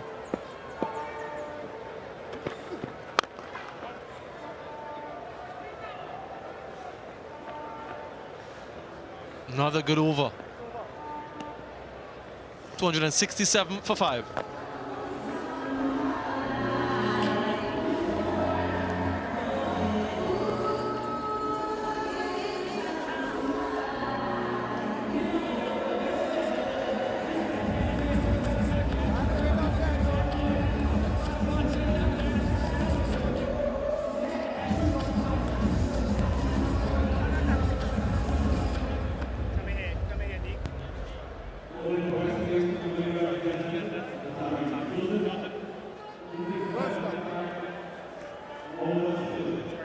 Into the last 4 overs of the innings. Just a reminder, if you're just joining us, and Nicholas Puran won the toss, decided to bowl first. 19 runs in the last 6 overs. This is becoming worrying for India.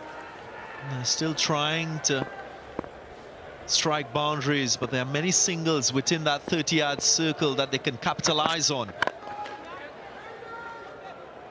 Sometimes in an innings, there's need for that constant assessment as to the way the conditions are reacting to the state of play. Of course, ball not coming on to the bat, so might be a better option to start thinking about dropping the ball and getting to the next end.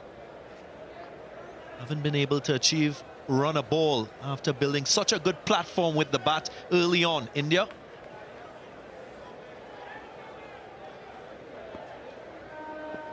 Deep mid-wicket, deep backward square, long on. The fielders on the boundary on the on side. He will need to bring someone else in, Nicholas Puran. While he remains at mid-off. Third man and sweep on the boundary. Those are the 5 boundary riders. Goes for the big hit. Didn't connect. Deepak Hooda might have been rushed for pace by Alzarri Joseph, and Nicholas Puran is rotating his bowlers well. Romario Shepherd from this end, Jaden Seals, now Alzarri Joseph back in. And you would like to think that those are the 3 bowlers who would bowl the remaining 3 overs after this.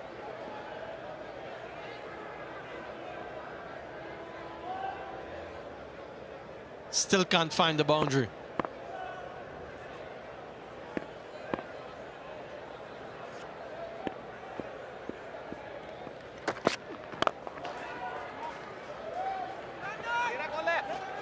Pushing for 2, just 1, good fielding.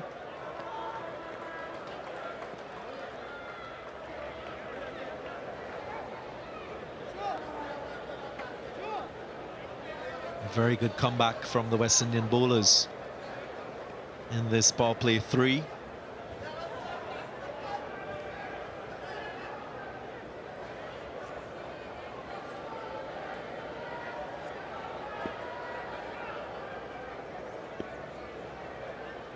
Nicholas Puran taking time to get his field placing right.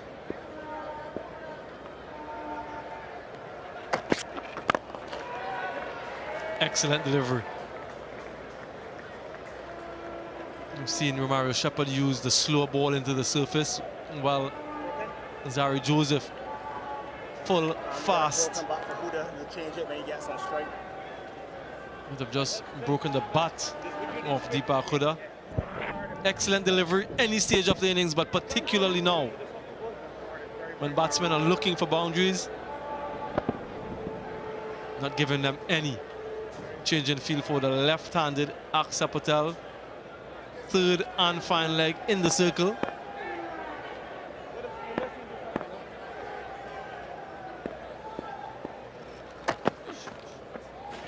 And slow ball, good variations. Smart thinking from Alzari Joseph. And you can tell from the field that he will take pace off the ball if he is bowling that outside off stump line. Of course, there is a short third, a backward point, so any pace on the ball will make it easy for Aksa Patel to find the gap and score behind square offside. What Alzari will attempt to do now is go full and bowl into the pads of Aksa Patel. There are 3 boundary riders, leg side, so there is protection. Will he get the execution right? That's the challenge.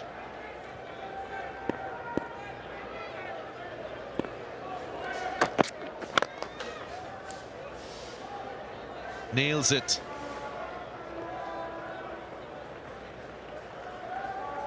.272 for 5.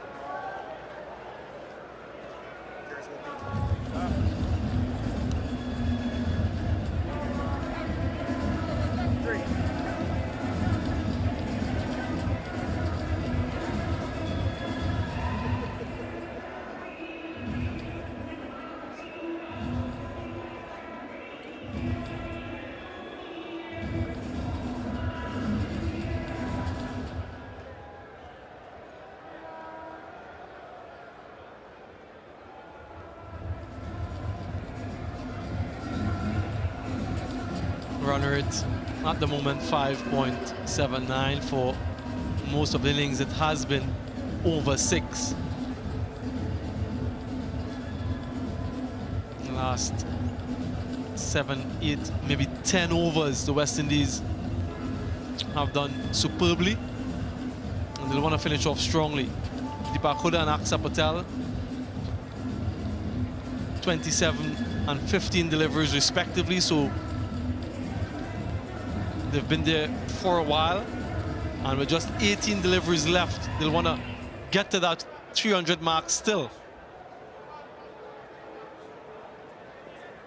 And Jaden Seals for his penultimate over, none for 34 from 8.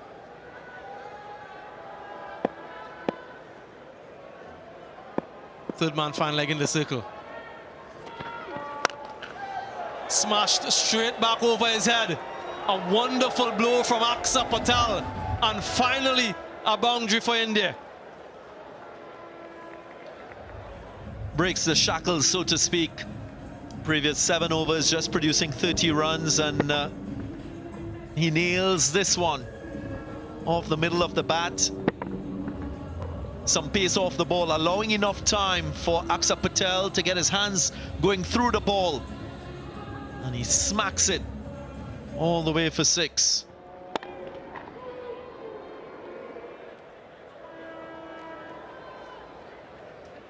Just about to say there is room for some innovation from these two out in the middle.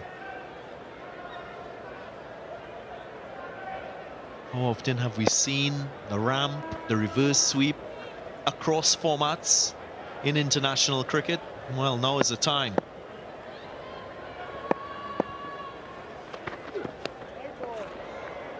White ball from Jaden Seals. So feeling the pressure from that first ball strike. You have to be very careful with the lines he bowls with third and fine leg in the circle. He's now put backward point, shot a wide third man on the boundary.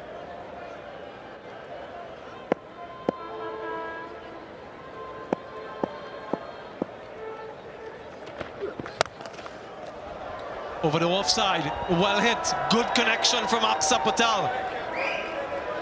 6 and a 4 in the over so far. You can glean what Jaden Seals is trying to do. He was searching for that Yorker wide. ended up bowling a half volley. The field is set with protection offside, 3 sweepers, but he doesn't get it right, and that's the risk. Margin for error so slim if you don't get that length being full. Can't be too predictable with the line of attack as well, Jayden Seales.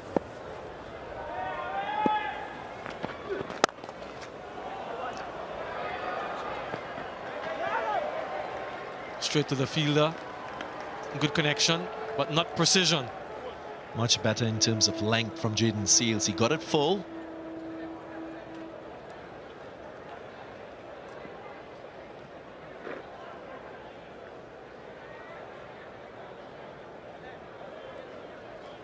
Still a chance for India to get to 300. Still 5 wickets in hand, so will be all-out attack on the West Indian bowlers. And these 2.5 overs remaining.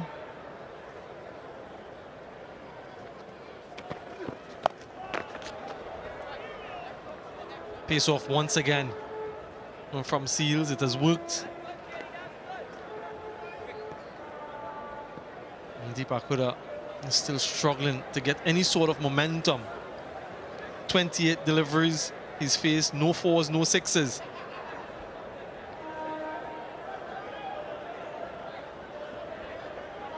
Axar has a 6 and a 4, both in this over.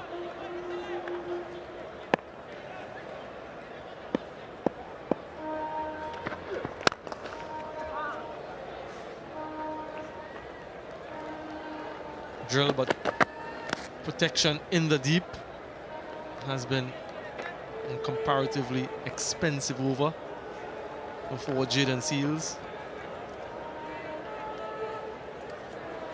Well, when you look at what India has done in ODIs in this power play 3, they average about 86 runs. That's in the last 10 innings of ODIs that they've played as a team. So just underscores the quality in this West Indian bowling lineup in this phase. This surely wouldn't help. Flies all the way for 6. He was sitting, waiting for that delivery pace off. And it sat up nicely. A good end to the over for India, 292 for 5.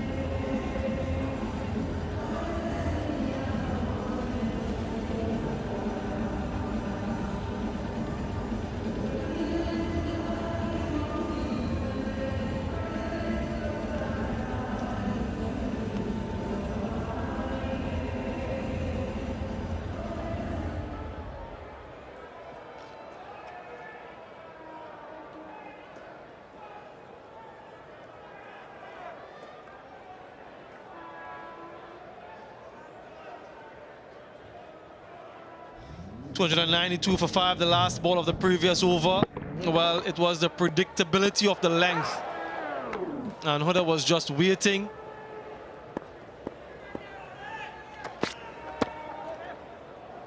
He got himself his first boundary. Zari Joseph in for his final over of the innings. First 3 overs cost some 25 runs, Alzari Joseph. Since then, he's been quite good.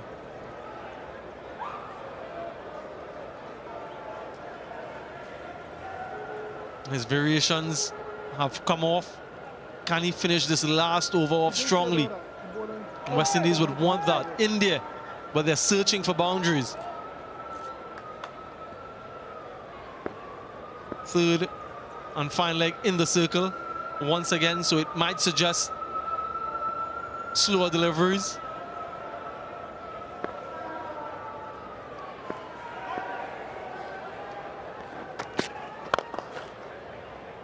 Oh, full and straight. Excellent delivery.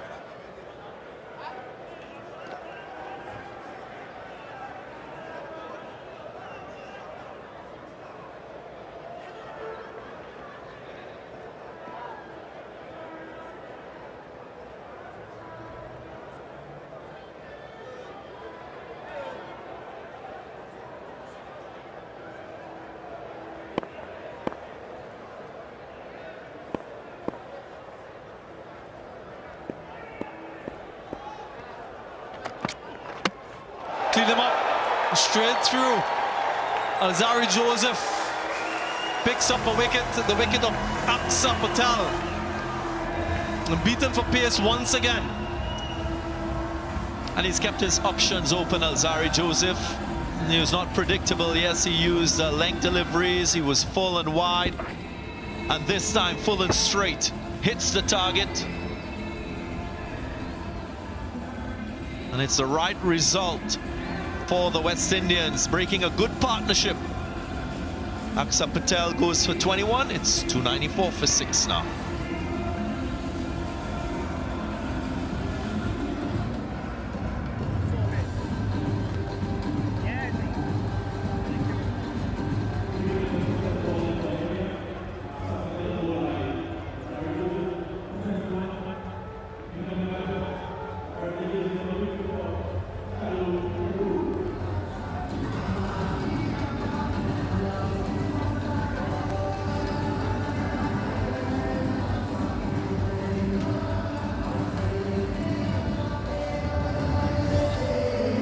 New batsman for India, Shardul Thakur.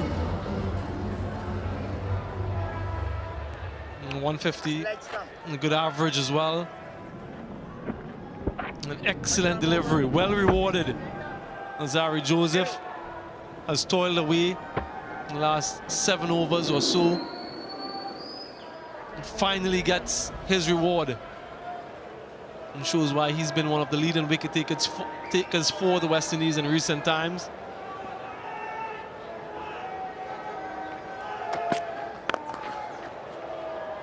Gone short.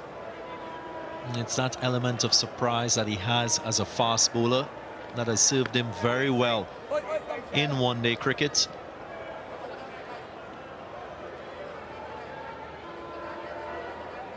Alzari Joseph coming into his own, showing his quality as a fast bowler, going short straight away. And you will see him attempt a Yorker. Just take pace off the ball off a good length.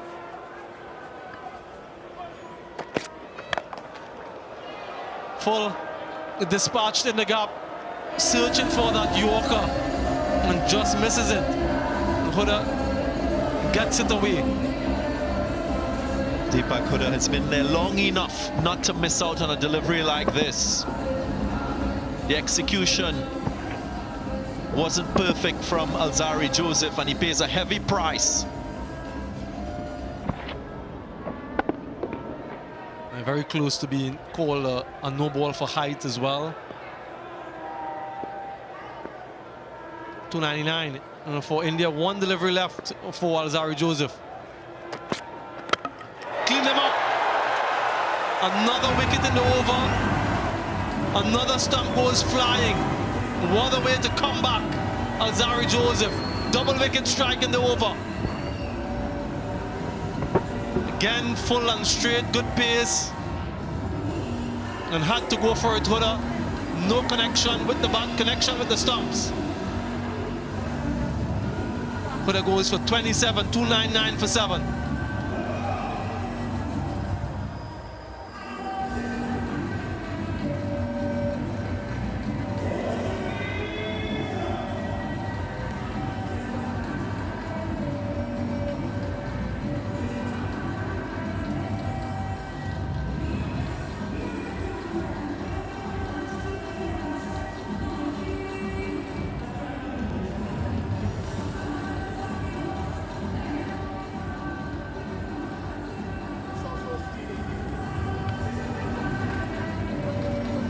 Mohammad Siraj, very new to one-day internationals, the new batsman for India. Just that ball tailing into the right-hander, some reverse swing for Alzari Joseph. I'm sure the Indian quicks will be looking at that. Ball being scuffed up on that arid surface, providing some assistance for the bowlers at the back end. Final over will be bowled by Romario Shepherd. Of course, this bowling lineup without the services of Jason Holder. who has contracted the COVID-19 virus and was deemed unavailable for today's match. 300 up for India. It's the 9th 300-plus score at this venue and the 4th for India. So once again, they've gone past 300 at the Queen's Park Oval. A happy hunting ground for them in the recent past. It's been a high-scoring venue as well in ODIs, the Queen's Park Oval. Real compliment to the head groundsman, Shekhar Mano, and the staff here. Oh, the quality of the pitches over the years.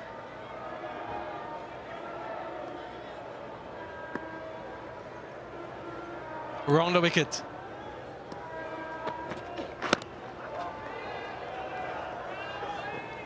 Another good delivery. West Indies wouldn't mind a few singles to end, leg byes.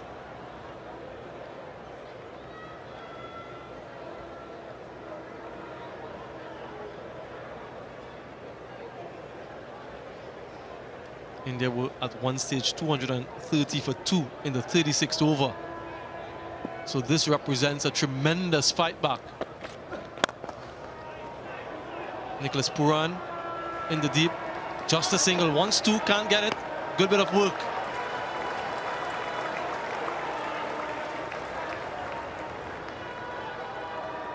Wonderful phase of the innings for the West Indians.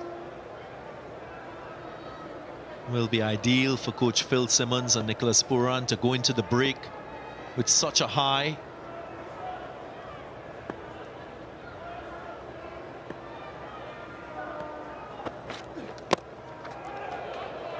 Good fielding again. Just getting a hand on it. Casey Carty certainly saved the 3.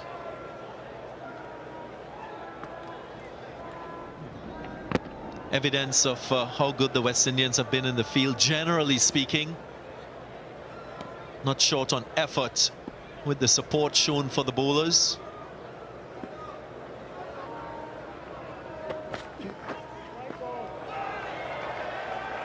Maybe anticipating him to give himself some room on the leg side. Romario Shepherd in the end called a wide. So still 2 deliveries remaining. I'm surprised he's gone with pace on, given the feel that he has. And that's risky business. Maybe a chance for Shardul Thakur to use the pace, maybe a ramp shot. Well, he's changed the field now. The fine leg goes back and the sweep on the offside comes into point. So 3 fielders behind point will make that 2. He goes in front of point.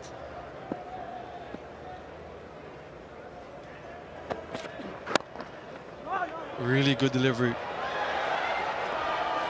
Doesn't want the single, wants the strike.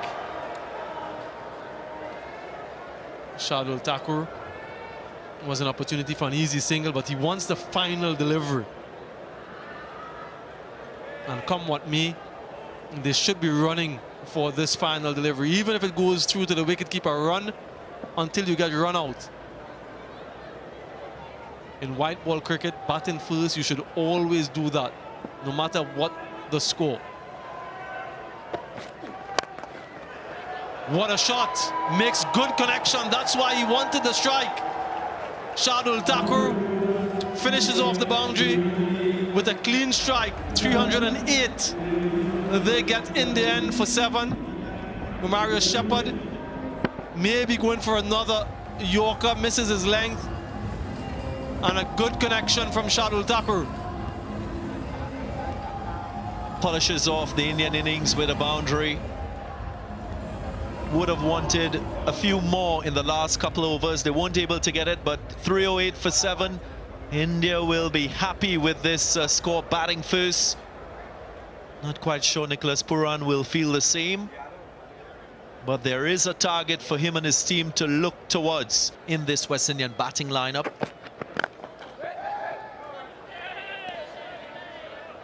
Can't leave that scoring or the glut of scoring to Shihoop. Yes, he's got 12 ODI centuries, but I think the others in this batting lineup, top 4, top 5, they need to also produce 3 figures. Obviously, cricket is a team sport. You need everybody to pull their weight.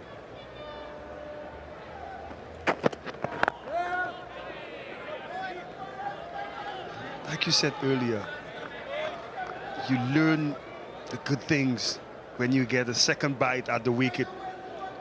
India would have batted, the information would have gone back to the bowlers. This is the line and length you got to bowl on that surface. And so far you've seen Siraj bang on target. Just hitting that good length area, not giving them any room to free their arms.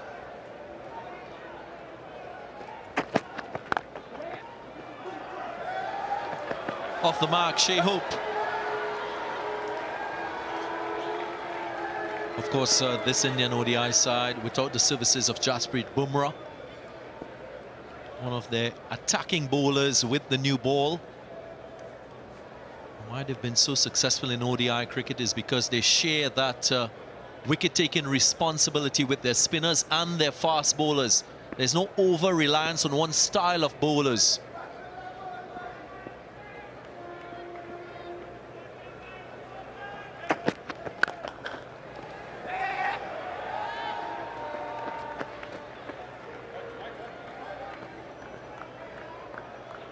Yeah, and it's why India, England, these guys are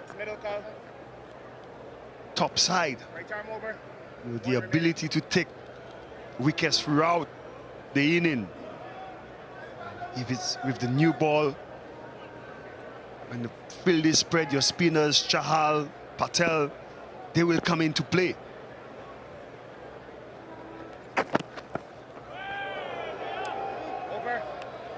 Good first delivery to Carl Mayers. End of the first over, through without loss.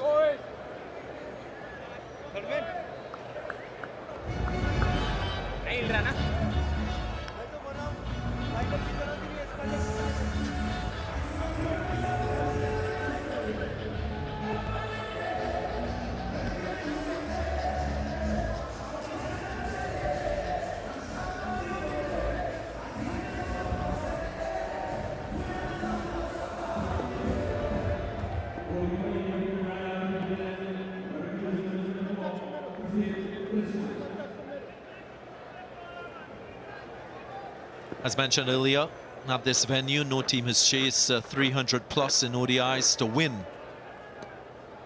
Will be a first if the West Indians are able to do so.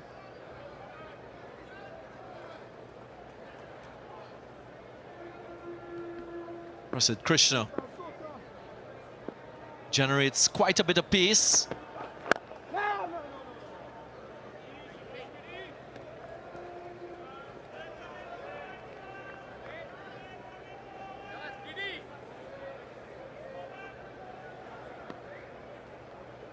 This man on screen, Andrew Chahal,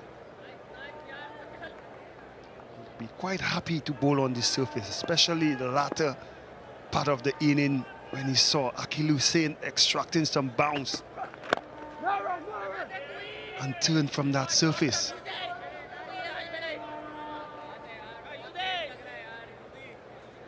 At the moment, the plan seems to be to attack the stumps from the Indian opening bowlers. What the Indians did quite well when they batted was maintain that left-hand, right-hand combination, and they were strategic in terms of how they attacked the bowlers. They generally struck the ball with the turn.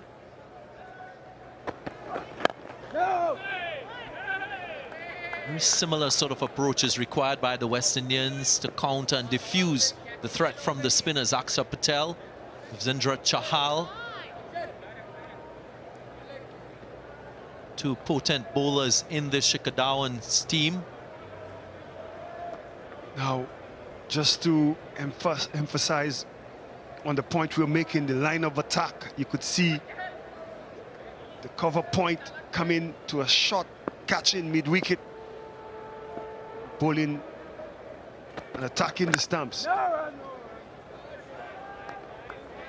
I think as a captain, it's much easier when you discuss something in a plan in the in the dressing room and bang on target first couple overs. The bowlers are executing that plan, you know, building pressure.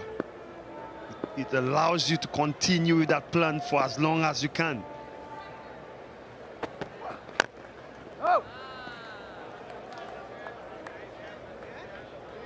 Every single dot is going to create added pressure for these two. They'll know that with the fielding restrictions, there is an opportunity to get that rate above a run a ball in power play 1. Last ball, Shehu faced, you didn't see Shikhar Dhawan or Shubman Gill missing out on opportunities to score like that. It's a maiden. 3 without loss.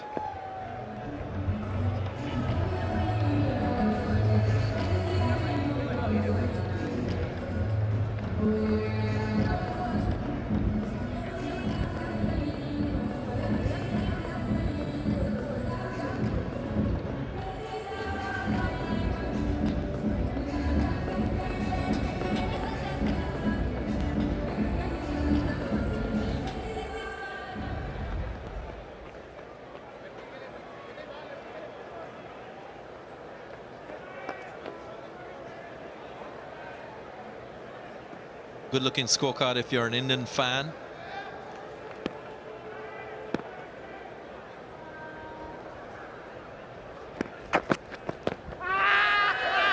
Pitching surely outside the line of the leg stump, so the umpire will not respond to that appeal. 5 seconds.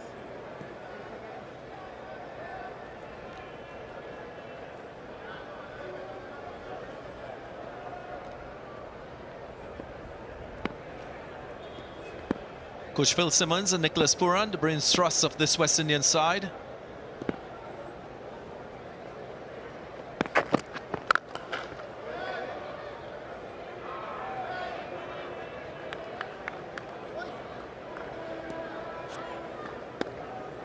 Something we've spoken about this West Indies team, even when probably you and I played, Darren, is the dot ball percentage. So far in this inning, we've seen a maiden. Something you did not see when the Indians batted. Went at it. Was a vicious swing from Kyle Mayers. He was attempting to cut the ball. It flew out off the outside edge and he gets 4. Some width on offer. Not where he intended it to go. But 4 runs nonetheless. Kyle Mayers love taking on the bowling, so maybe he's been watchful. First couple, seeing off the new ball.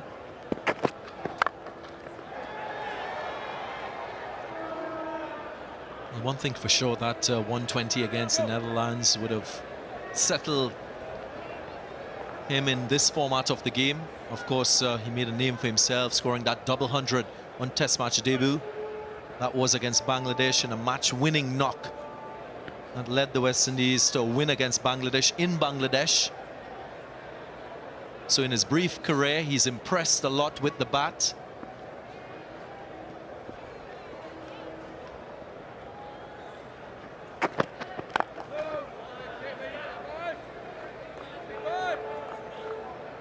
You could see they continue to attack the stumps of Shehu. So far, 3 runs of 12 deliveries. People often say Shea probably bats too slow, but I think with him at the crease, you know, making sure wickets don't fall from that end allows the other guys to play with some freedom. 8 without loss.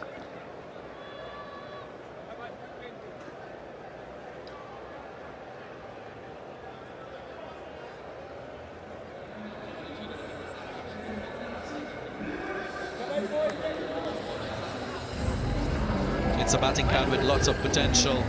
Still, many of these players trying to realize performances in this format of the game. Nicholas Puran with a half century in his last ODI against Bangladesh.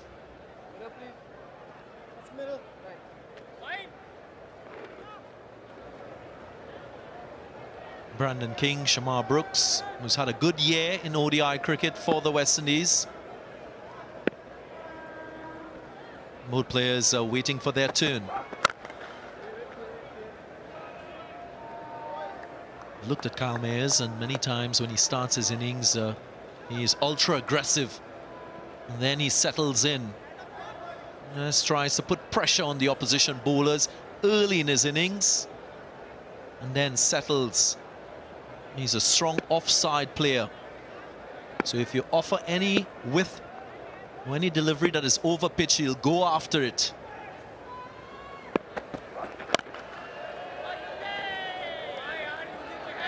Good contact on that one.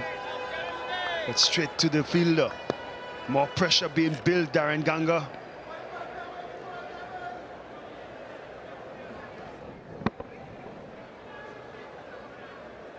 Also loves this short arm pull that he plays. Normally one leg up in the air. You could see him trying to stay leg side of the ball to access that offside.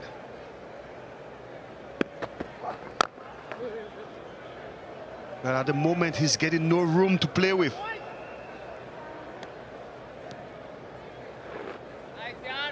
Contrasting stats from the two openers. But you could see maybe the Indian opening bowlers are bowling much better line and lengths to the batters.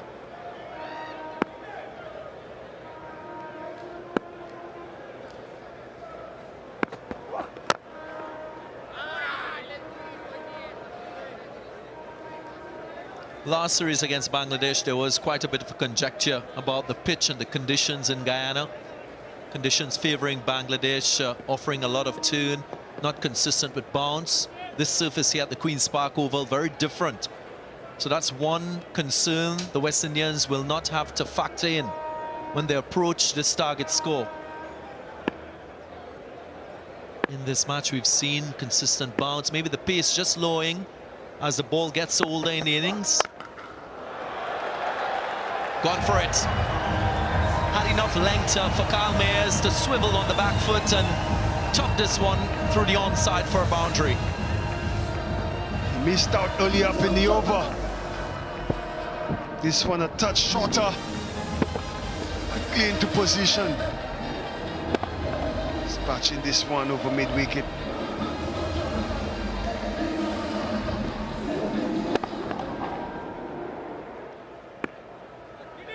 Maybe that's what you need to bank stat. Aiden, sometimes you just need to feel the ball in the middle of the bat. End of the fourth, already 2 boundaries to Kyle Mayers, 12 without loss.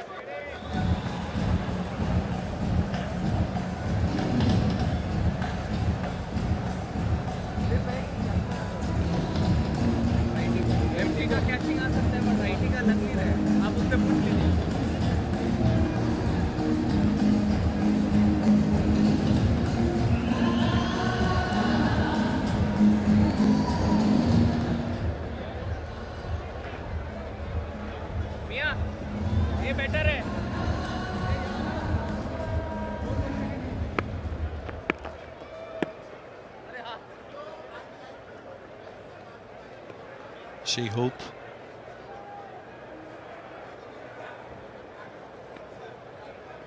He's quite competent against spin, averages higher against that style of bowlers. The last series against Bangladesh, his average in one-day cricket dropped below 50. Indication of his recent form. I'm sure that will be at the back of his mind, so we'll be looking for a big score to start this 3-match series. Usually he's very organized at the start of his innings. Will be strong in defense, not take too many risks. Well, at this moment, Siraj is giving him nothing. Stump to stump bowling. That's the plan.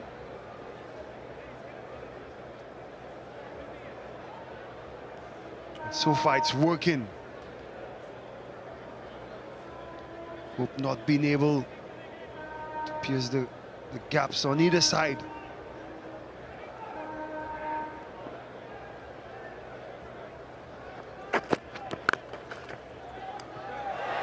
Gets it through. Was a mere push, a firm one. Now will bring forward to Shea Hope. This is one of the class touch players in this batting lineup.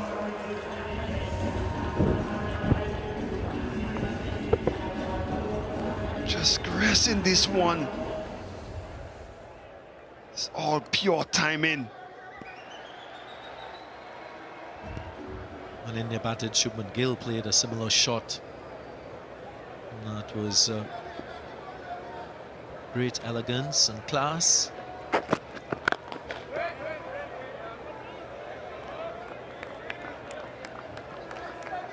Hope doesn't get too flustered with dot deliveries early in his innings. That's because he usually sets his sight on batting the full complement of 50 overs, something that Phil Simmons spoke about before the start of this series. And I mentioned that stat to Nicholas Puran. Since the last World Cup, the West Indies would have batted the full complement of 50 overs on 6 occasions out of 39.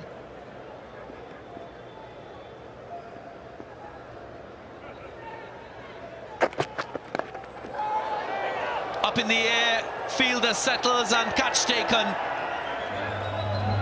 Shea Hope will take no further part in this game with the bat. He has to go. This is good bowling. Set him up with all these pitched up deliveries. And then boom. Back of a length on the shorter side. Hope caught coming on the front foot. Top edge. He departs for 7. West Indies 16 for 1.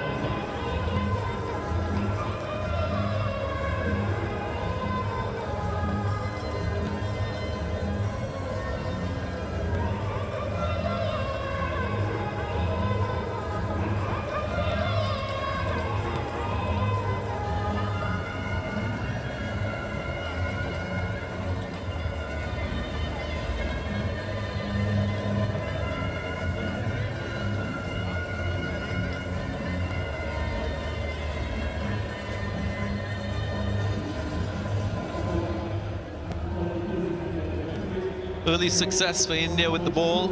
Shamar Brooks batting at number 3 in the pivotal position. Will have to show his real worth in the situation. Not his strongest suit. Shea Hope, the short delivery, he was attempting to go leg side. Played way under that delivery. The bounce getting the better of him and the pace.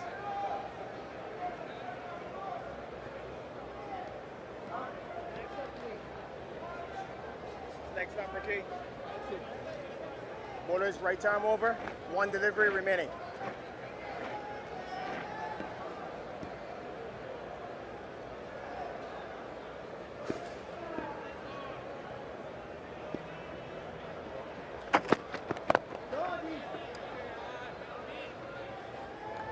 Successful over for Mohammad Siraj and India, 16 for 1.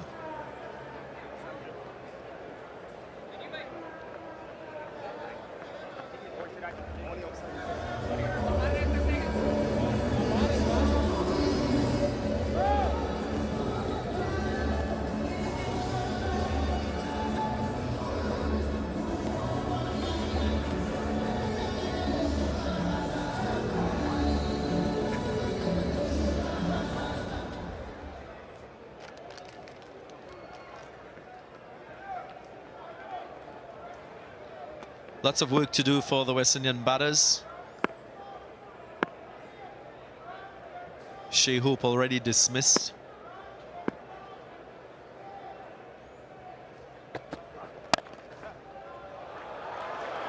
Sweetly timed. And that's Kyle Mayers for you. He's a strong man, and he gets another boundary. You could see he was going hard at it. And just last minute, just decided to caress it through the offside, making it an elegant shot. Value for your money.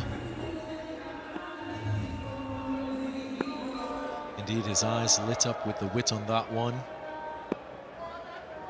Didn't need to show all his power, Kyle Mayers. He's got lots of it.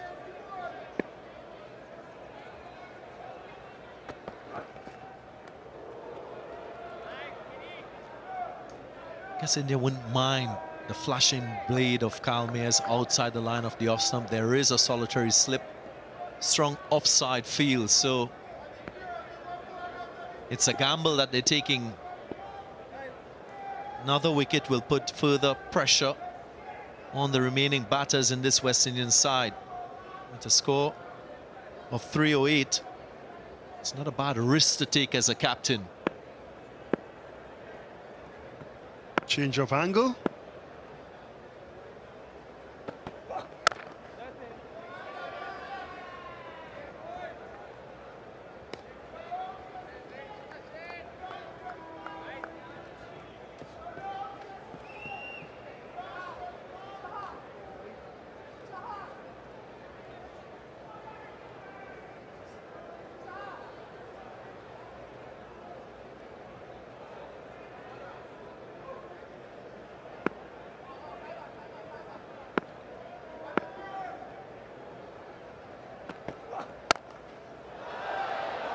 Cut away. There is a fielder, but again, just enticing Kyle Mayers to go after the wide deliveries offside.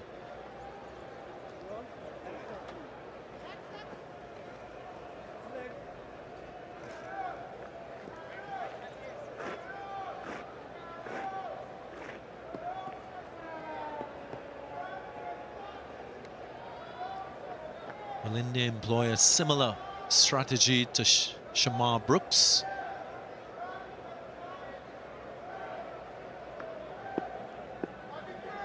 One slip, ring through the offside, yep.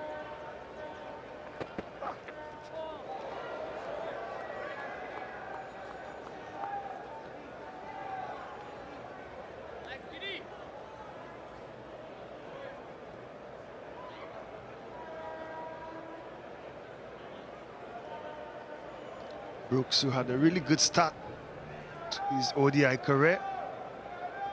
Half century against Ireland. It's a buy in the park.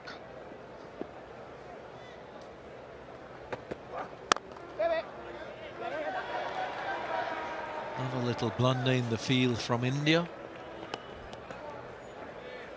Allows for Shamar Brooks to get off the mark. 6 overs gone, 22 for 1.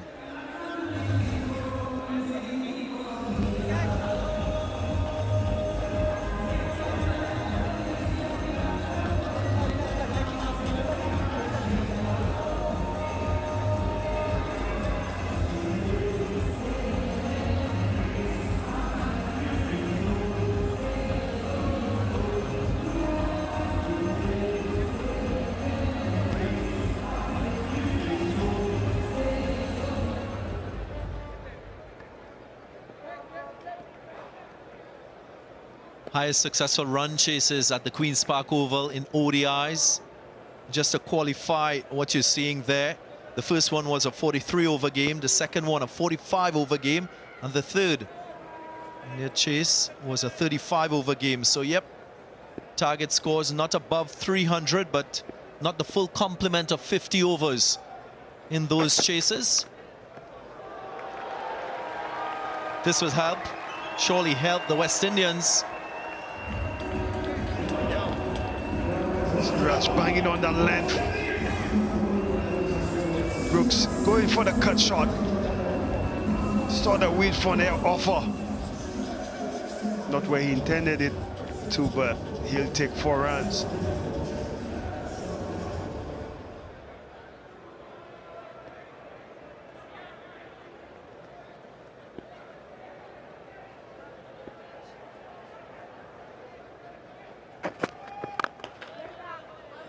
Siraj been bowling really well. We spoke about how he was pitching up that ball to Shehab. This is the setup. Good length delivery, bringing hope on the front foot, just keeping him honest. And then the wicket-taking ball, the bouncer, the short ball, catching hope, coming forward. Result in his dismissal.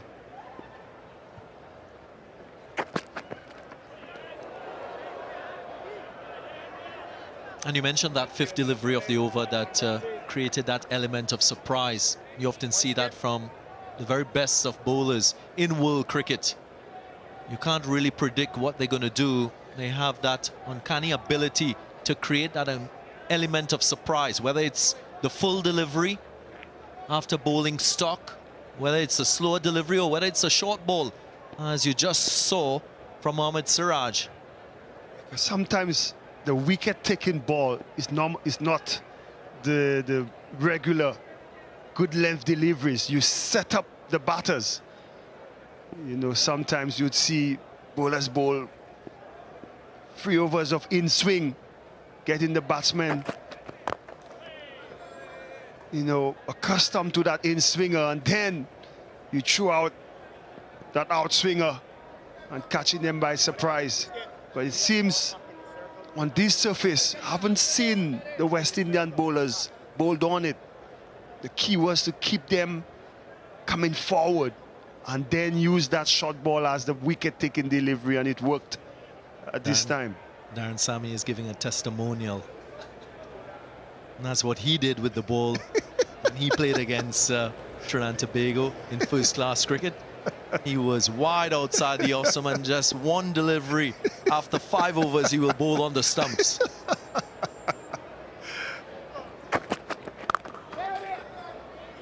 I remember you, Ganga, in Trinidad and Tobago, quarreling with the captain. How can this guy make West Indies when he's not attacking the stump? And unlucky for you, that one guy on the leg side, when I bowled that single ball on the stump, you hit it to him at mid-wicket. But it's a plan. You know, you stick to it, give it a chance to work, and so far, Siraj has done just that.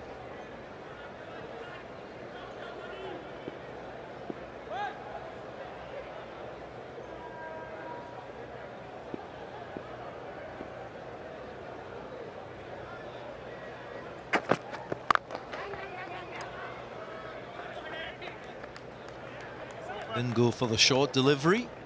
Again, mind games on show. 27 for 1 after 7.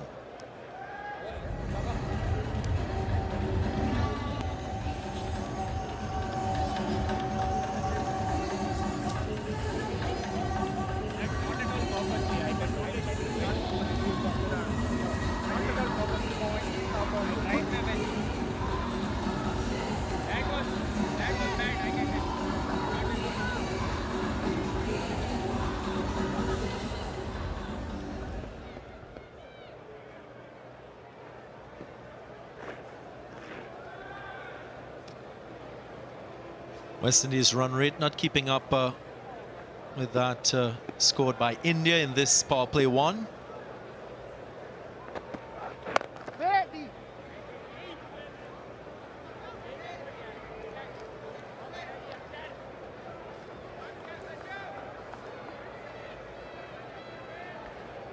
The discipline shown by these 2 opening bowlers have allowed Shikhar Dhawan to persist with them.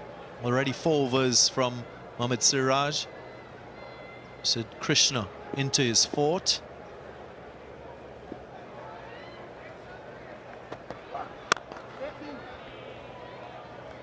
Makes life easy for you as a captain, Darren Sammy, when you have opening bowlers with this sort of control. Most definitely. It allows you to follow the game plan as long as possible. Unlike 10 overs, Puran had 4 bowlers. Yeah, 73 runs. He was trying to pull back things.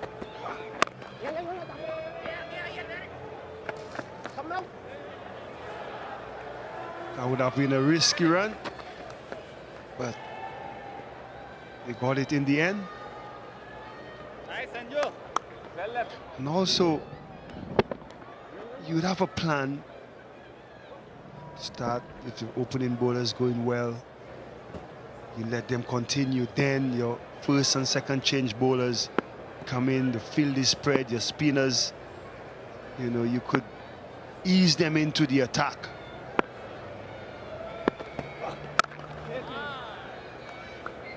And in the modern game, there are certain bowlers who will specialize in certain phase of the innings. There are bowlers who will bowl in power play 3 predominantly.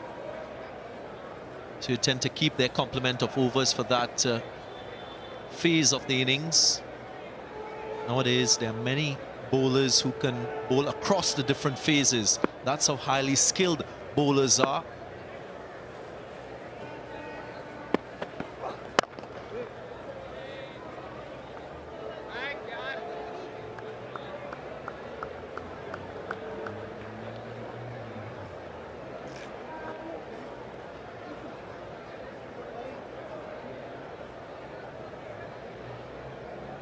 Another really good option for Shikhar Dhawan, Shardul Thakur. Genuine wicket taker.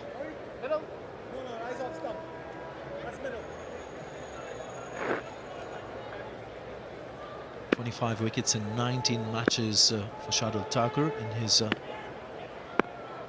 career so far.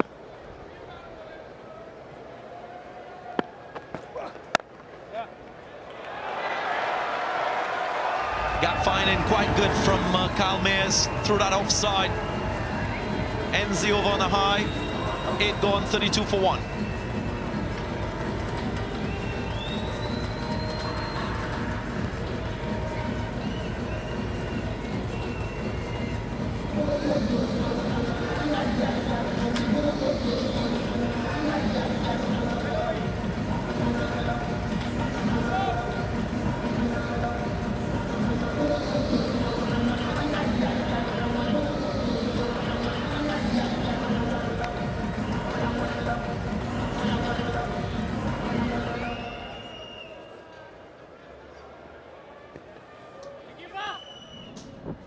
Last ball of the previous over. Precision. And threaded through a very small gap by Kyle Mayers. Really good timing as well. He has been striking the ball well. Placement has been the issue. Not on that occasion. Lots of fans in at the stadium today. Really nice to see people coming in to support. First bit of international cricket here at the Queen's Park Oval since the pandemic. Usually a venue that is packed.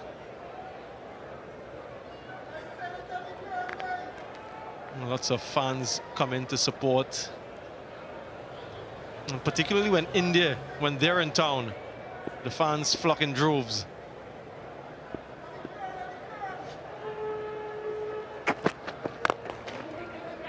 Good single. And this is what you want to see more of. Yes, they'll be looking for boundaries, but if they can't find the boundaries, they need to find the singles and rotate the strike.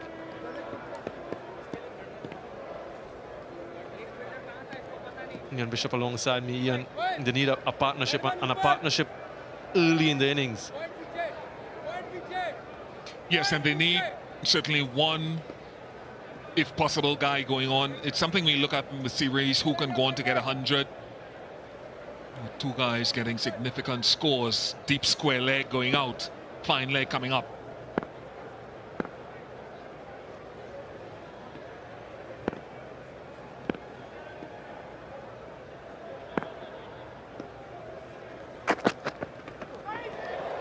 Really good short ball. Very well directed from Mohammad Siraj. Kyle Mayers in the end got out of the way.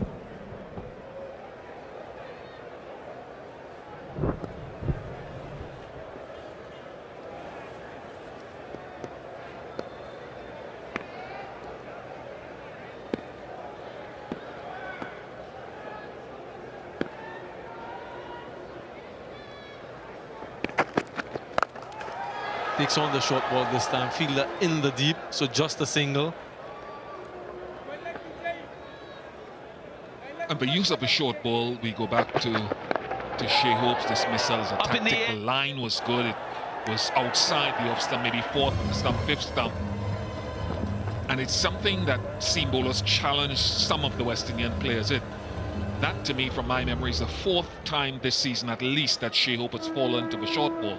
Once against Ireland and Jamaica, one in the Netherlands, one in Pakistan, and here. So there are definite challenges that continue for him with the short ball.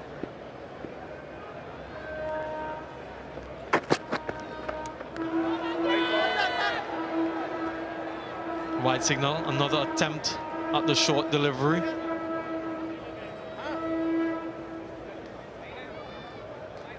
Are they thinking about a review? I don't think so.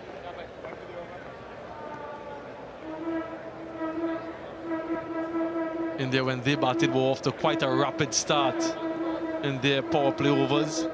That first power play, first wicket partnership of 119.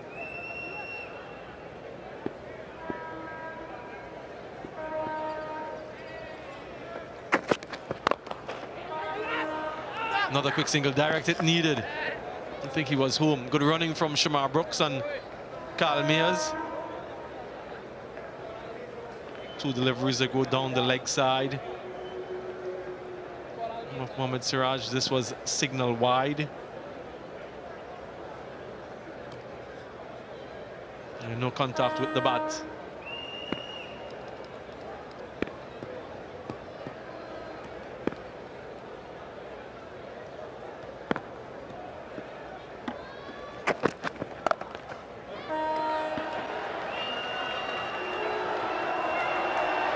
Goes for 4. This time he gets the gap. Carl Mears and ends the over with a boundary. 9 gone, 40 for 1.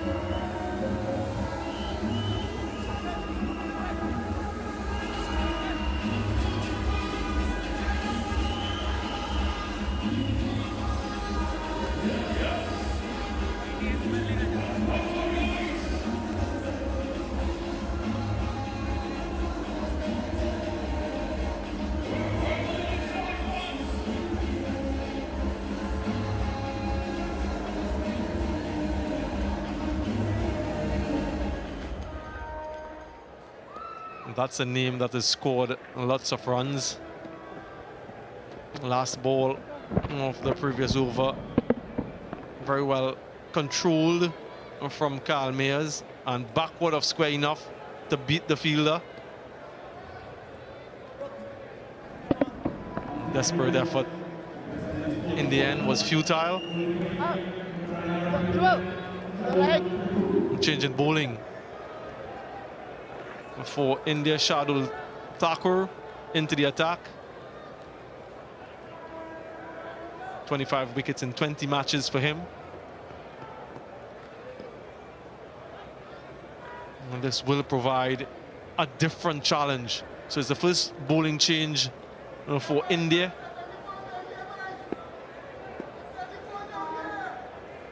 A ring on the offside. 5 fielders in the inner circle. Flicked away, and will get the boundary. First delivery, offline, punished.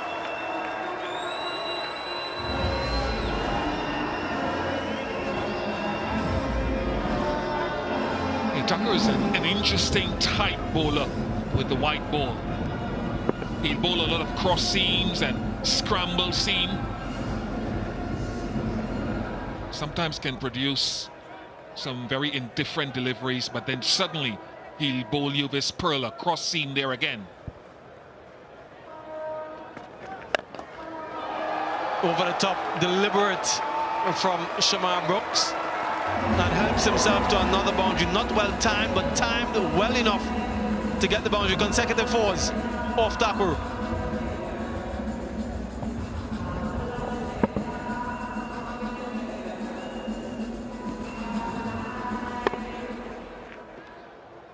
Lifting the tempo in the power play, so just be mindful of his little cutters, his little seam wobbles. It's a good surface.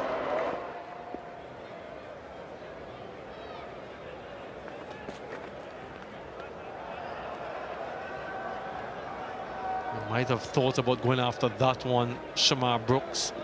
Sometimes as a batsman, when you've hit a couple boundaries and the momentum is with you, it's difficult to reel that in. Has to be mindful of the target score and how many overs left, and the desperate need for a good partnership.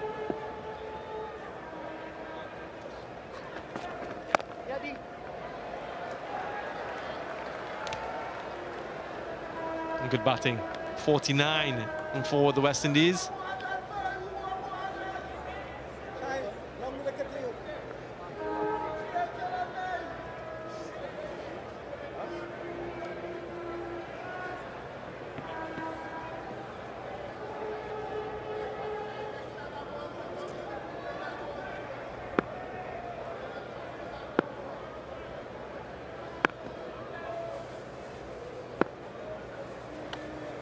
Change of angle for the left-handed Mayers, wrong the wicket.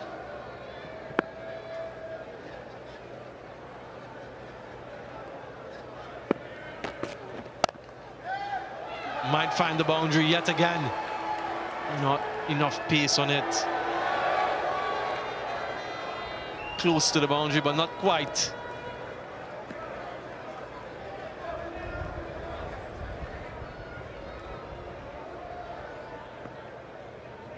Was a little bit of a slip from Mohammad Siraj. I think he did well enough to prevent the boundary. So it will just be a couple added to the score. 50 up for the West Indies in the 10th. In contrast, India got their 50 in 6.5 overs.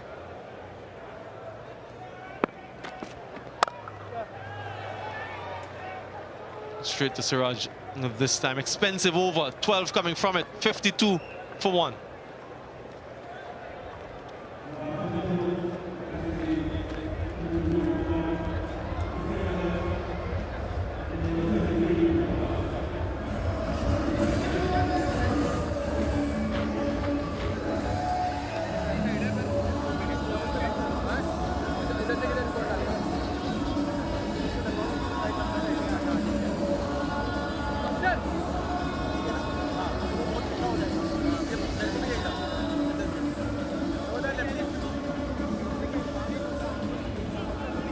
Overs gone. End of the first power play, start of the second.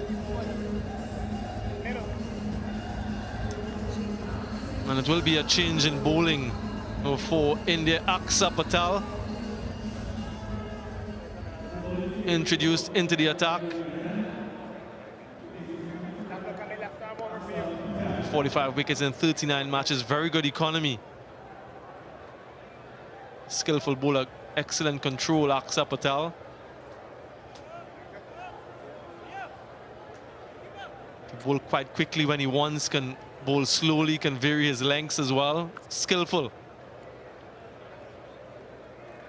Of course, no Ravindra Jadeja available for India. Was named initially as the vice captain, unavailable due to injury.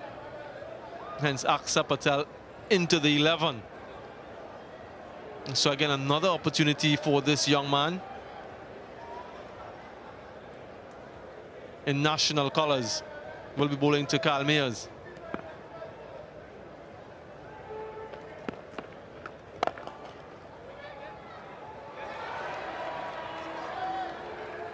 And we should have seen quite a lot of Aksa Patel in the IPL and in international cricket. He's quite cunning as a bowler, isn't he? Yeah, he can dart the ball in, and in test matches at home in recent times, he's had a phenomenal time. First ODI for him since 2017. And there'd be reasons for that, of course, with Jadeja previously being prominent. I'd love to see if the West Indies, though, as a batting pair, can match up to some of the slow bowling options. So Shreyas Iyer take on Nicholas Puran off spin quite a lot in the Indian innings, and Shikhar Dhawan after the left-arm spinners. Can they match up efficiently against Aksa Patel and Chahal Takamu as a googly?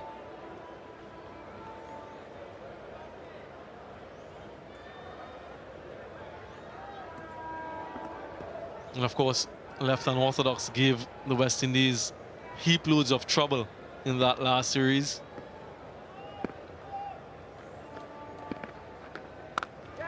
In the air, in the gap, and towards the boundary.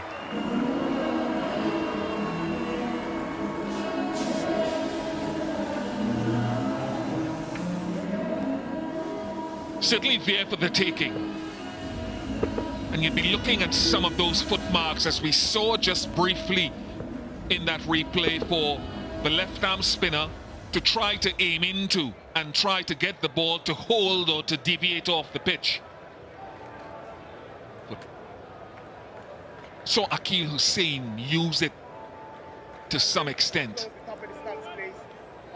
when bowling against a left-handed batter.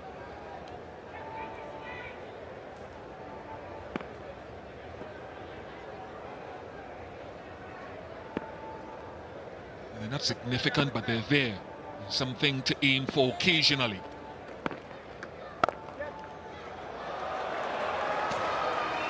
Another shot, another gap, another boundary.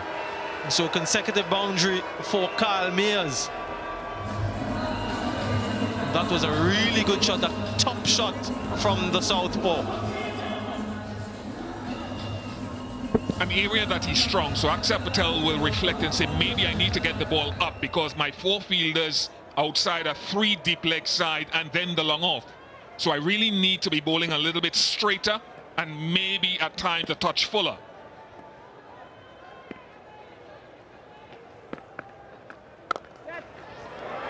And once again, almost a carbon copy of the previous delivery.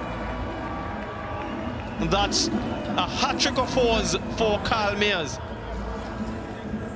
Yeah, that's not the line, nor is it the length. What I like, though, particularly about the last two boundaries, is he's not trying to overhit the ball. Using his natural strength and his timing round the wicket. Better length and different angle, much straighter. 66 for one.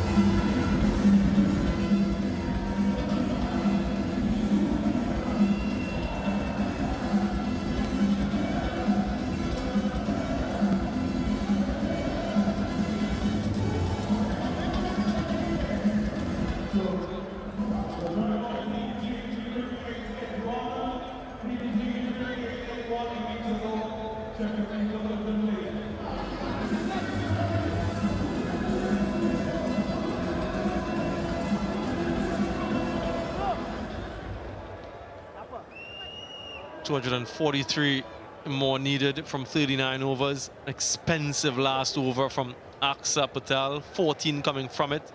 New bowler. And Deepak Huda into the attack.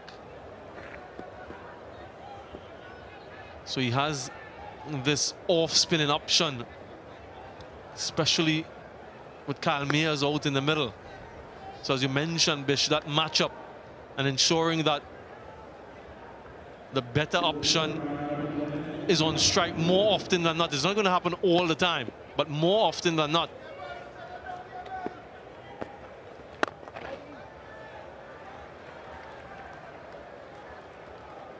And the rotation of strike throughout the innings, so key.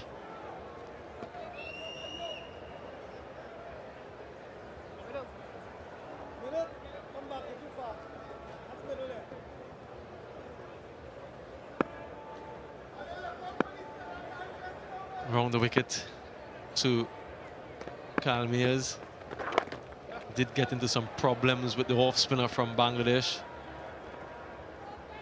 But he's in good rhythm now. He's well set. He's on 40 of 29. And we know how quickly he can score. He's a positive type player. And once he's there, runs will come. West Indies will want him to be there for as long as possible.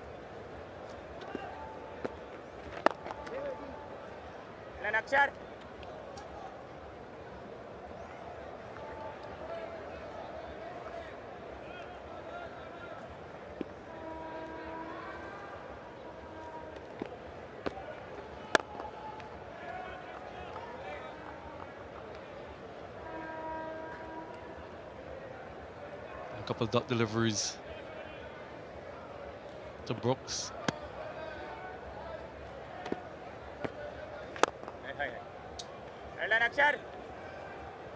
It's a good start from Deepak Huda.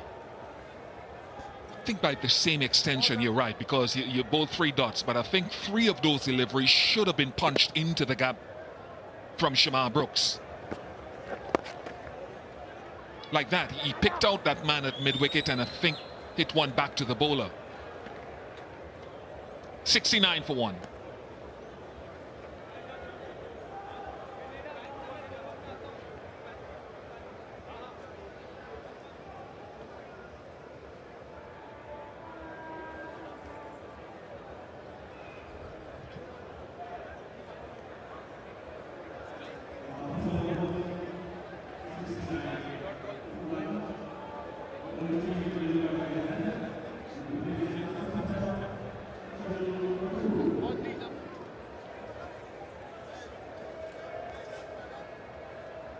This is where we are at in this game, the first CG United one-day international.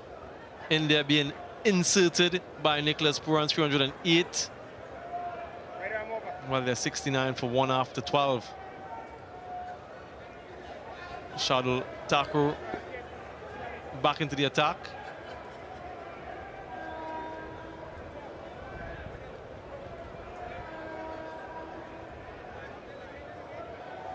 Very expensive first over from him.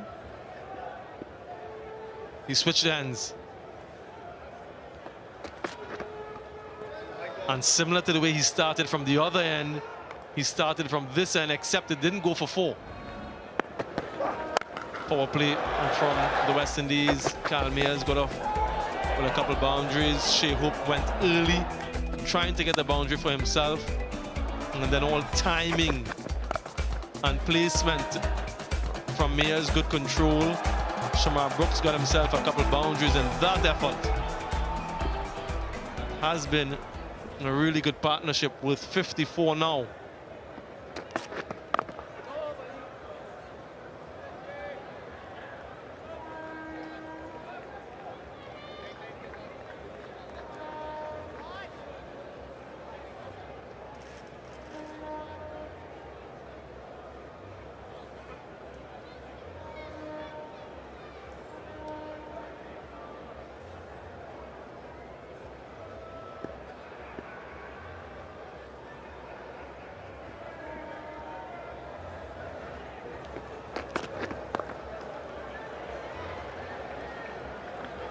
And this is what he was trying to do previously. Shamar Brooks, he should be able to read the game scenario. At this stage, try to give Kyle Mayers as much of the strike as possible. And whenever an opportunity presents itself for Brooks, try to get the boundary. But this man is in good nick. And you want to keep him flowing. You want to keep him on strike as much as possible.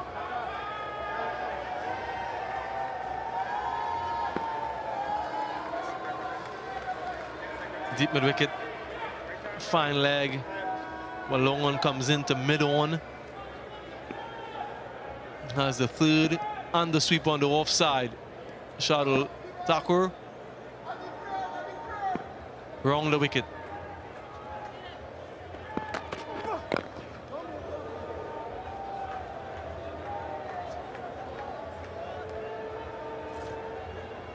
I think some of the, since the rules have evolved, right? I was talking to Darren Sammy about it. The rule changes now for captains where from overs 11 to 40, you're only allowed 4 fielders outside of that circle. Come back to it.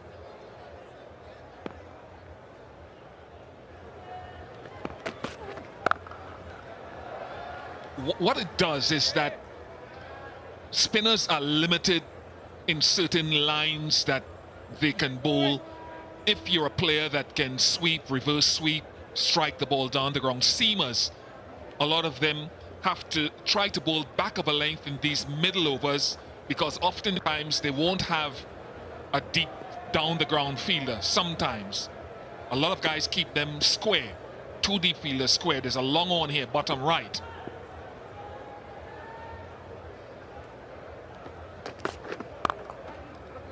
So what that means is, as a batter, you can see sometimes what the planning will be coming towards you, and as Kyle Mayers did against Akshar Patel, he was able to find and hit the gaps. So it's tough on bowlers, but as a batter, it's something you can try to use to your advantage. Mayers has gone well so far.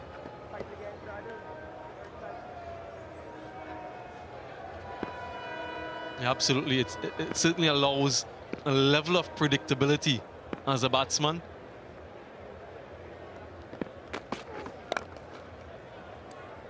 He's tried that shot a couple times in the over. Gets a single.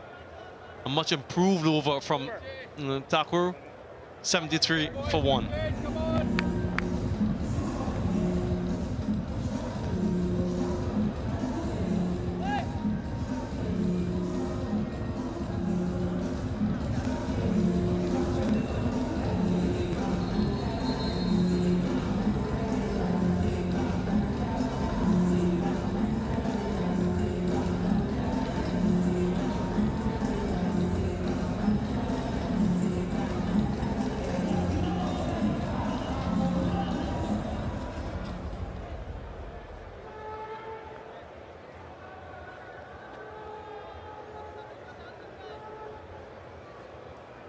Partnership continues to build and to blossom.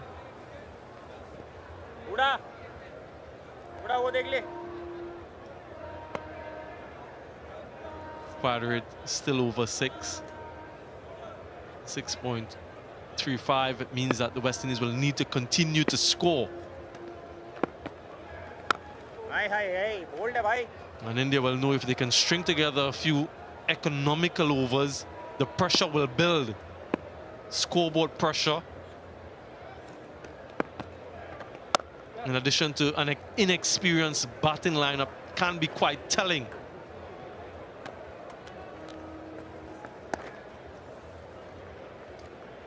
We look at the field here, Samuel, and for viewers wherever you are in the world, and with the off-spinner bowling, 3 deep fielders leg side is pretty basic stuff. The only other deep fielder is down at long off, so he has to bowl straight. He bowls too straight. And so that's the sort of thing that this field limitation will force bowlers to do.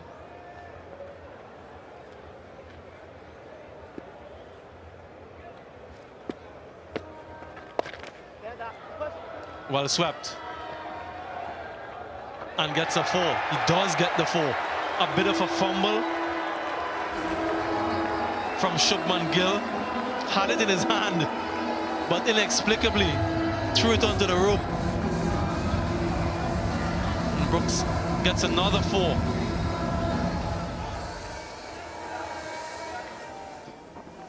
We said it time and again, he's one of the few guys in this team that will sweep, and when he's sweeping the off spinner, he looks more at home than sweeping the left arm spinner. That's not good, Gill.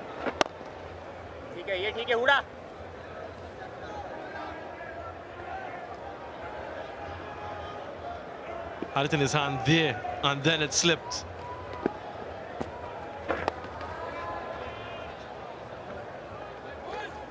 And it's a small thing, isn't it? That one additional fielder in the inner circle means that he doesn't have that sweep on the offside, which would allow him to bowl either side. Has to bowl quite straight now. Good batting once again from Brooks to get a single to end over number 14, 81 for 1.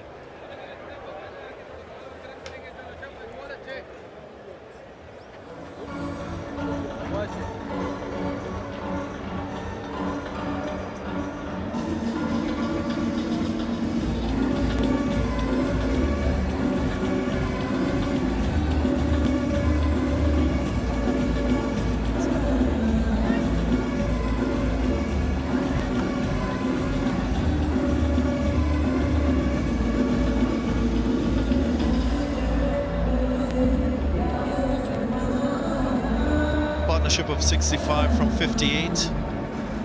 Shamar Brooks has supported Kyle Mayers and his aggressive stroke play quite nicely. Quite complementary in approach, these two.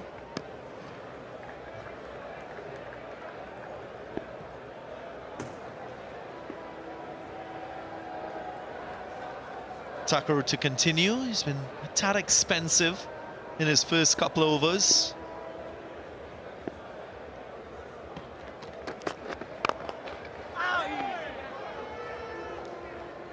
As we saw with the West Indian bowlers early on, they took some time to settle into the conditions here at the Queen's Park Oval.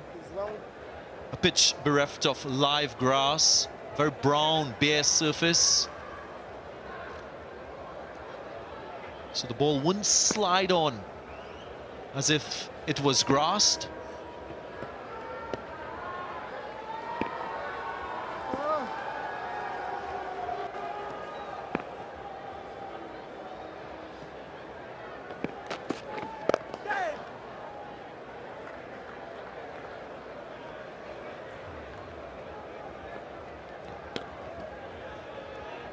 Kalmez scoring square off the wicket, 21% offside and then 43% in that third man area. Anything short too was scored square onside.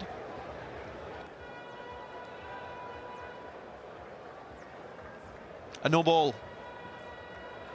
Not good once again from Thakur. Look at those scoring areas. We spoke about him wanting to access that offside. And anything with width, he tends to favor it. And Thakur is not having a good afternoon. So far conceded 20 runs. It's a free hit to Shema Brooks.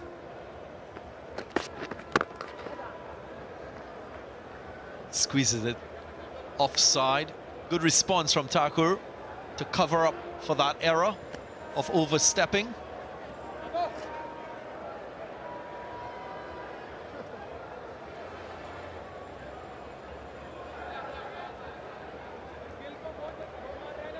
And so far, really good partnership. Building two guys from Barbados. They've played some cricket together. That's all West Indies need to do. Stick to the run rate. Don't let it get too high.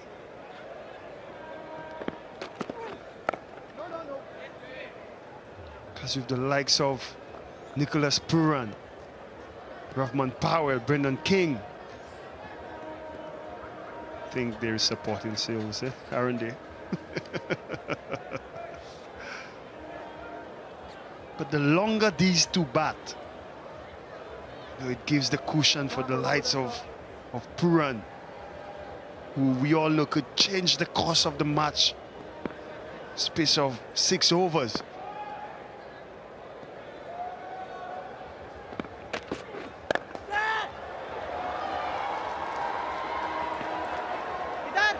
Nicely cut off by Chahal. Nicholas Puran in the last series spoke about the West Indies still learning the way of playing 50-over cricket. Mentioned that he has a relatively young side and the template for 50-over cricket, especially with the bat, is still being confirmed. Puran himself, Brandon King and Rahman Powell to come. That's where the real engine room of this West Indies batting exists.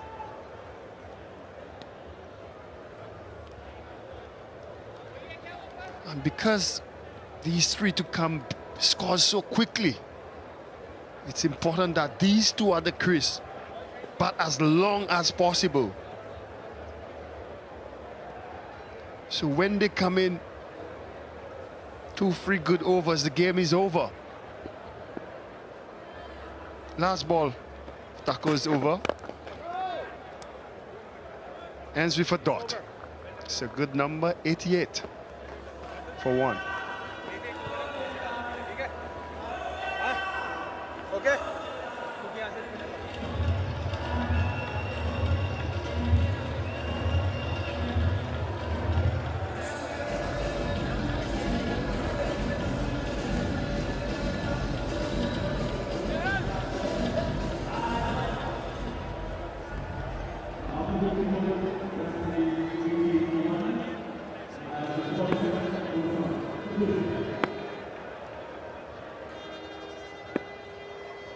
That's the equation if you've been following this game. India scoring 308 for 7, batting first. West Indies now 88 for 1. Yes, goal. Very surprised that Shikhar Dhawan has not opted for Yuzvendra Chahal. Already into the 16th over, and this partnership 73. When you look at this complement of bowlers for India, he is the most attacking option. Might be good to be proactive, get Chahal on, get a wicket, and then pull him off. So important to control the game in 50-over cricket as against reacting to it. Yeah, maybe he's quite happy getting overs of his faster bowlers out the way and saving the matchups for likes of Puran, Powell and Brendan King. But you need to get these two out first. We saw Puran employ a similar plan with Akil Hussain. Brought it in quite late.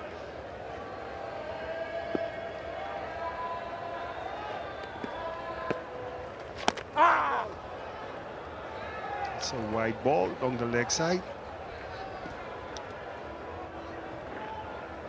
I haven't seen how difficult it was for bowlers to get wickets on this surface. Having a champion spinner like Chahal, you'd want to bring him into the game.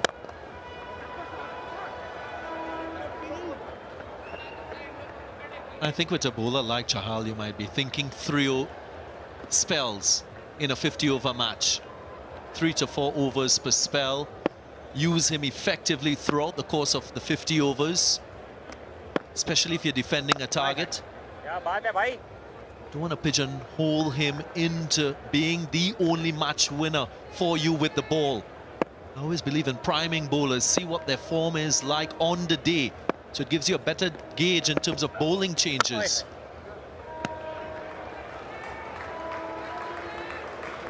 So far, no Chahal. 50 up for Kyle Mayers. He's done it with ease, and he's looked in full control. Well played. 94 for 1. And we will have a Blue Waters drinks break.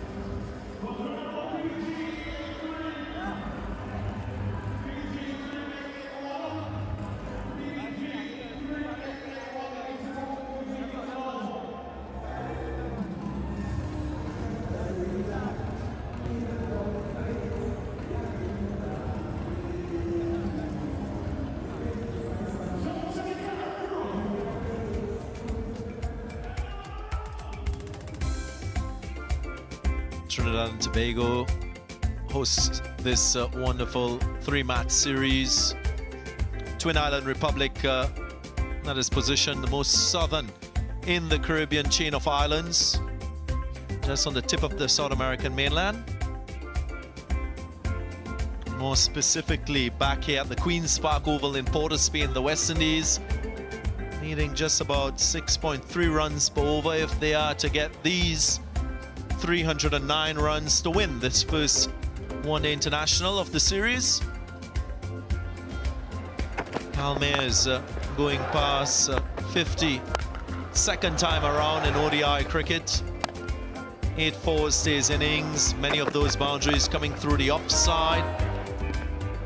He's been the aggressor in a wonderful partnership with Shamar Brooks.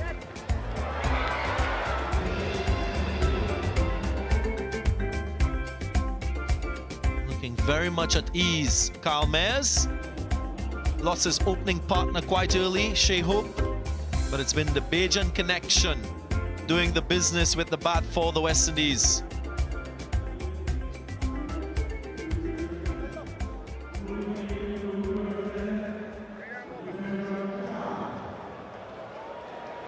As we've been talking about him, Rendra Chahal comes into the attack. What will be Mayer's approach? Will he let him or allow him to settle into his rhythm, or will he take you on? Playing a miss straight away, Chahal.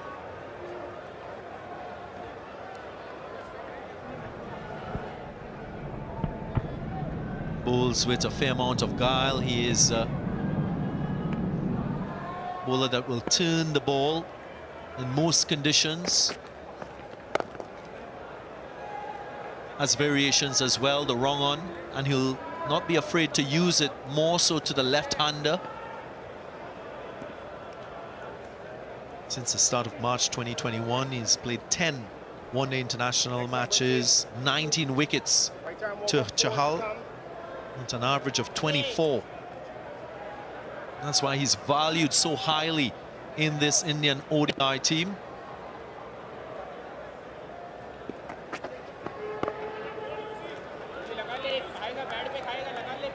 Right on target.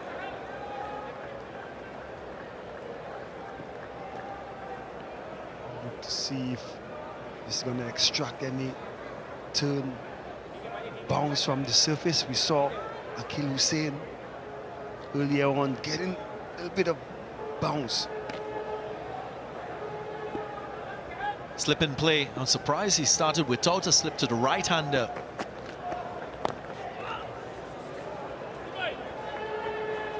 We'll also see pace variation from Chahal. He wouldn't bowl every single delivery at the same pace already. First 3 deliveries, 86, second 76, and the third 83 kilometers per hour. So a bag of tricks from the Indian wrist spinner. Critical moment in this one-day international.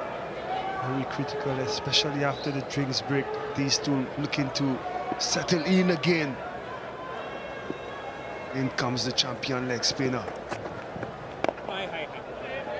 Starts off well. 1 run from the over. It's 95 for 1.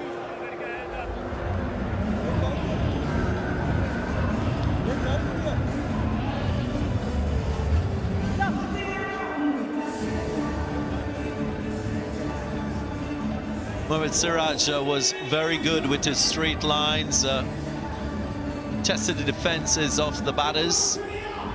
Prasidh Krishna as well, supported in that opening spell. Thakur was a bit expensive, but both Aksan Huda, they were holding bowlers, so to speak. Just seen the introduction of Chahal. I'm sure in this power play too, we'll see spinners bowling in tandem with each other.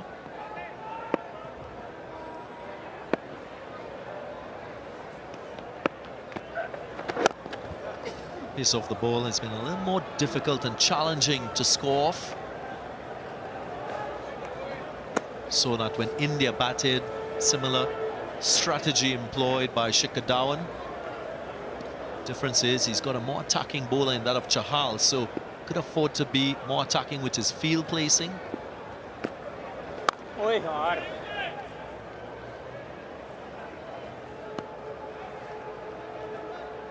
And it's important that with the introduction of Chahal, West Indies keep the scoring from the other end.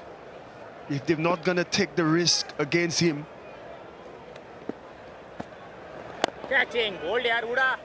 make sure the next end they put pressure on that bowler. Don't let two bowlers dictate the pace of play.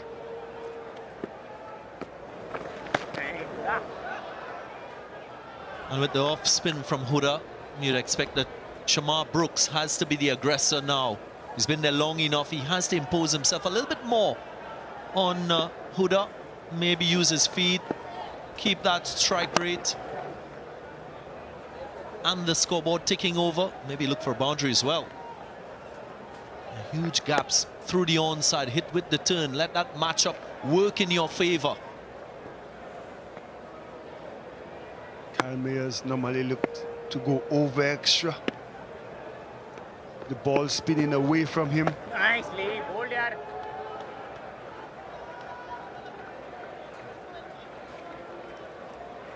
Even at this moment, it's just overrun a ball. So if they just keep it ticking, a boundary here and there, it keeps them within range. Nicely, no run here. Well done, Iyer. Well done, buddy. Good over. Well done. 18 gone, 99 for 1.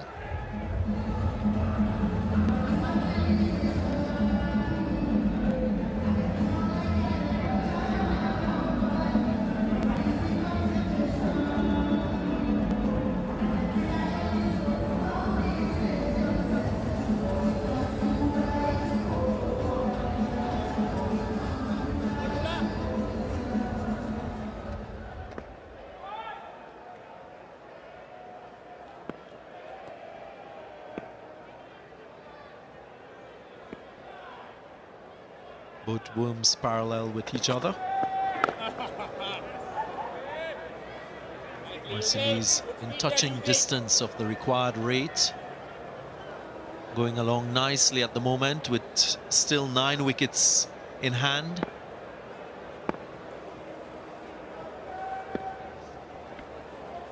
Keen to see the degree of turn extracted from Chahal on this surface.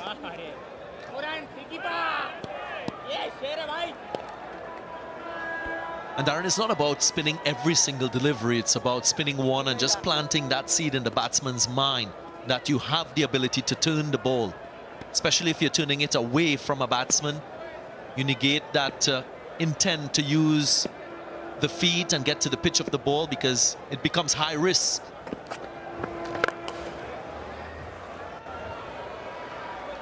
Yeah, and as a batsman, you see one ball turn. There creeps in the doubt.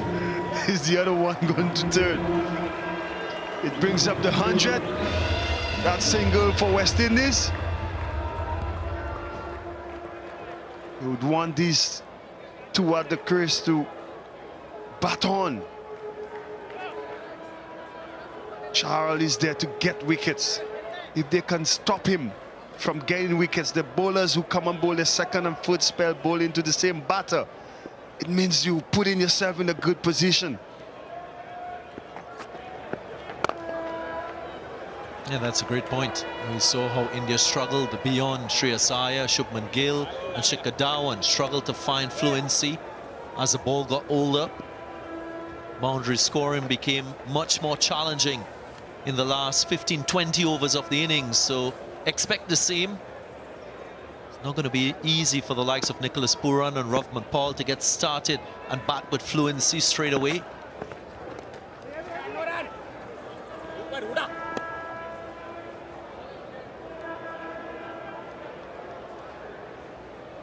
India just playing the waiting game, and rightly so.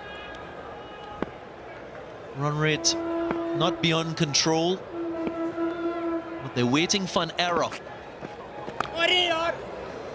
Yeah, there is that turn. That's the turn that will create so many doubts in the mind of Kyle Mayers. 19 gone, 101 for 1.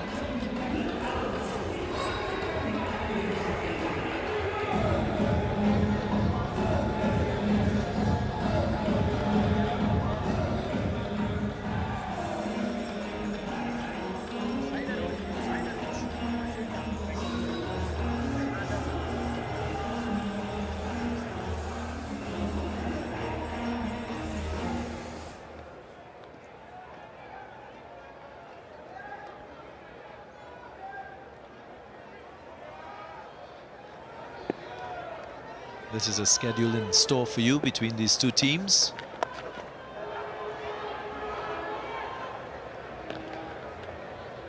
First of 3 one-day internationals to be played right here at the Queen's Park Oval, and then there will be that solitary T20 international to be played at the Brian Lara Cricket Academy. For the first time, that venue south of the island will host a T20 international.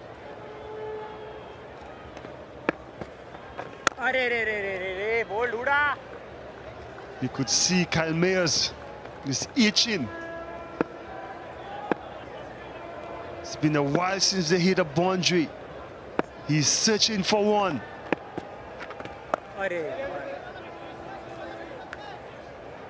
Now is the time maybe Brooks goes down to him and said, you know what? We must learn to absorb some pressure. Just don't get out.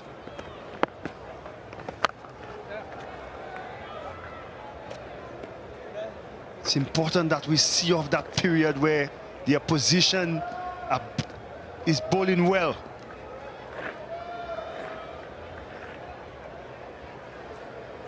So got to try and get a runner ball.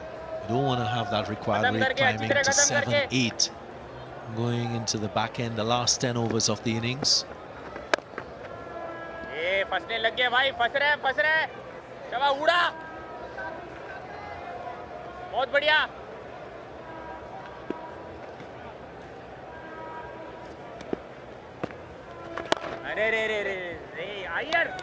Another dot. Just 2 runs from the over. 103 for 1.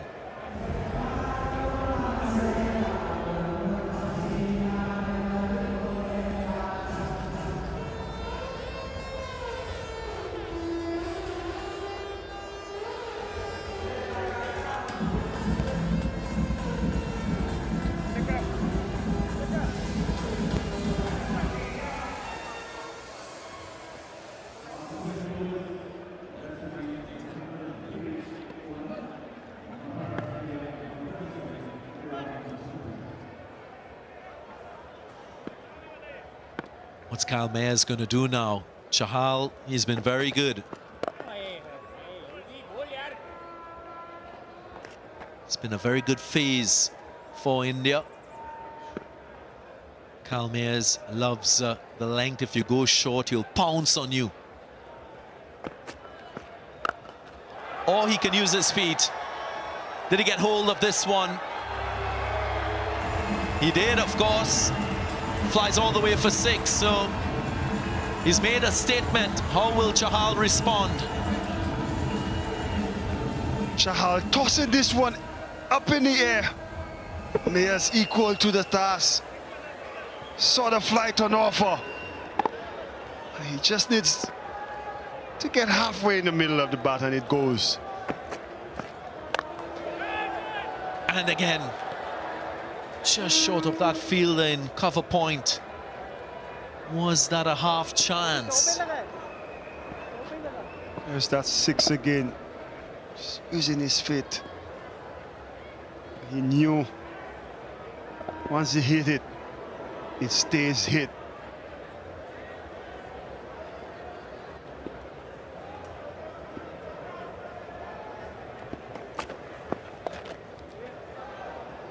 Here again, you saw Darren Sammy, that element of surprise, a little more flight, the guile from Chahal. He was ready for it. Kyle Mayers.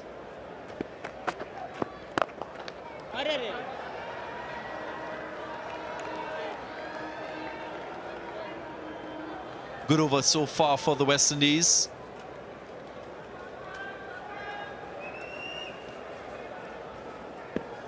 Eight runs from the over. One delivery left.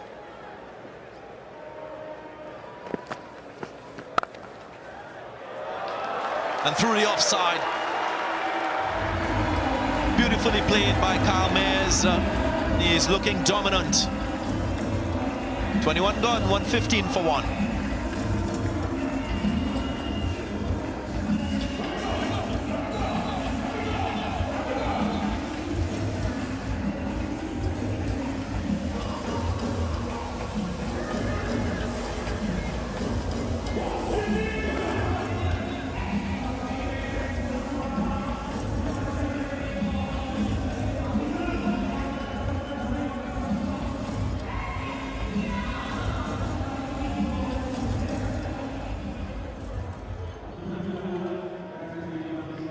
'99, this partnership between Mayers and Brooks. He's played this shot to perfection. Just enough length for him to give himself room to find the gap offside.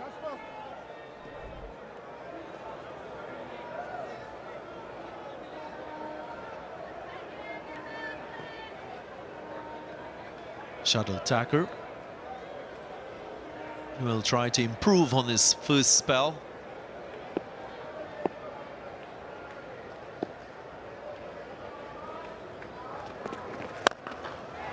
Up and away. He turns it on to Shamar Brooks. Hits through the line and connects well.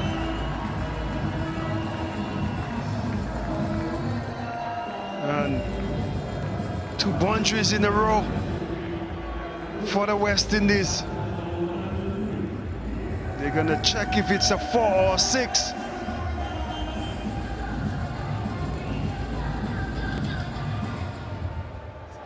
And 6 it is.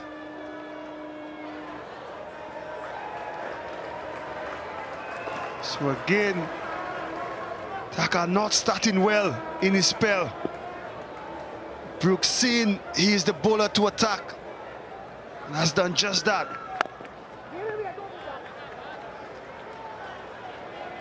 He's been quite expensive in ODI cricket. That 6 also brought up the 100 partnership between these pair. 105 to be precise, for 105 deliveries.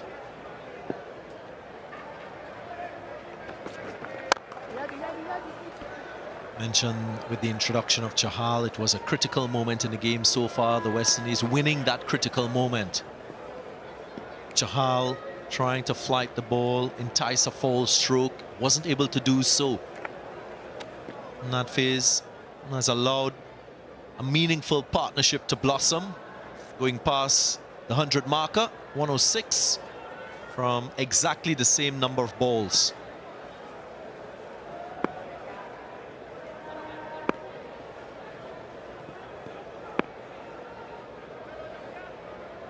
Pressure now on the Indian bowlers. What will Captain Shikhar Dhawan do?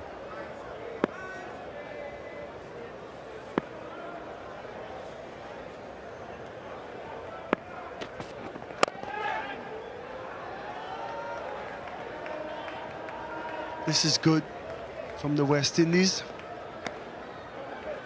Often you see a boundary and a couple dots, but so far they've been rotating the strike after a boundary.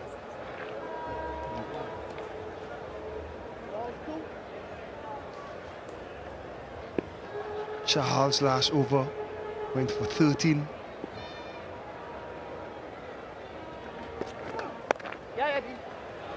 One for the cross-seam delivery. We've seen that from Thakur in T20 cricket. And of course, using a similar skill set in 50-over cricket. Hasn't been able to gain success in terms of wicket-taking. Thakur. Good over so far for the West Indies. 9 runs from it.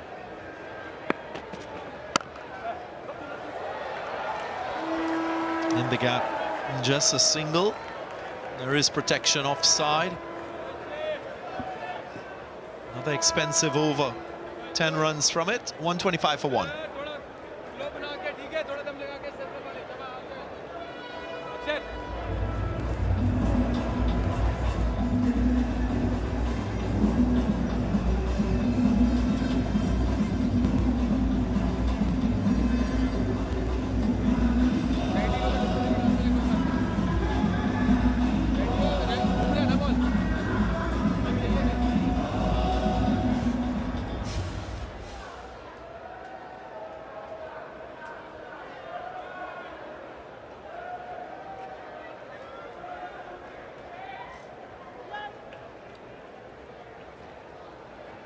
.125 for 1. Yuzvendra Chahal continues. Kyle Mayers has gone along solidly.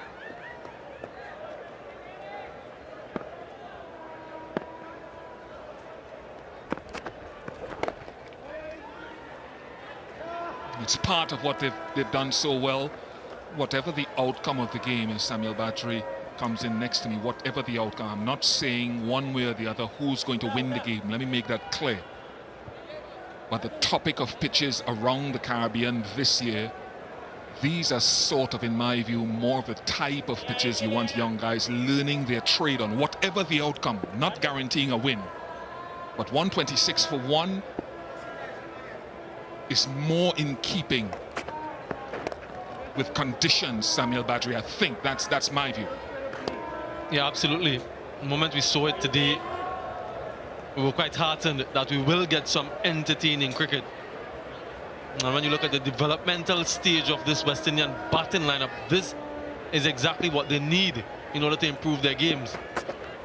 And I'm with you in terms of not guaranteeing an outcome, but at least they have the raw ingredients on which to work and on which to learn.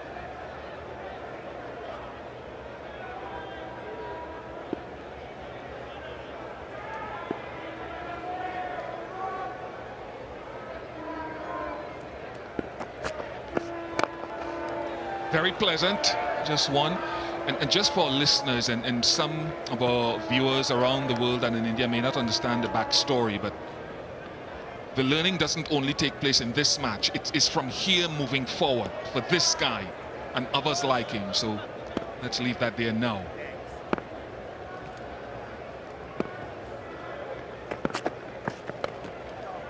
Very good. That's another boundary. Brings the Queen's Park Oval crowd to life. Yeah, that appears to be a googly that has gone awry from Yuzvendra Chahal. Ended up being, yes, down the leg side, too easy for Kyle Mayers. Really is a good surface, very little margin for error.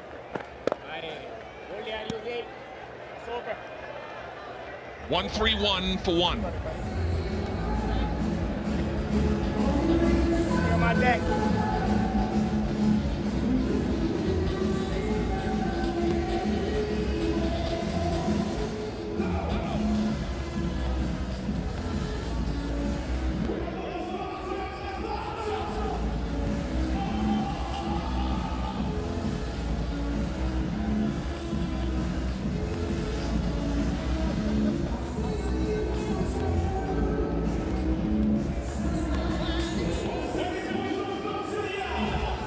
To sort of have a gauge as a viewer of where the other team was at a similar point. Well, there's only 6 runs in it at this stage, but you want to try as a chasing team to get ahead of the rate required if you can. Both teams had only lost 1 wicket.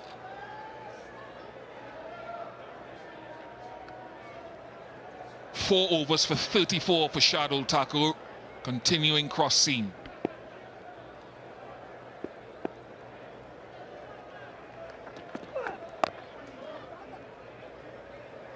Yeah, into his 5th over and he's already had 3 spells.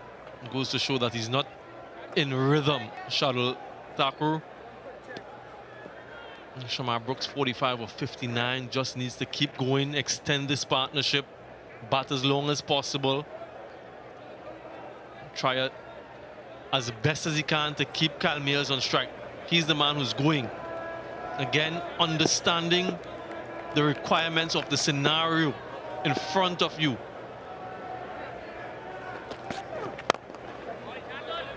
Which is to play the supporting role just like that. I'm not saying if you get an opportunity to score the boundary that you don't take it, you take it, yes. But try as much as possible to give the strike to Kyle Mayers.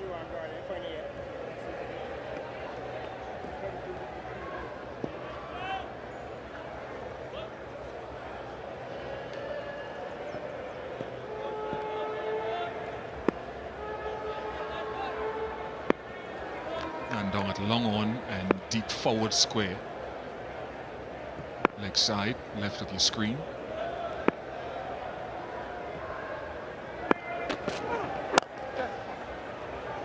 It's an improved part of the game where he's knocked the ball down the ground. And here at Port of Spain, Trinidad, in terms of highest scoring rates and ODI venues since the start of 2017, minimum 4 matches, Port of Spain, Trinidad, on that list.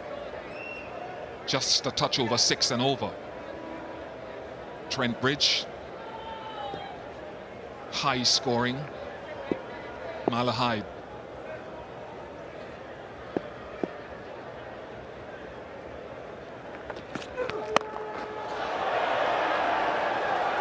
Shadul Thakur so often does it.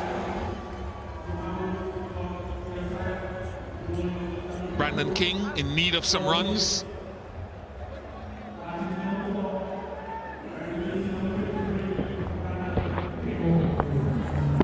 Now short delivery from Thakur. Shamar Brooks found Mohamed Siraj out in the deep. Shreyas Iyer, beg your pardon, took the catch comfortably in the end. A little bit of celebration as well.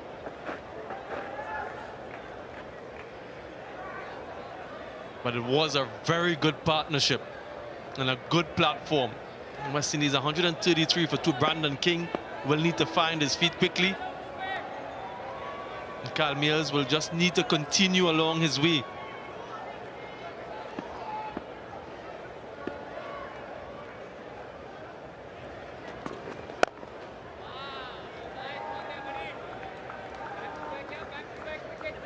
I wonder too about the line of a short ball. If it's a short ball at the left shoulder of the right-handed batter, then he'll perhaps hit it behind square. If it's over off stump or just outside off stump, which it was well outside off stump, he had to try to fetch it and help it. And that's what bowlers are looking for. How can I get him to hit it where I want? He definitely had to fetch it from outside off stump. King off the mark. 1-3-4 for 2.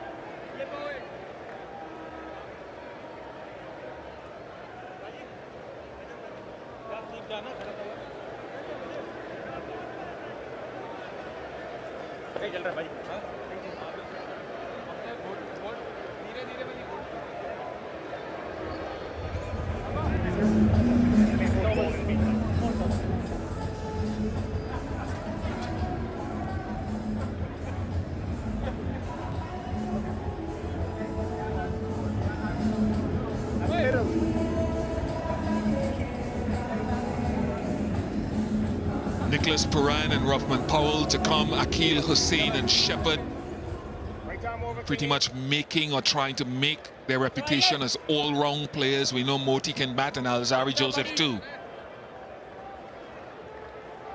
Brandon King mentioned in need of runs. Since that 91 against Netherlands, he's gotten 10, 4, 0, 8, 11 and 8.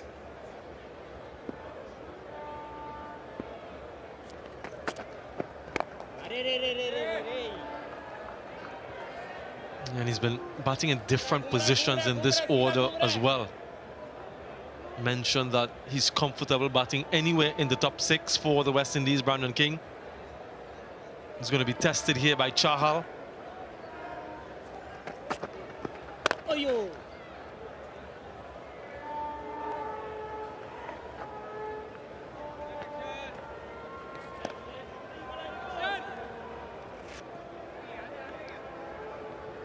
घुमा दो उसके लिए easy हो जाएगा सीखिएगा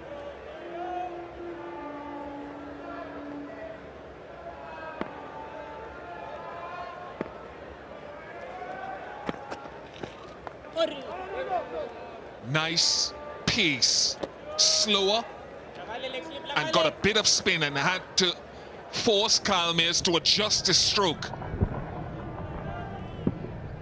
And this is what he does so well, Yuzvendra Chahal. Bowls very slowly at times. The length is so important. So sometimes as a batsman you think it's there, but it really isn't, and you go through with the shot anyway, and all you manage to do is sky it. So far they've played him quite well in West Indies, and they'll identify him as one of the main threats in this Indian bowling lineup. And if they can negate him and target the others, then they would do well. So maybe are you saying something like, don't give him any wickets, but maybe if he gets one, that's the maximum you want, and if you can take 40, 45, maybe at a minimum off his 10 overs, as the man you're looking to take wickets, maybe that could be a plan.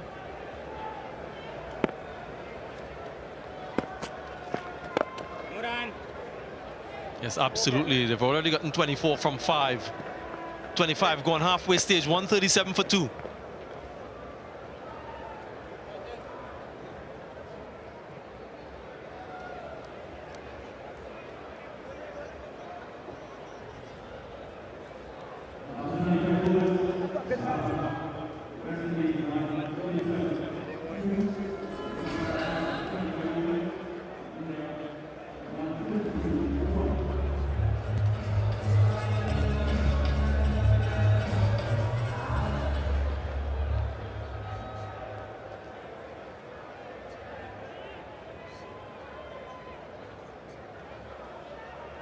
.172 more required.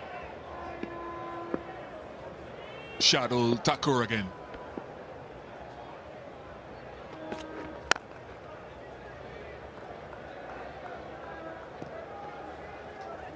You shouldn't feel any pressure, Brandon King, to get going immediately. Still has some time to adapt and adjust. Neck and neck, these two worms. So this match is quite nicely poised at the moment.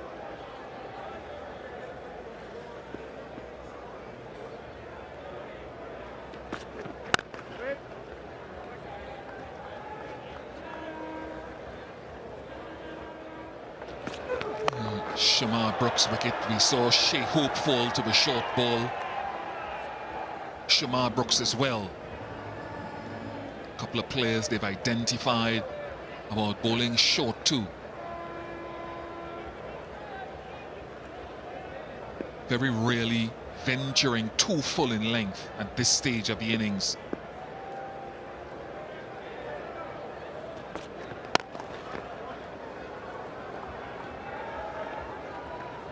Just quickly too, if you're the West Indies in the run chase, however it goes, you want to identify where do we want to be at 30 overs. Is it around that 160 mark? Just saying. And then for the next 10 overs from 31 to 40, if you have wickets, can you get to around that another 60 runs, 65, and try to tackle 75 or 80 off the last 10 if you have wickets in hand? That's the theory. One way.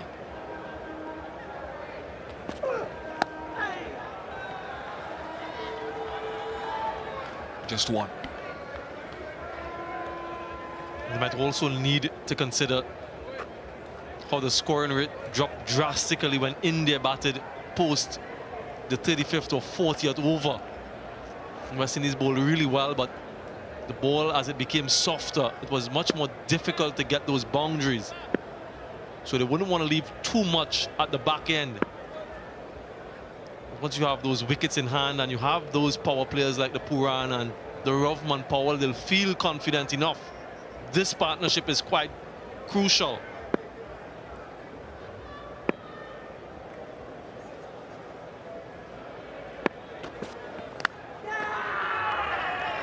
Finger goes up.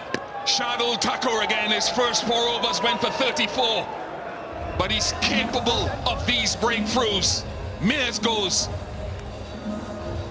Just mentioning how important this partnership is. And Shardul Thakur breaks it.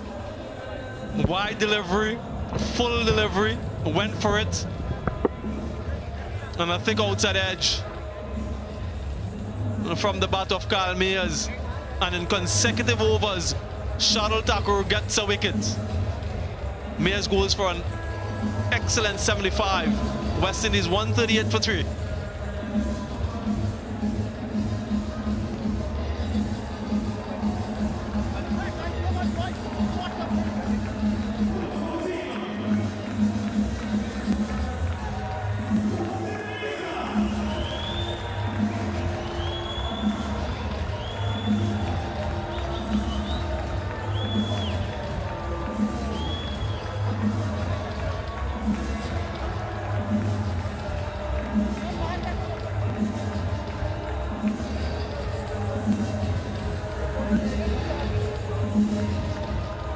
The West Indies captain Nicholas Puran coming off that half-century against Bangladesh in the previous one-day international. We talked a lot about what the West Indies would be hoping, but India have removed 2 set players. And maybe just trying to hit that one square of the wicket. Kyle Mears, feet nowhere close to it, just hands. And unfortunately for him and the West Indies, had to go. Thank you. Indian fans in the stadium and around the globe would be very happy and pleased with that outcome. But Nicholas Puran has a tremendous record against India in one-day international cricket.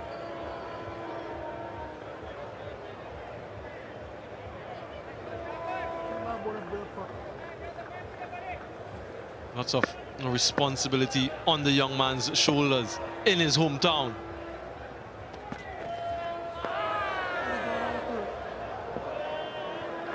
Plenum is first up, 138 for 3.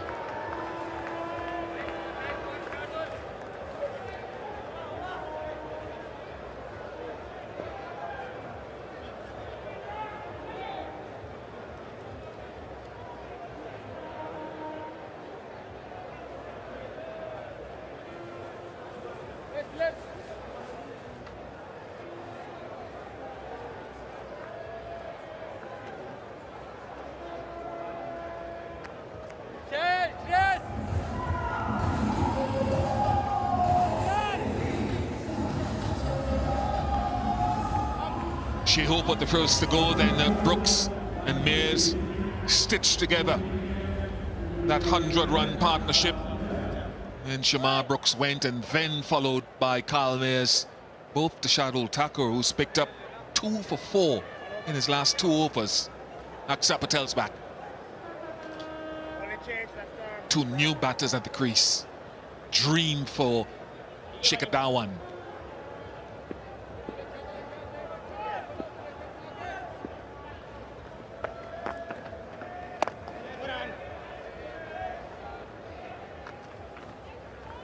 Leading into this game, Nicholas Puran spoke a lot about belief. Belief in himself and belief in his teammates, and the belief that they can fight and compete at this level. Well, he has to show that belief, and he has to show that skill out in the middle.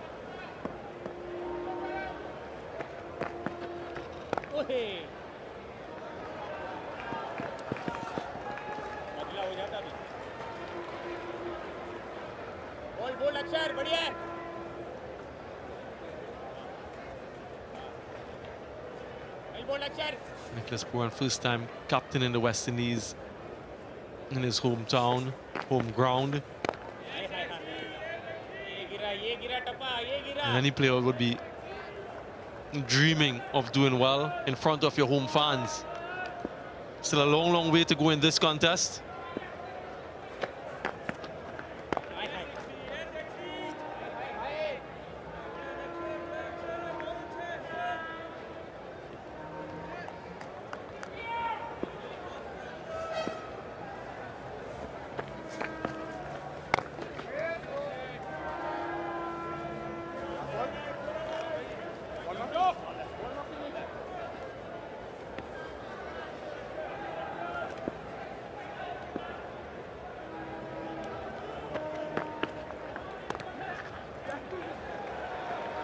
Just trying to bowl as straight at the stumps as possible. Axar Patel nudged away for a couple. 142 for 3.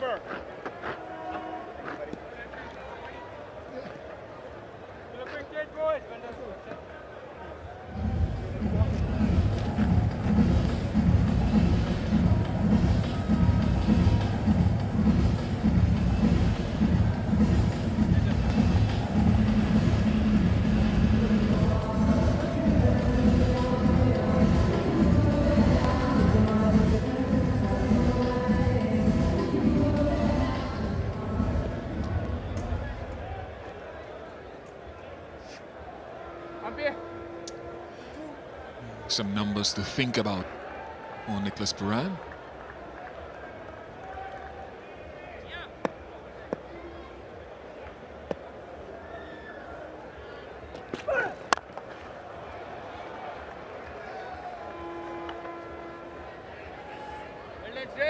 And as much as we saw that graphic there against this opposition leading up to this game, 354 runs for Puran, average of 44, strike rate of 107.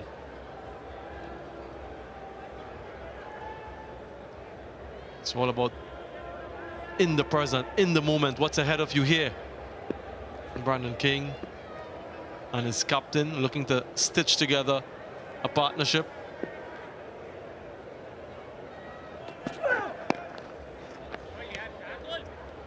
In pursuit of what would be a famous win. The last time they won here at the Queen's Park Oval Pitch, that 2008 game, West Indies against Sri Lanka. Shivnarine Chandrapal was the hero in that game. A 4 and a 6, last 2 balls off Chaminda Vaas to steal victory from the jaws of defeat.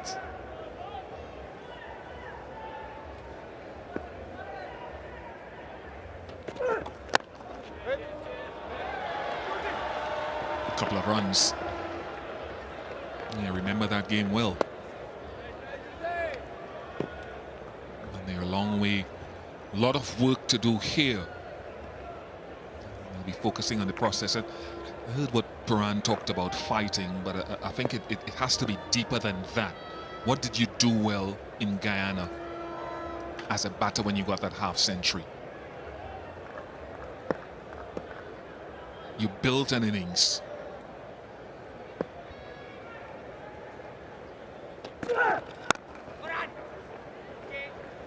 Got yourself in and then expanded in very difficult conditions. So I think technically breaking it down, in addition to talking about the fighting spirit which is applicable, is the key thing.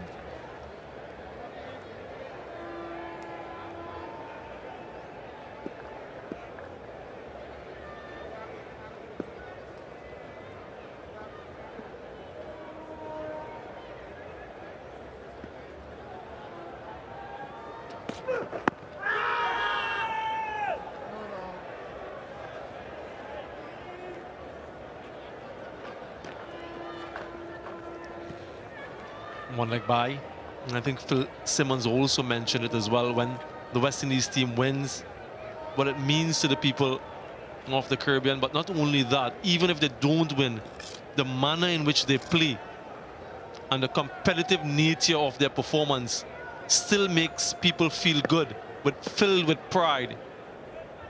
So irrespective of the result, you want to give a good showing.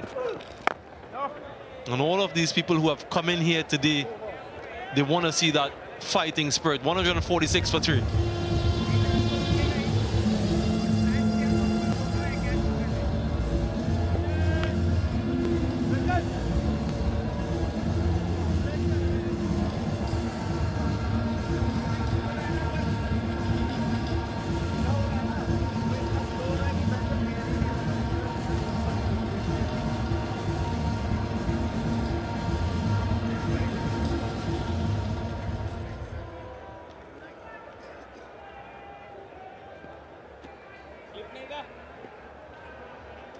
Required rate drifting to 7.5 per over. Axel Patel again. His ball largely at the stumps of the right-handed batter.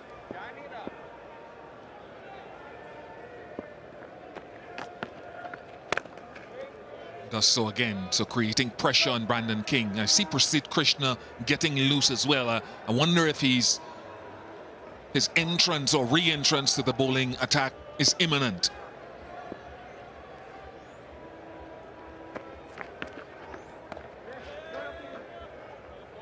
Yeah, they've removed the slip and put him in that area, that short third area, where Brandon King is just looking to deflect the ball. And it's really an uncomplicated plan here from Axel Patel, just to fire it in at a good length and wicket to the right-hander.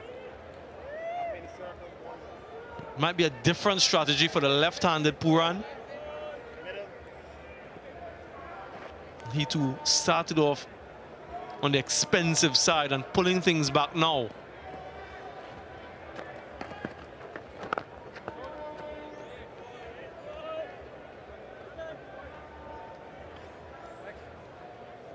I think it's definitely Prasid Krishna after an excellent spell from Shardul Thakur.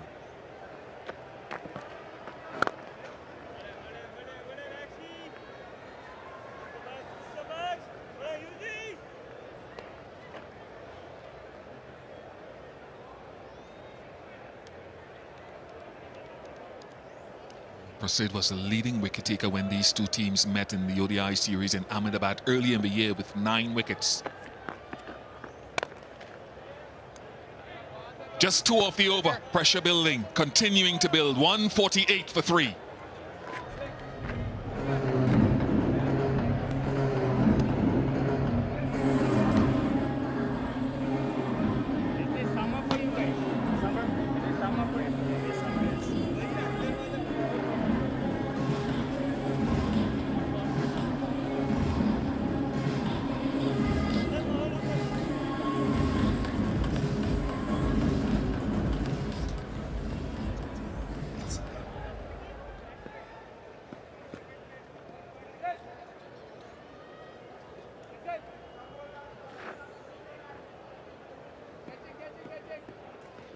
Economy rates improving for India as a collective bowling group. 2 very important wickets from Shardul Thakur.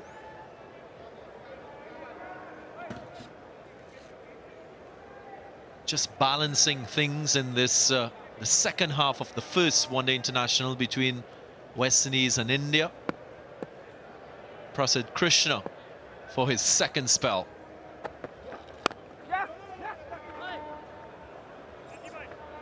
Darren Sammy alongside me. Another critical moment, you would think, this partnership for West Indies. Very critical, Darren. Could see 3 big boys there. Narayan, Pollard and Ravi Rampal. Wonder what they're discussing. I think they coordinated dress codes. One thing I know about you 3D boys, you all like to speak before you all go somewhere and say, maybe we wear black today, or red, or white, and park the same place, drive the same cars. Yeah, that's how you all operate. But we working for Whispers now. We are also in uniform. The single brings up the 150 for the West Indies. And it's a really important partnership. They got the start, or rather the partnership between Brooks and Mayers. And ideally you would want them to take it deep into the 45th over. So the likes of Puran and King and Powell.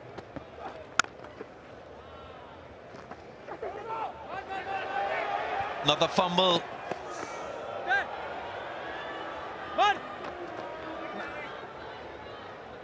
Could have been risky for Nicholas Puran. But with a high intensity all the time. So he'll be searching for every single run. Captain Puran. Yeah, and earlier in the over, it was a quite comfortable single, but Brendan King misjudged it. Cannot afford any runouts right now. Puran, if he stays, he could really take the game away from India.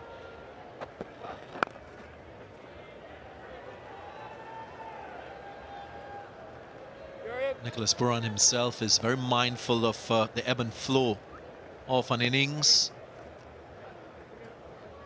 When it's important for a batsman to switch on and not allow the opposition to seize the initiative, he will know that him being there is going to be critical for the West Indies if they are to go on to win.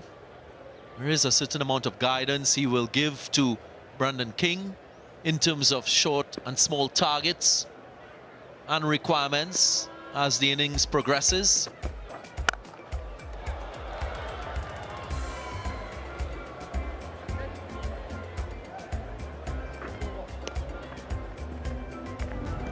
Single to end the over, 152 for 3.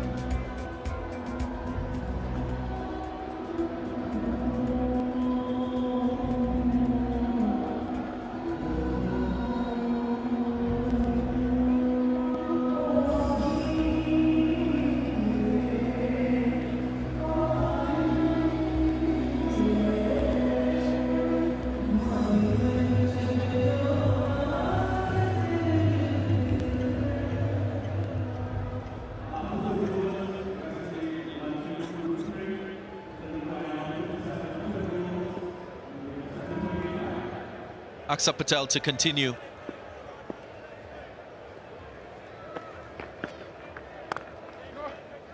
It's important that Brendan King gets off strike early up in the over. We know how Nicholas Puran fancies left arm spin.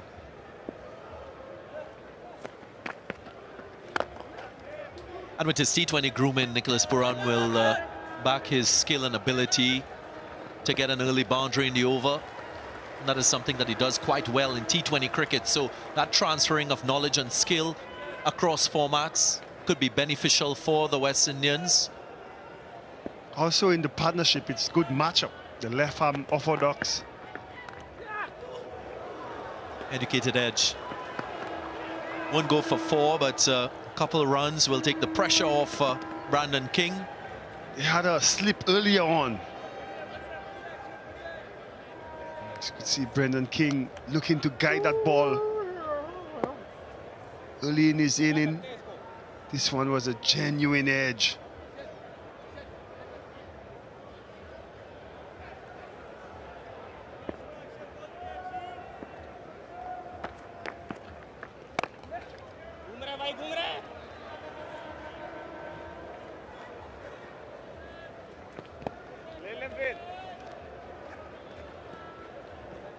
How does Nicholas Puran approach the remaining 2 deliveries of this over? There is a deep mid-wicket. They're mindful of that slug sweep that he plays so well.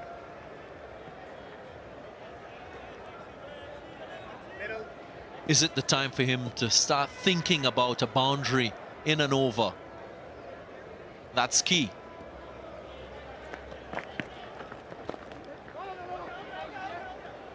Sami, you said it. With 20 overs remaining, it's a game of getting 152, 153. Give the West Indies a 115, a 20-over match. You think they have a good chance of winning it, eh?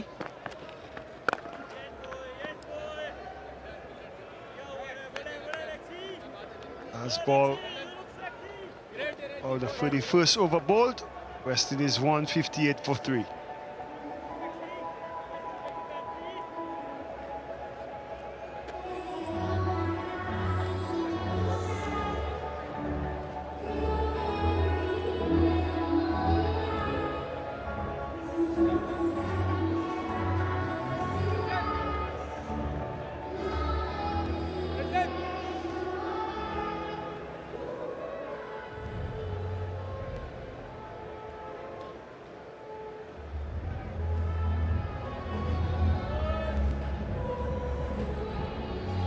Some daylight between the worms, an indication that India and its bowlers are getting themselves back into this game.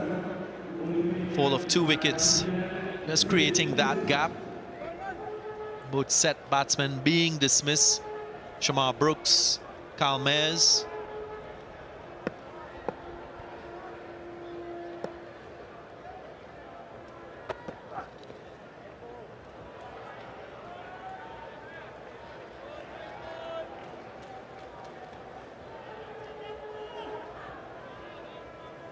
Rovman Powell is such a powerful striker of the cricket ball. He'll need to take some time to get himself set if he gets an opportunity.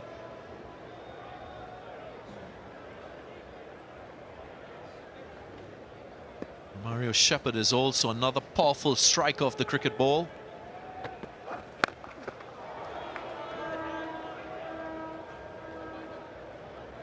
Required rate approaching 8 at the moment. That will be on the mind of Nicholas Puran. He also knows that once he takes the game deep, he's fully capable of getting that run rate down within a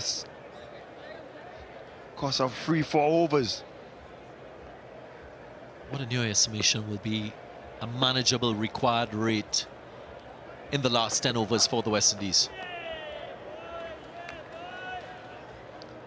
I think in any cricket, if you could restrict the scoring rate to less than 2 boundaries and over, then it's manageable. Once it goes past 10 and goes up to 11, it means you're asking for 2 boundaries. And so far with the surface, it's quite true. You said 308 was enough. But with the power West Indies have in their batting lineup, game could change. But West Indies have to look to bat out 50 overs, something they've not done in a long time. So far, seem to be in an okay position. We know what King can do. We know what Puran can do. We have Rovman Powell who've been batting well in the shade. But it's important right now. They need a partnership to take it to the 41st, 42nd over. Goes for it, Nicholas Puran. Yeah, he's such a good player, especially if you're short.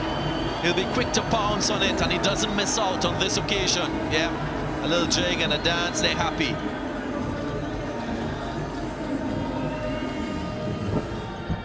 Captain, very balanced at the crease. Swerving, playing at home. He would want to take this game home for West Indies.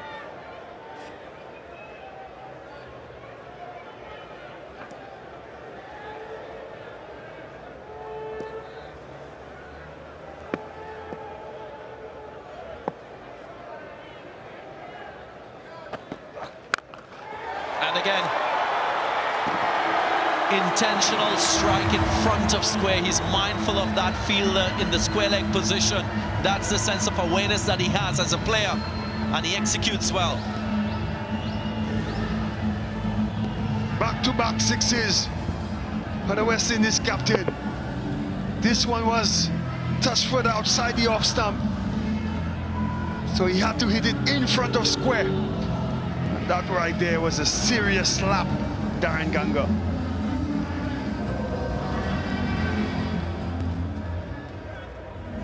Slap with disdain from Nicholas Puran, the West Indies captain, has prompted a discussion with Shikhar Dhawan. There's the first one, down the leg side. This one was hit with authority. And India would be wary of Nicholas Puran. He's one of the batsmen that could really take the game away from you. We just spoke about him. 12 runs within the space of 2 balls. And that's what he can do. He needs to stay at the wicket, bat longer. And all of a sudden, the rate is coming down.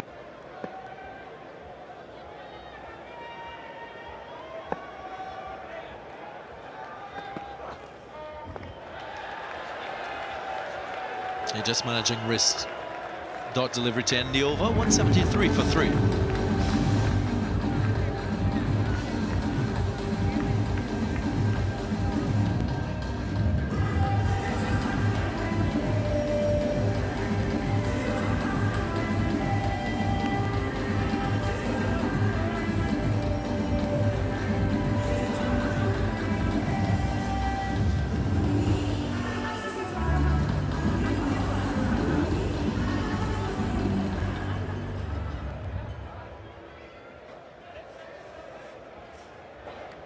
Trinipasi stand to the left of screen. Always very entertaining looking at cricket from that vantage point. It's an all-inclusive section at the ground here. Usually there's a half-time entertainment show. Tend to find the party goers in this section.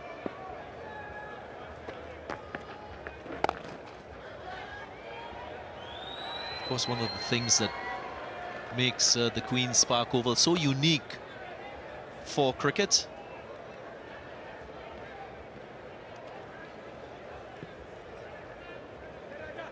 You've been in there, Darren Sammy? Yeah, when I'm bowling. Few times. I'm just joking. It's a good place to watch the cricket. The vibe is always good. And if it's one thing about the crowd here, when the local boy is in form, the support is always good. Gives you that extra man on the outfield supporting you.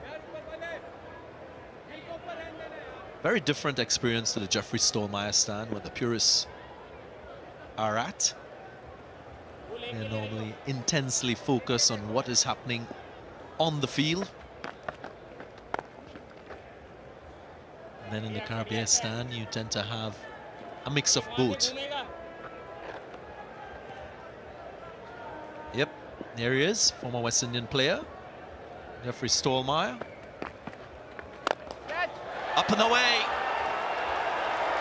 and goes for 6. And that's the confidence that he's gained from his captain, and he does very well.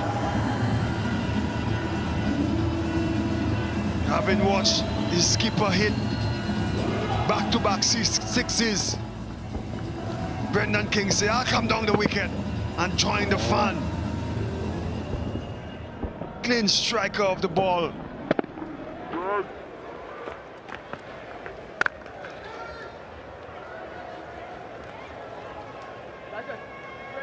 It's an element of the game that is an asset for the West Indians. The ability to hit 6s. Darren Sammy, you know about that in T20 cricket and how that has worked for your team at ICC World Cups. Power on show, end of the 33rd, 182 for 3. And we will have a Blue Waters drinks break.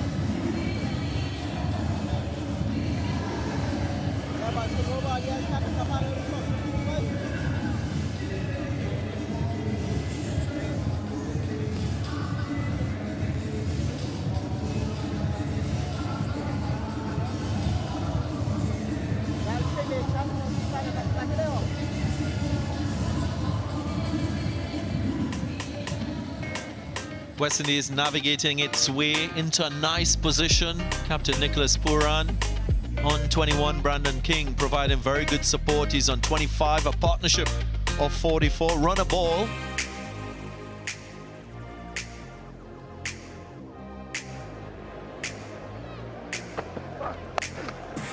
Three sixes coming off the bats of Nicholas Puran and Brandon King.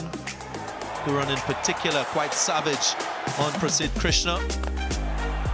And the elegance of Brandon King off the spinner also on show.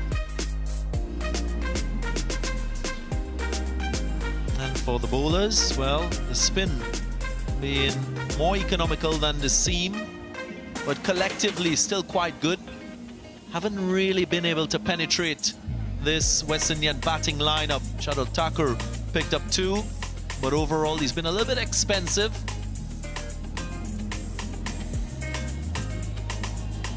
This is where we are at in this first one-day international. The West Indies, they require a further 127 more of 102 if they are to win.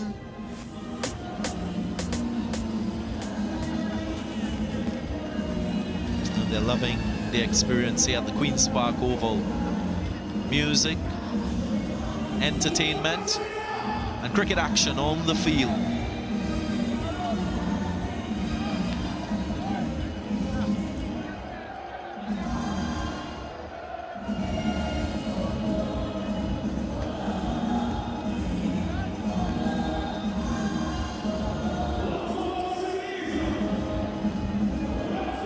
Both captains so far look relaxed. You see Shikhar Dhawan smiling. Nicholas Puran is the key. He bats through to the 43rd over. West Indies will be in a really good position winning this game.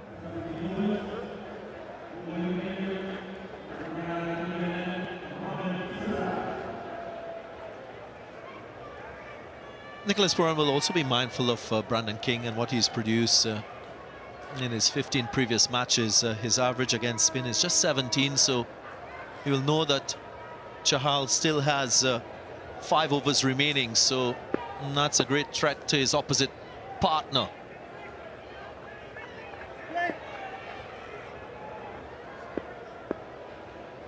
For now, it's Mohammad Siraj, and King will be more comfortable. Loves pace on the ball. He loves hitting the ball through the offside.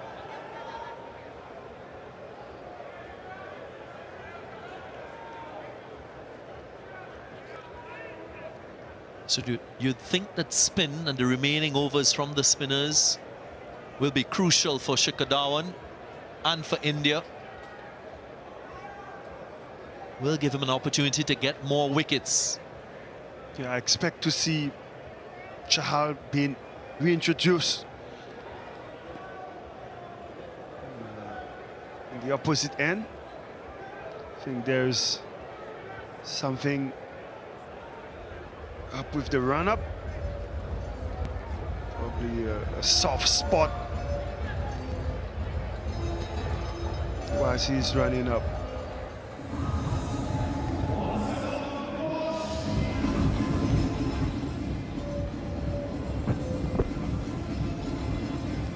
Just losing his foot in there, Mohammad Siraj. Might just need a drying agent to be applied to that area. We've had quite a bit of rain in Trinidad and Tobago in recent weeks. Of course, it's the rainy season, or the hurricane season, as many refer to this time of the year. Yesterday, there was quite a bit of rainfall that prevented the West Indies from having a full training session.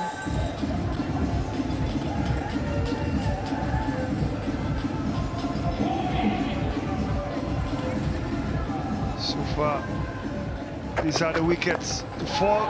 Hope set up by Siraj with that short ball. They're getting a lot of deliveries being pitched up to him. And again, another short ball. Brooks trying to hit this one into the stands. Could only get it to deep square leg. And Kalmia's batting so well. Chased a wide run from Dhaka. Getting now caught behind.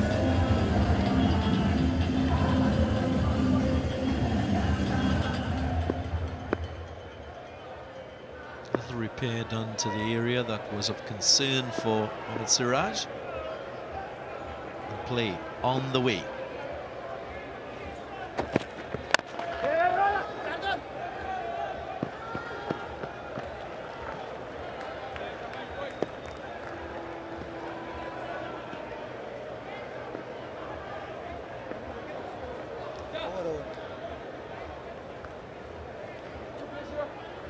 We saw when India batted, they were, after the second drinks break, they were in a really good position. Thank you. After only losing 1 wicket. And it almost seems like a message was sent to up the tempo. And then you saw Shikhar Dhawan and Shubman Gill getting out quickly. And that kind of gave West Indies that momentum during the next block of 7 to 8 overs. It's important that these pair build again after the drinks break. You're right, Aaron Sami. It was about the 33rd over to the 43rd over, that 10 over phase where India lost 4 wickets in quick time, really stifled their ability to accelerate and to score freely and to build upon the platform that they got. The West Indies will be mindful of this phase. Nicholas Puran in particular, he often talks about winning those critical moments in a cricket match. Well, he's there.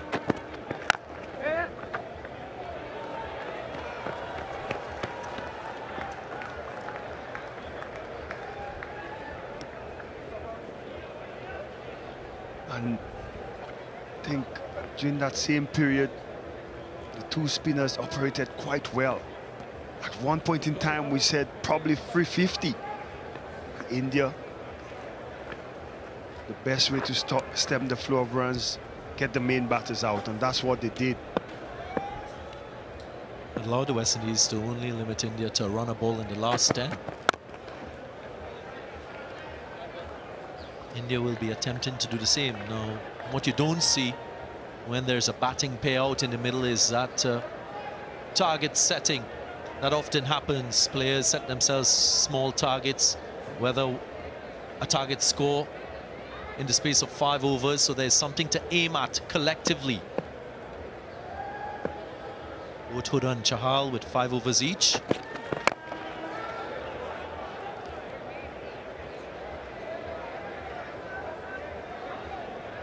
What you can say about Nicholas Puran is he's worked really hard on his match-winning ability with the bat. We've seen it more often in T20 cricket. What he's able to do is to assess the equation, set small targets, target particular bowlers as well. That's how he's been able to navigate his way through the different equations and gain himself winning outcomes.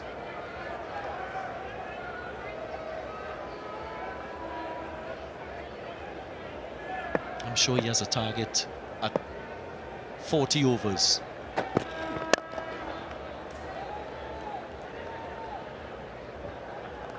Single to end the over. 34 gone. It's 186 for 3.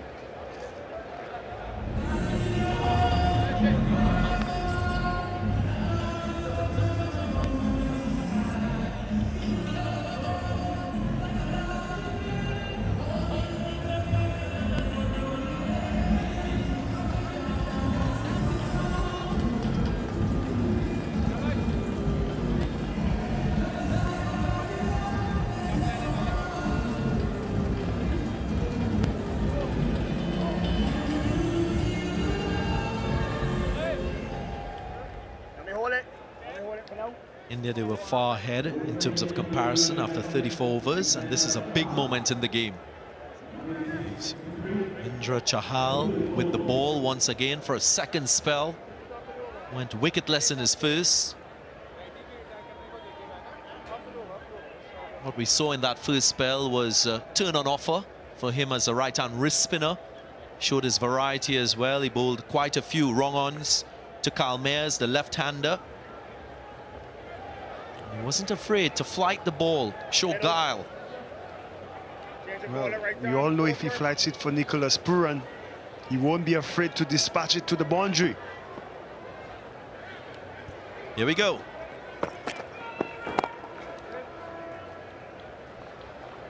Put it nice and flat there.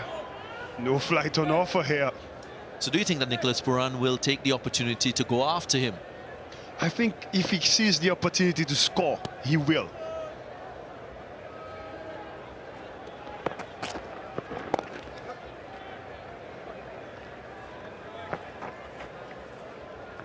They're scoring freely at the other end.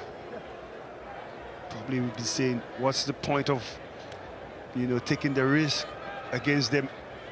The bowler who comes on to get a wicket.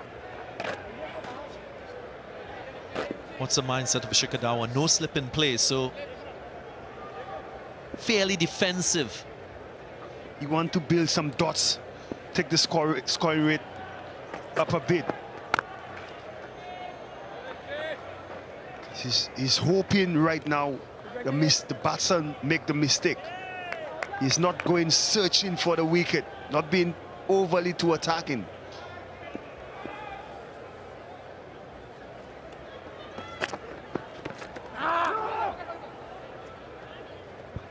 Good so far from Chahal.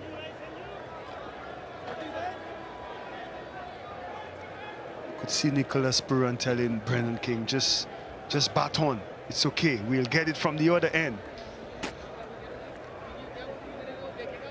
Same as Shikhar Dhawan probably asking, how can we get a wicket? What else do you need?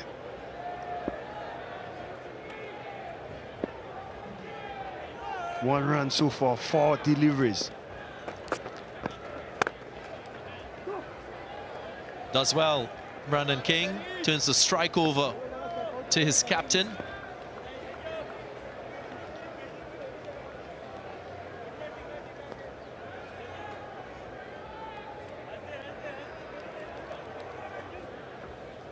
Intense contest on our hands.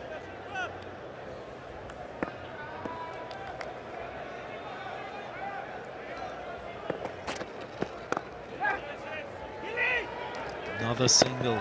Measured and watchful, Nicholas Puran. 189 for 3.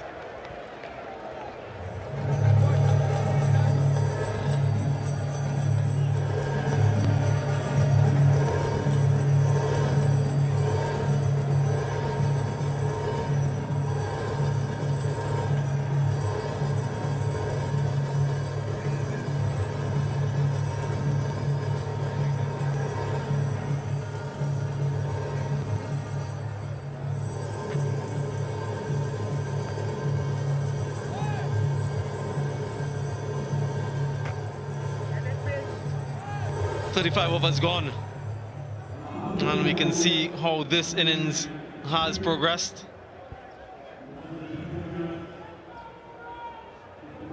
Just the 3 wickets falling so far for the West Indies this partnership. 51 from 56, so another good one for the West Indies.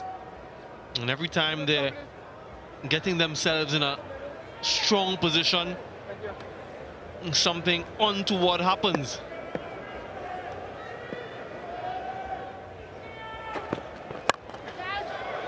Just like that. The big wicket, the wicket off the captain, Nicholas Puran, and success for Siraj.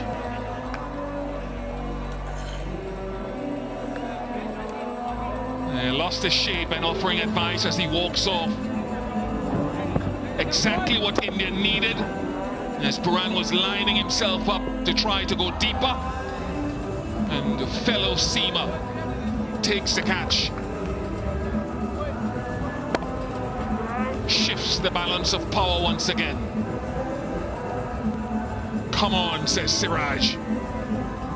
Puran goes for 25. It's 189 for 4.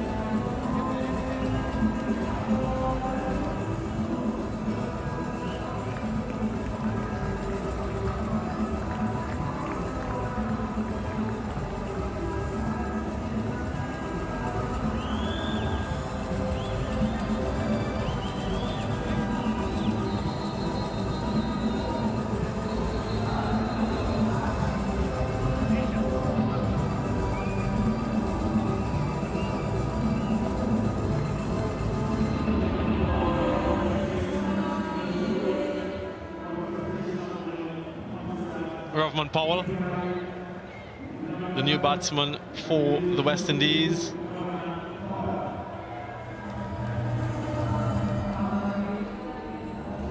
Lots of work for him to do. This is the reason why he's here.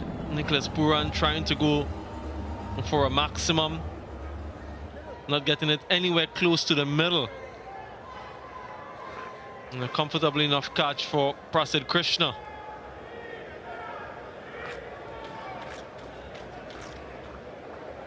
And the two Jamaicans out in the middle for the West Indies. But lots of work to be done. 120 from 89.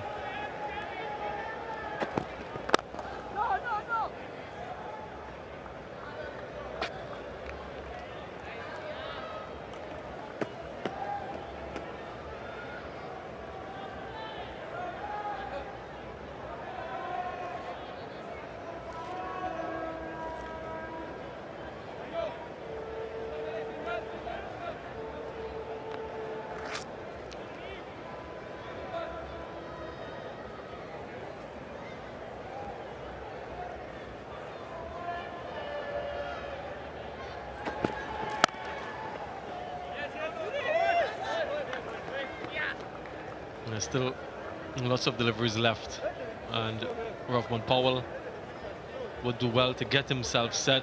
Does get used to the conditions a little bit. He still has some time.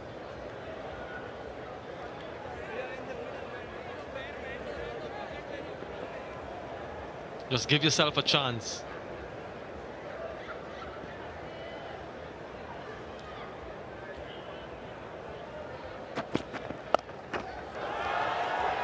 Off the mark with the boundary.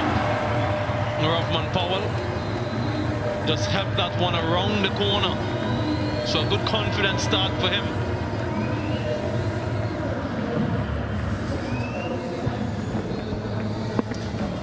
He found the gap nicely, and in taking off for his run, he almost crashed into the bowler Mohammad Siraj on his follow-through.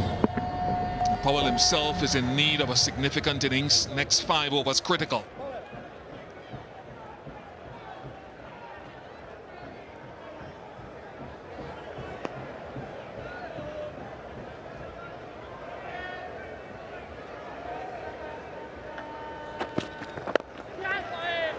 Just short of the fielder.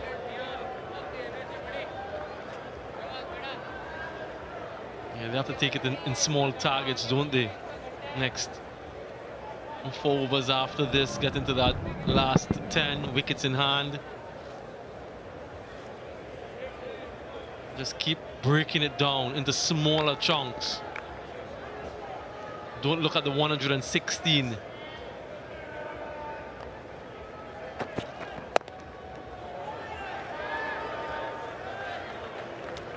End of a successful over for Mohammad Siraj. 36 gone, 194 for 4.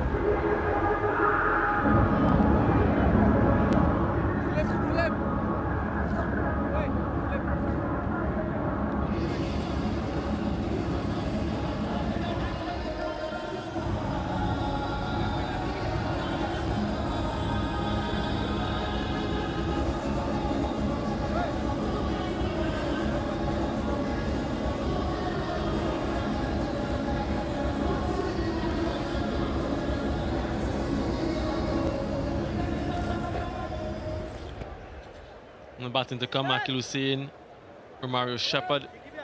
Just wonder what the status is with Gudakesh Moti and that finger. Joseph and Seals.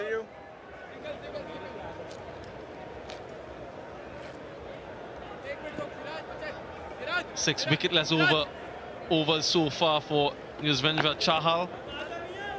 Has a slip for the newer of the 2 batsmen, Rovman Powell.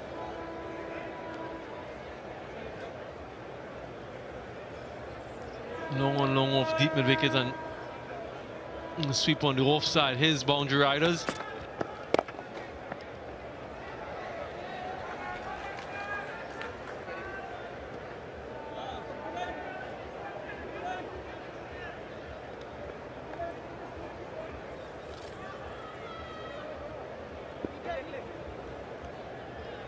And they continue with the slip for Brandon King.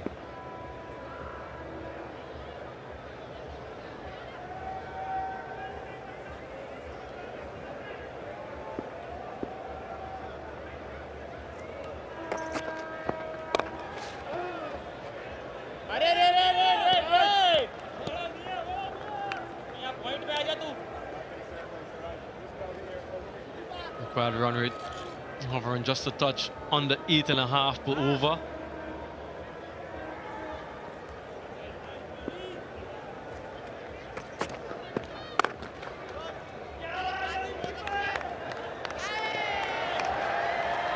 Some antics from the Indian captain Shikhar Dhawan. Always plays with a smile on his face. Such a jovial character.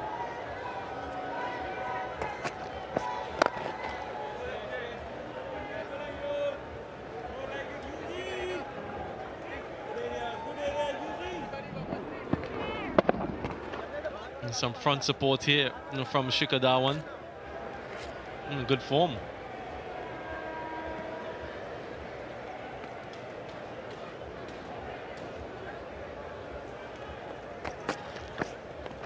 Edged and gone.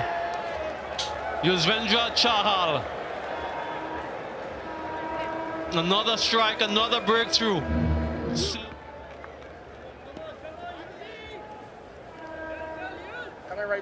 Attacking field from Shikhar Dhawan. Slip and leg slip. Chahal goes round the wicket. No protection on the offside boundary apart from the long off. And 3 fielders in the deep on the leg side.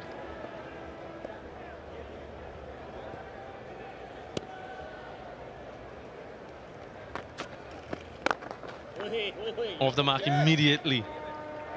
Akil Hussain brings a successful Chahal over to an end.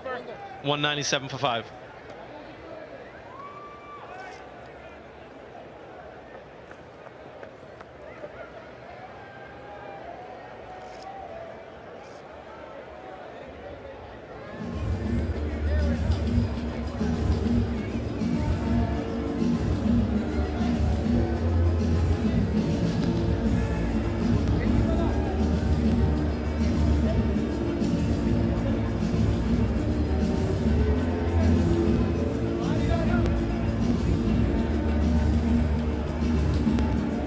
Useful starts for the majority of that middle order.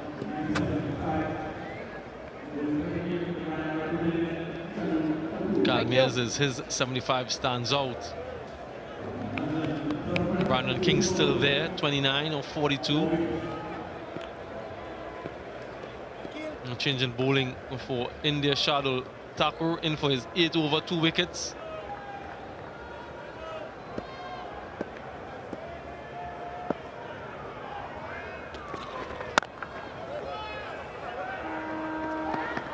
Ball is for 2. They will get 2. They'll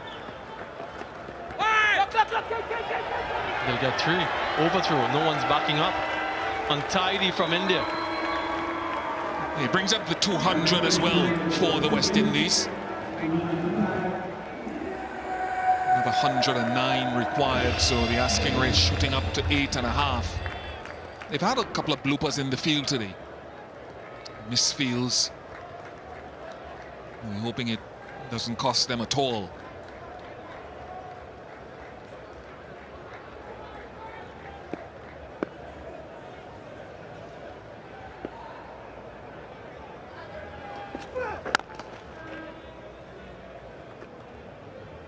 And that's one area And Brandon King certainly needs to improve upon. Lots of deliveries that are short of a length. He's finding the fielders. He's not able to rotate the strike with that regularity that you need, particularly through the middle phase of the innings.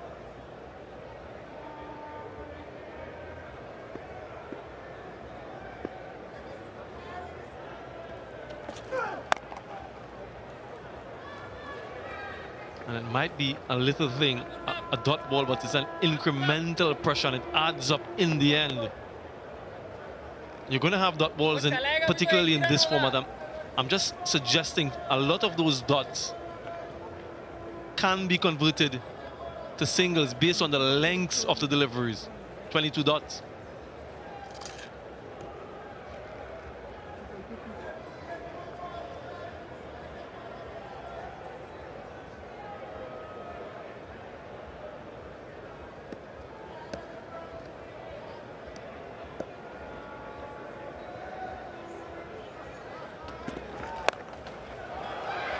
In the gap, Akil Hussain gets himself a boundary.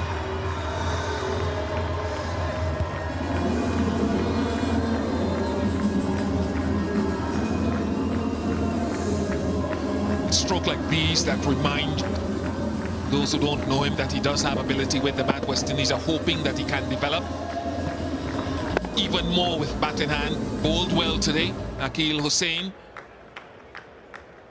And again, you have to beware of Shardul Thakur. He just has that ability to nip out wickets.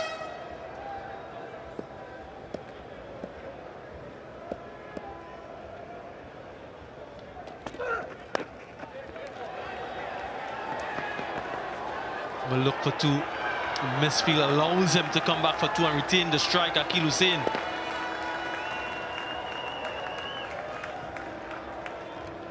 This over already costing some 12 runs.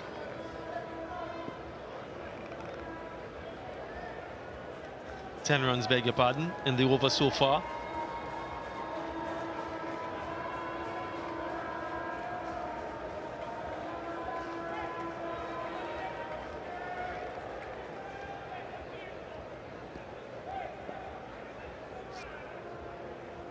A bit of a discussion has resulted in a change in field.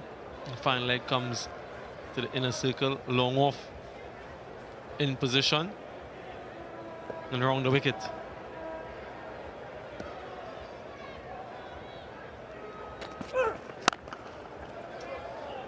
Finds the fielder. Akil Hussain, 9 runs from that over, 207 for 5.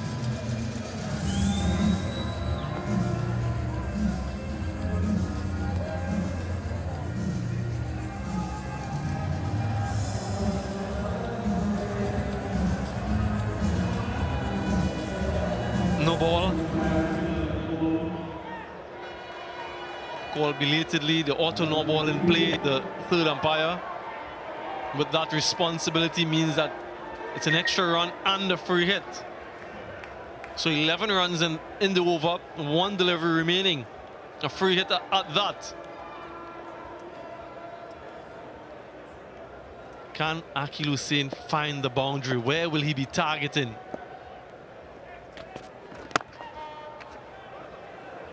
Straight to the fielder again. And this time it is over. 208 for 5.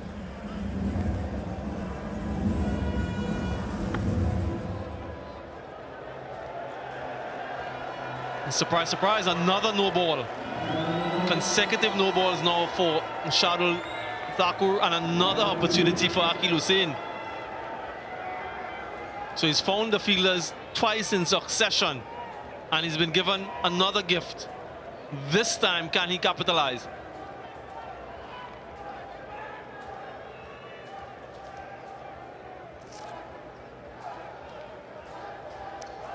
Yeah, I think it was predictable that he'd go full and wide with the feel that he had in the previous delivery. Will he go full and wide again?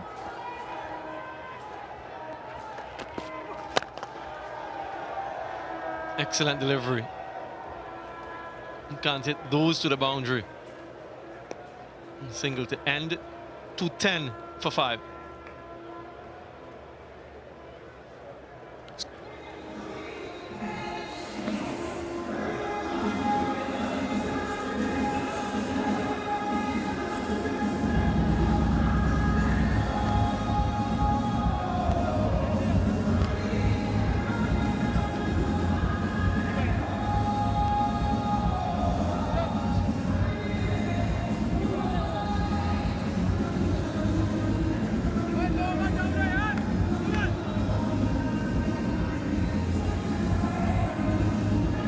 Double digits needed now, 99 from 72.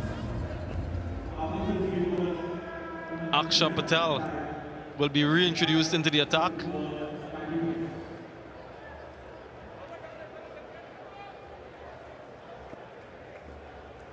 Takil Hussain.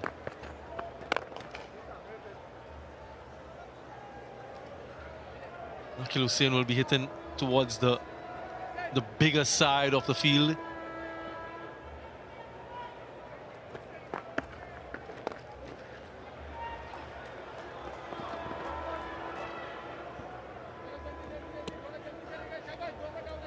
Just on Brandon King, just reminding ourselves as to when he opened the batting in that 2019 season for the Amazon Warriors. Previously, he would bat in the middle for, let's say, Jamaica Talawas. I remember interviewing him in Florida. And he talked openly and honestly about the fact that he struggles to bat outside the power play at that time. Johan Botha, I think, was the one who pushed him up the order to open for the Amazon Warriors. And he had that marvelous 400-run season. And what we're seeing is that when he opened for the West Indies in ODIs, they then dropped him back down to the middle. And that ability to turn the strike over is still a work in progress for him with the fielders outside the circle.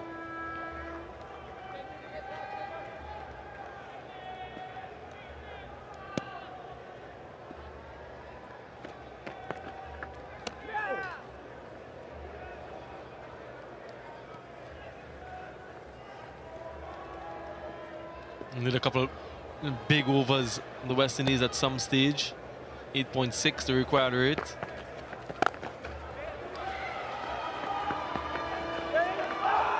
Just one. Good fielding. Really good fielding. 214 for 5.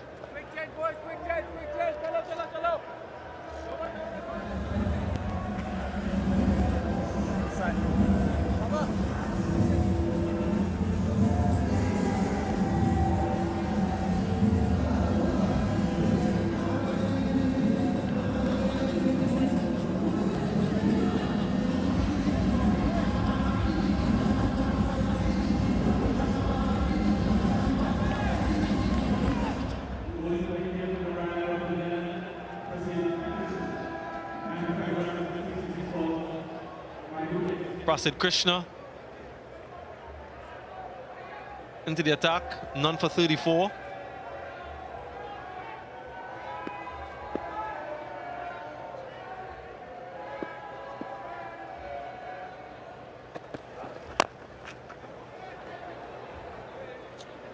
Similar to what we saw in the first innings, Bish, the inability to find the boundary when this ball has gotten softer. So that trend, as we predicted, continues.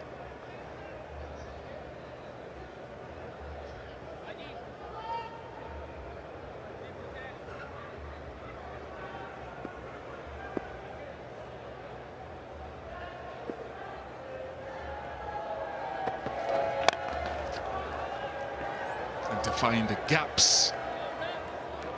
Two short deliveries hit directly to fielders. So yeah, I think the West Indies, if they're honest with themselves, are perhaps from their planning about 15 runs to 20 runs short of where they ideally would have liked to be at this point in time. Credit to India. They've taken some key wickets of Puran and Powell, etc. They would have been looking at maybe getting to that final 10 overs and chasing something like 75 or 80 with about 6 wickets in hand, if not more.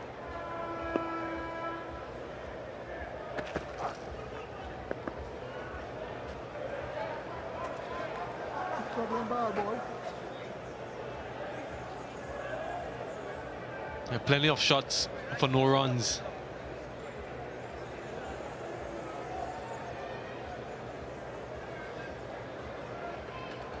And they have quietened the home fans here at the Queen's Park Oval.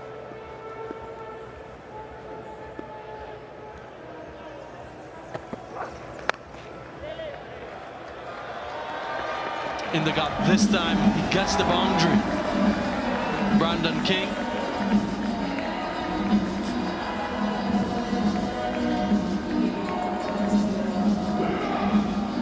Three ducks at boundary.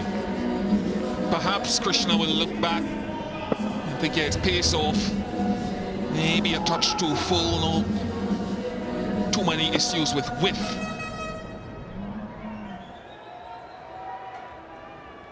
As he go back into the pitch.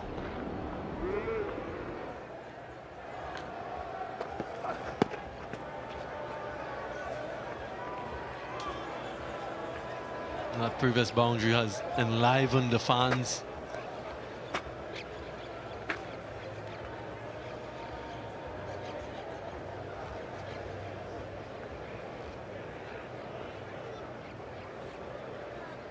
Changes of pace will be the order of the day for the seamers. So quite a lot of that from the West Indians when they bowl into the surface.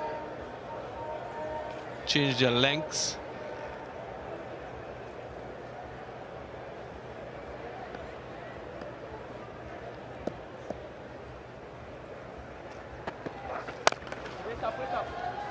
Another dot. 219 for 5.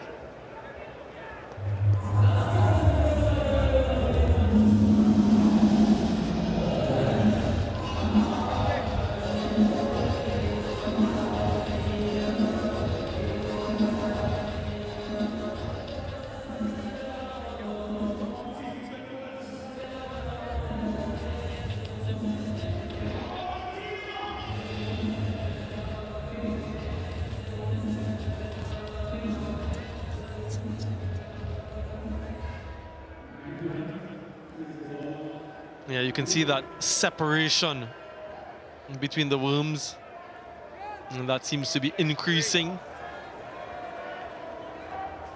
Final power play.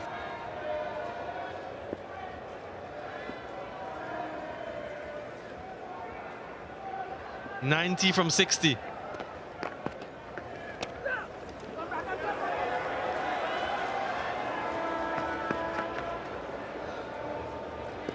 Just be a bye.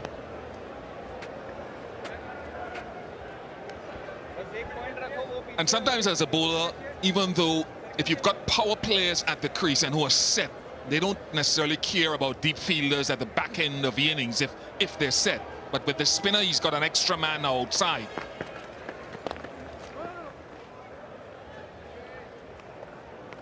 And so, more so for someone like Yuzvendra Chahal, the leg spinner, if he comes back into the attack and you're having to go for boundaries and he's got 5 fielders he can have on the boundary, it's all the better for him with that extra protection.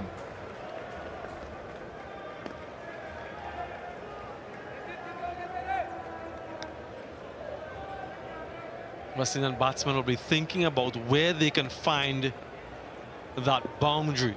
They need at least one in an over. Nice and slow from Aksa Patel, but I will call for the review.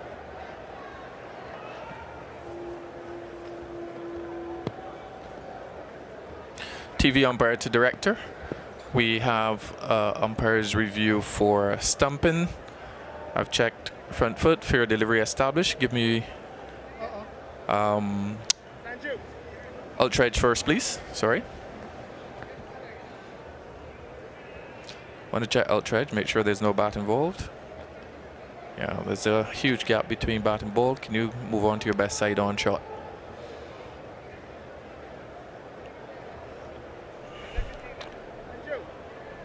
Foot is in the air, foot is grounded. Bail is removed, foot is grounded, thank you. Ready to make my decision to the big screen. My decision is not out. I repeat, not out. Not much animation from the fielders, the wicketkeeper in particular, not out confirmation. 4 good balls from Aksa Patel so far, just the leg by and the single. And you could just sense the eagerness from Brandon King to try to get a boundary.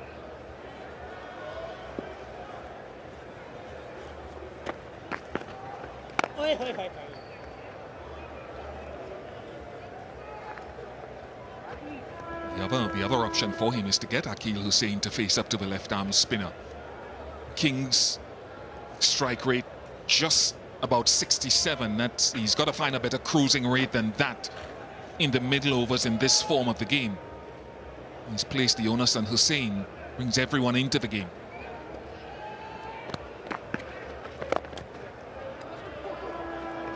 Again, skillful from Aksa Patel. So Akil Hussain advancing and pull his length back. 224 for 5.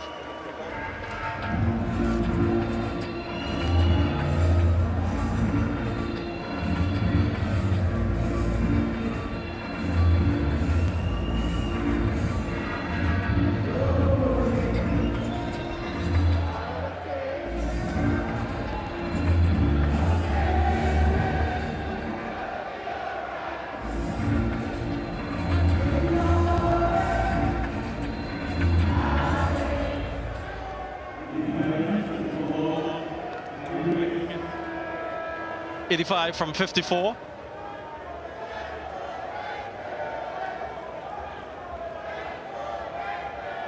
Prasid Krishna will continue.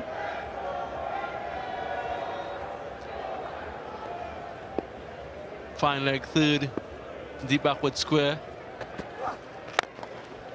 Smash straight down the ground. Long one doesn't get around in time. Starts the over with a much needed boundary. Slow ball, pace off the ball, but the length was too full. King did well to reset his stroke after picking that it was pace off. And they need more of these. Even with that pace off, he's got to go into the pitch a bit more, or pace on.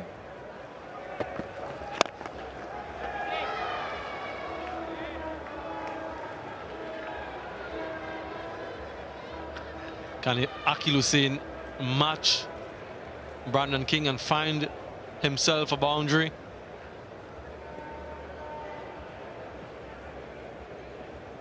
Just feel that it might be a little bit easier to score the boundaries of the fast bowlers.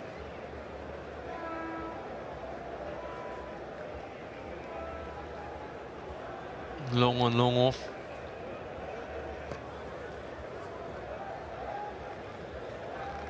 Fine leg goes back to the boundary. Third comes in.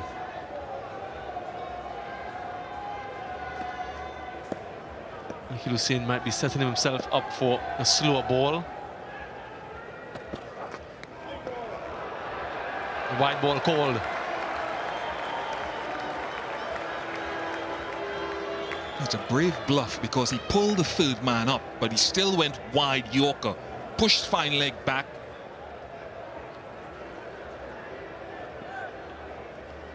So he kept Hussain guessing.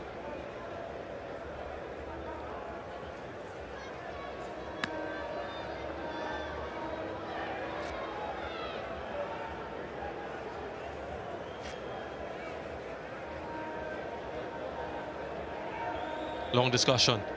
Just want to make sure that they have everything right. Shikhar Dhawan and Prasid Krishna. And so they've sent mid-wicket back on the boundary.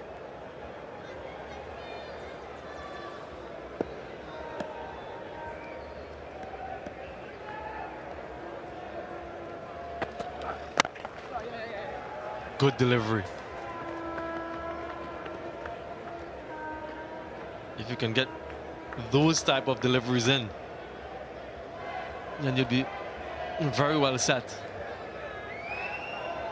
Mohammad Siraj just seemed to have pulled up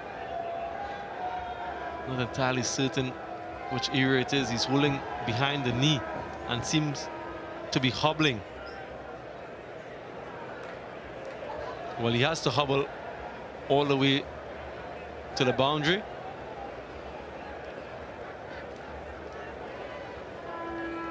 They're making a switch with him, so he'll be in the inner circle.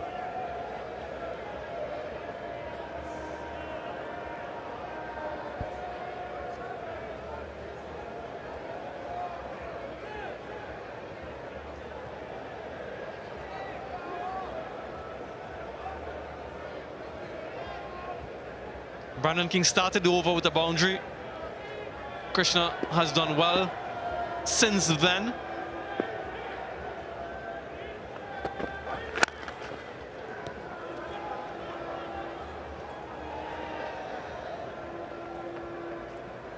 Another single.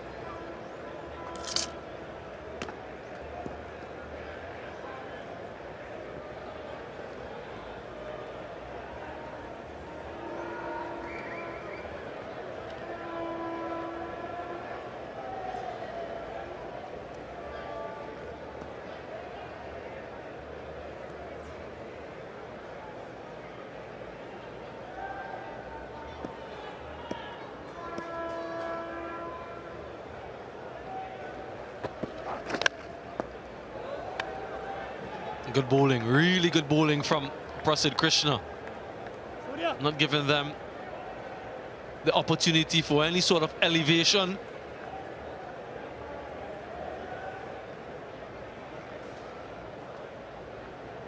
Yorker length deliveries. Pushes a wide third man back on the boundary. Mid-wicket comes in. Just think that that might be the line of attack once again. It is the line of attack. It is another dot delivery. 232 for 5.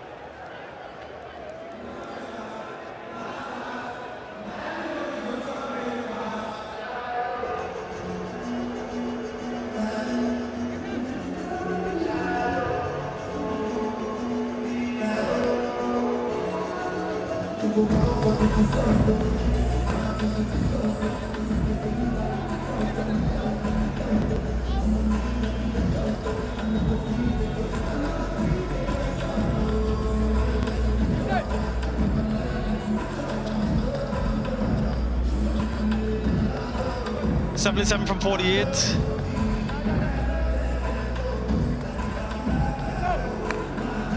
India 308 for 7, set up by their captain Shikhar Dhawan, 97. Half centuries for Shubman Gill and Shreyas Iyer. West Indies in reply after 42 overs, 232 for 5. Kyle Mayers, 75, the only half centurion so far for the West Indies. Brandon King is unbeaten on 43.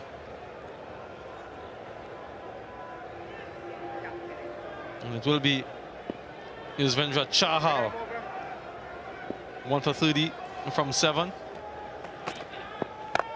Slog swept, and slog swept well enough by Brandon King. And similarly to the last over, starts this over with a boundary. It's a fascinating game, because we talked about India only getting 60 of their last 11 overs. Now we're well past that similar stage, but the West Indies are only 14 behind from where India were at a similar stage. So, well, they're a wicket worse off. A couple more boundaries be interesting, but he's got that extra fielder outside, so he comes back strong, Chahal.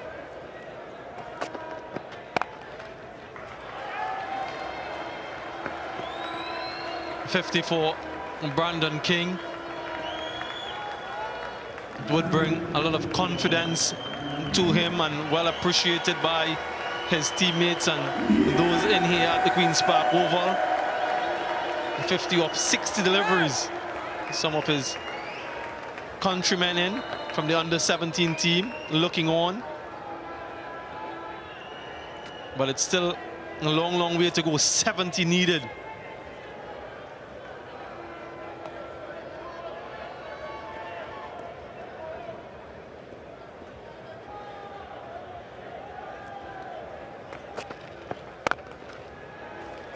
They're just trying to push it through to the left-hander, Yuzvendra Chahal. Very flat into the surface. Might quicker see him tossing it up against the right-hander, looking for turn. West Indies are a couple big hits away from tilting the balance of this game once again.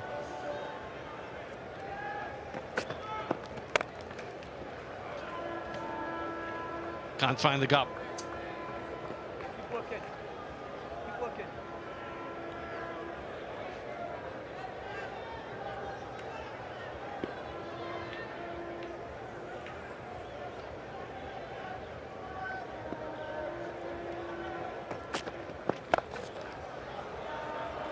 You're talking T20 cricket, you know. In an imaginary world, you think 50 of the last 5 in a T20 game with wickets in hand and a couple of set batsmen, you're not out of the game. So some work to do in the next couple of overs to try to even think about that equation.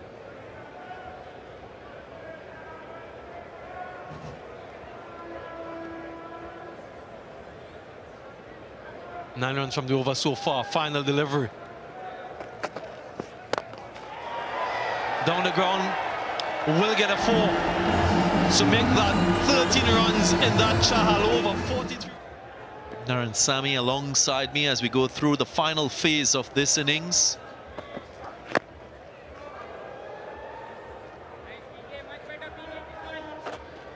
The key is King had his struggles. At one point you thought he would give it away. As you see, he's pretty strong over long on and also on the offside.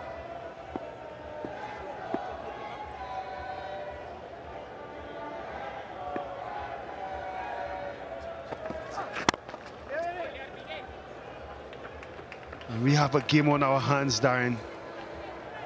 63 needed from 40 deliveries. That's just one big over away.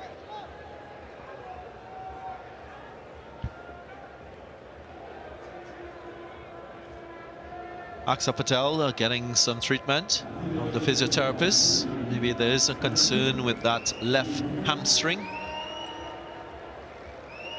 So far in this over, Krishna has gone for the Yorker. Left-handed Akil Hussain on strike.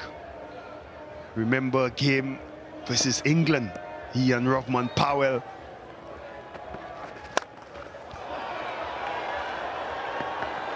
Punched over cover. Didn't time it properly. Correction, it was he and Romario Shepherd. Almost bringing West Indies close to a victory from nowhere. And we know he's fully capable as Romario Shepherd, waiting for his opportunity. Hits a long ball. But Akil Hussain and Brendan King just keeping West Indies hopes alive.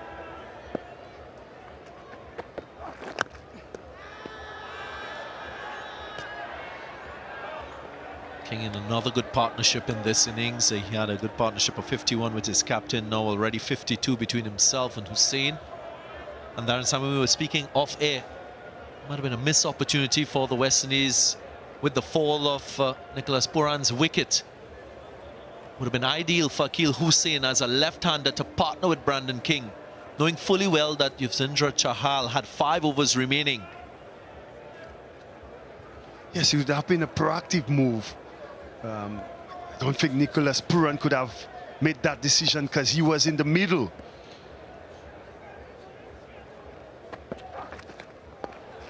Knowing that the key guy that will help you win this game is Rahman Powell. I know we sitting up here now and I'm in the commentary box, but as a captain, that's what I would be thinking. Who could get Rahman Powell out the easiest? Or look at the matchup, I would say it's Chahal. Having a lefty in Akil, who's capable, as he's showing right now, of batting, I would send him in to counteract the spin of Chahal and leave Ravman Powell in the shade.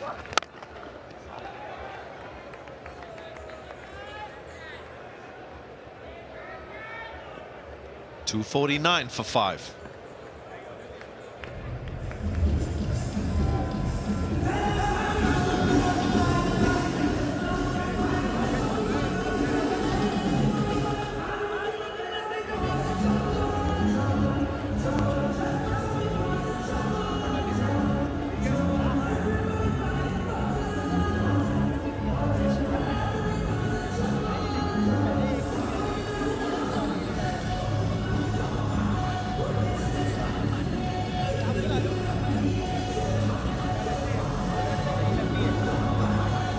Quite close.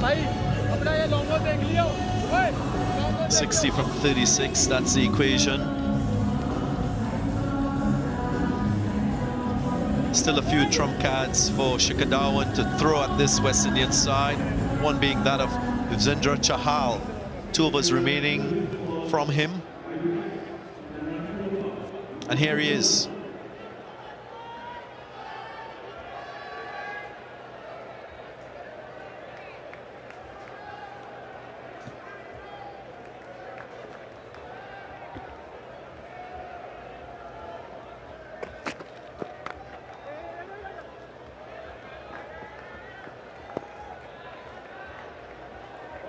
There will be no holding back from these two. Required rate over 10, a minimum of 2 boundaries required per over from this stage. Got to pick your spot. Hit with the turn, Brandon King. He loves the offside. He might be thinking about going over cover, getting to the pitch of the ball. Also, I think he might think of the slog sweep as well, if the length is right. He's quite strong, staying stable at the crease and using his power. I don't think he'll use his feet.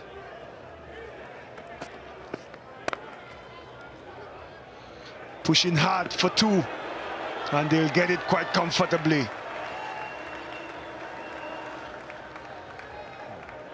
So far, 2 deliveries from Chahal, 3 runs scored. He has 6 balls left in his spell.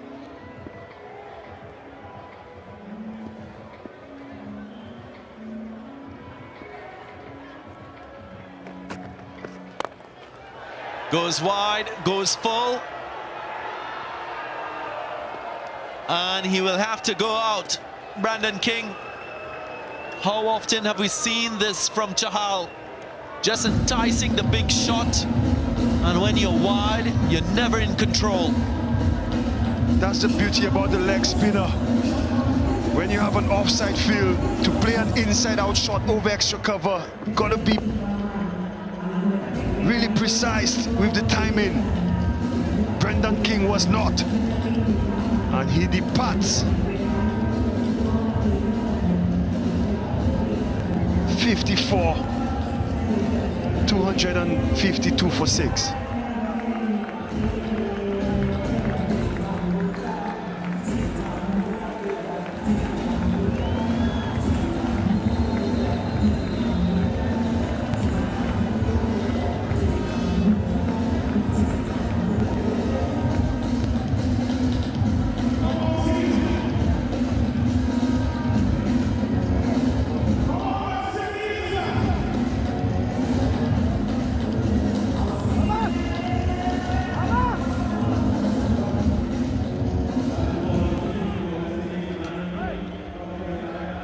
Mario Shepherd from Guyana. Of course, he had the chance of bowling on this pitch. You will know the conditions. And Chahal, he's gone wide, he's given it some flight, and he's lured Brandon King into going over cover. And the field is well set. 3 fielders behind point, 2 deep. 1 at cover, 1 at long off. And King falls into the trap set.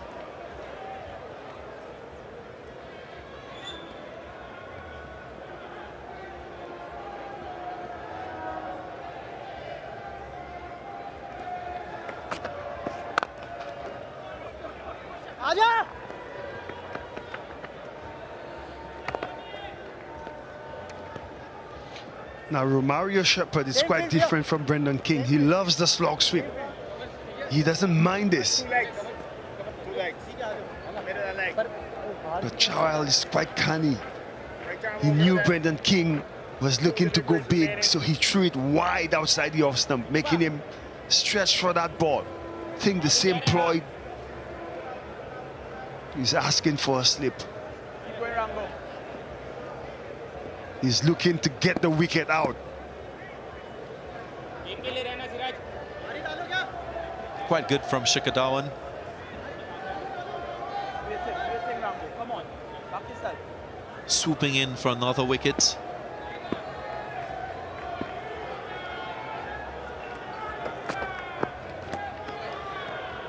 And he's getting good support from his bowler, Chahal. So important to have that communication between captain and bowler in terms of the plan for particular players. Requires a skillful batsman to hit with the turn through the offside. It's easy to use the bottom hand, but when you got to use that top hand, it's much more challenging. Does well, Romario Shepherd to get off the mark, adds 2 to the total. End of the 45th, 255 for 6.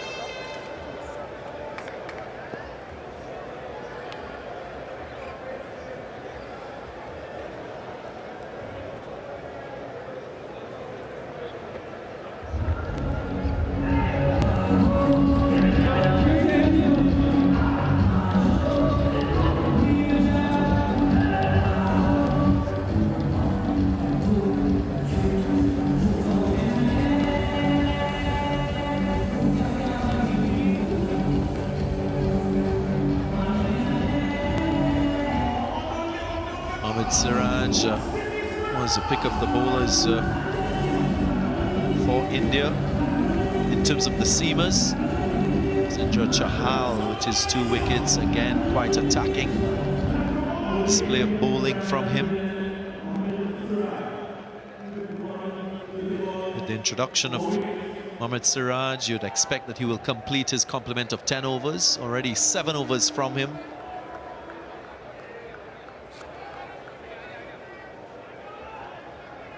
54 needed from 30 balls. As a batting group, with a set batter, you'd fancy your chances, but India have taken wickets. And you have Romario Shepherd, Akil Hussain still fairly capable of getting in some lusty blows.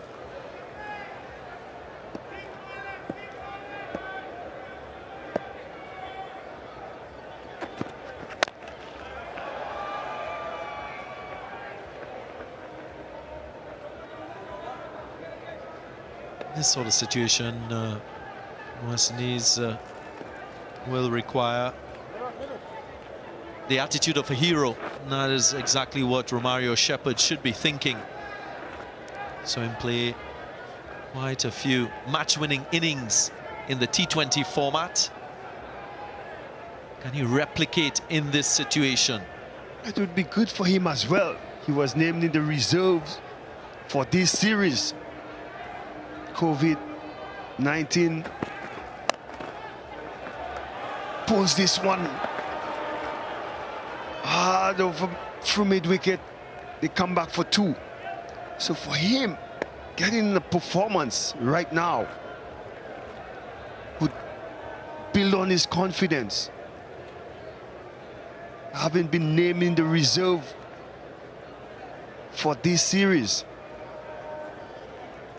He's also had the experience of playing for the Sunrisers Hyderabad in the recent IPL. So that experience being in that league would help him with the equation of over 10 runs per over required at this stage in T20 cricket. That's not far-fetched. Just climbed up to 11 runs. But you know, it's just 2 big blows away 6 balls in the over to get in 2 lusty blows.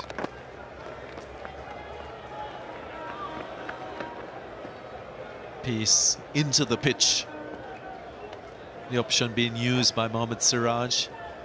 West Indies also used that option in the last 10 to good effect to contain run scoring. And they would have done the homework against Romario Shepherd. Don't pitch up that ball because you're going to disappear back over your head.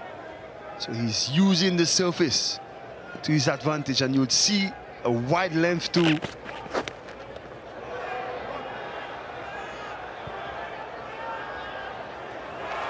A delayed action from Joel Wilson.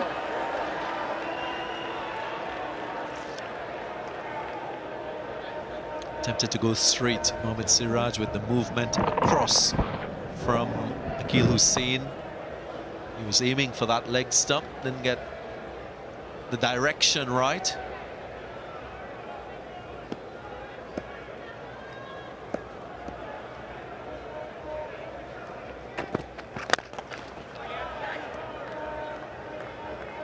So far, the last 2 overs, Siraj have executed the plan quite well.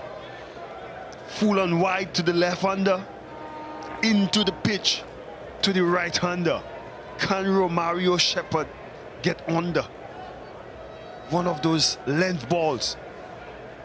But he also has the feel where he could bowl a yorker to him. It's all down to the execution. Nails the yorker. Finishes the over well. And that's key when you're bowling in these remaining overs. 46 gone, 262 for 6. But how well Mohamed Siraj has executed, it allows the latitude to Shikhar Dhawan to attack with Chahal. That is exactly what he's doing. Slip and play, still searching for another wicket. Chahal into his last over.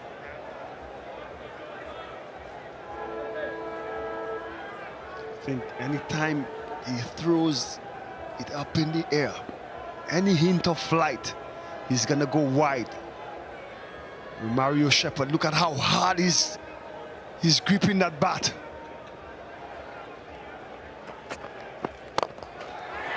Yeah, gets it off the middle.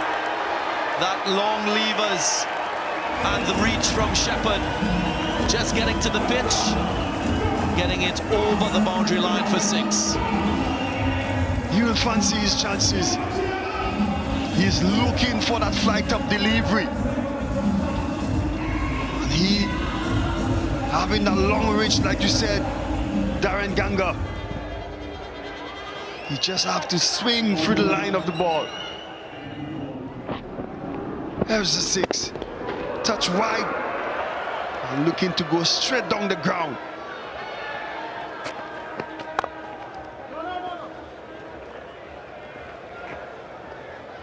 Last shot just prompting Chahal to pull the length back and go wide to allow for the cut shot. And also a touch flatter. He's not giving that ball any air. Maybe Romario Shepherd could bat on the off stump to access.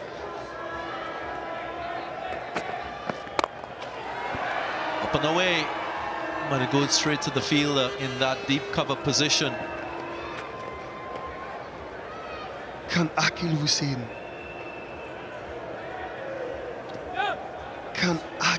Hussain get another boundary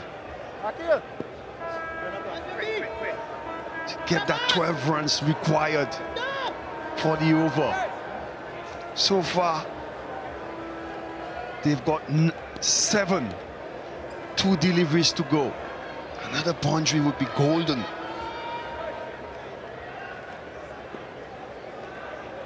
The mid-half pitch, maybe discussing how to go about these next 2 deliveries. We shall see. Wentfall just concedes 1. Now it's important in this situation. What do you do? Do you go for the boundary or do you just see off the dangerous Chahal. And make sure you're there for the next 18 deliveries.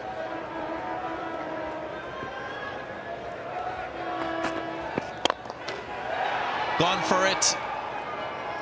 Romario Shepherd striking the ball cleanly. Didn't get a boundary off the last ball, but 9 runs from the over. 47 gone, 271 for 6.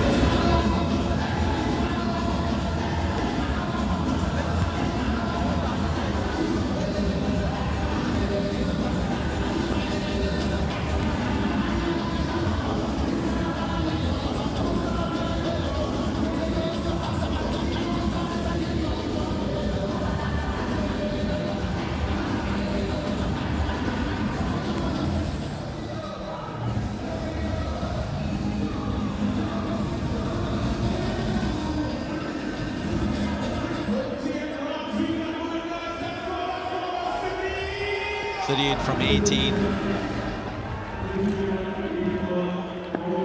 Might just be an all-seam attack by India for these 3 remaining overs. Prasid Krishna with still 1 over remaining.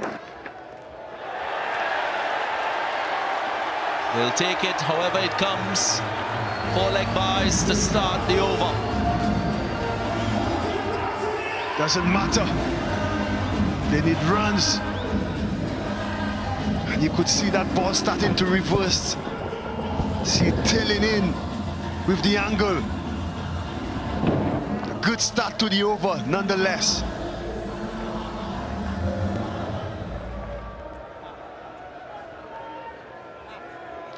Three men on the leg side, long one, deep mid-wicket, deep square leg. He has the short ball as an option as well. Well executed. Using that wide line with that ball tailing slightly. Mario Shepherd trying to open up and give himself room. Perfect execution. And as a fast bowler, he would not have had that option at the start of his run-up. He had to change midway into that run-up, responding to what he saw from Romario Shepherd. Just trying to give himself room, he went wide. Brilliant stuff. Trusting his ability to bowl Yorkers, Mohammad Siraj.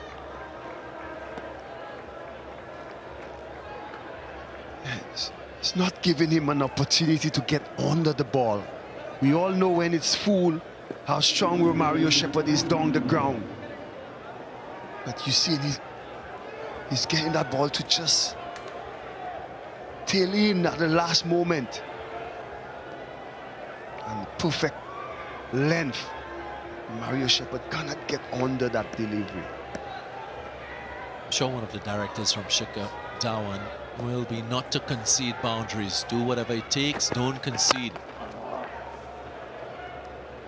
Another very good ball. And another chat with Shikhar Dhawan and Mohammad Siraj. Just slowing things down, giving his bowler confidence. Crucial as a captain in an intense situation. Really stick to the Yorker plan. He did.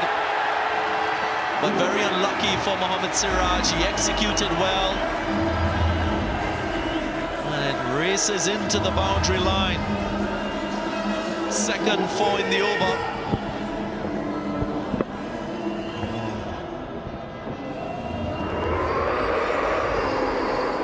He did nothing wrong there.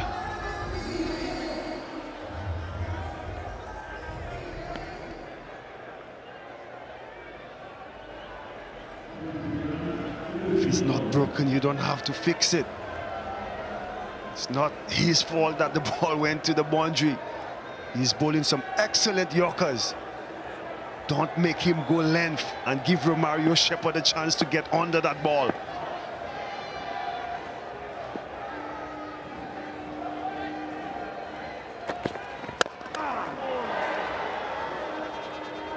Lost his shape, swinging too hard. Romario Shepherd, 11 runs from the over, 282 for 6.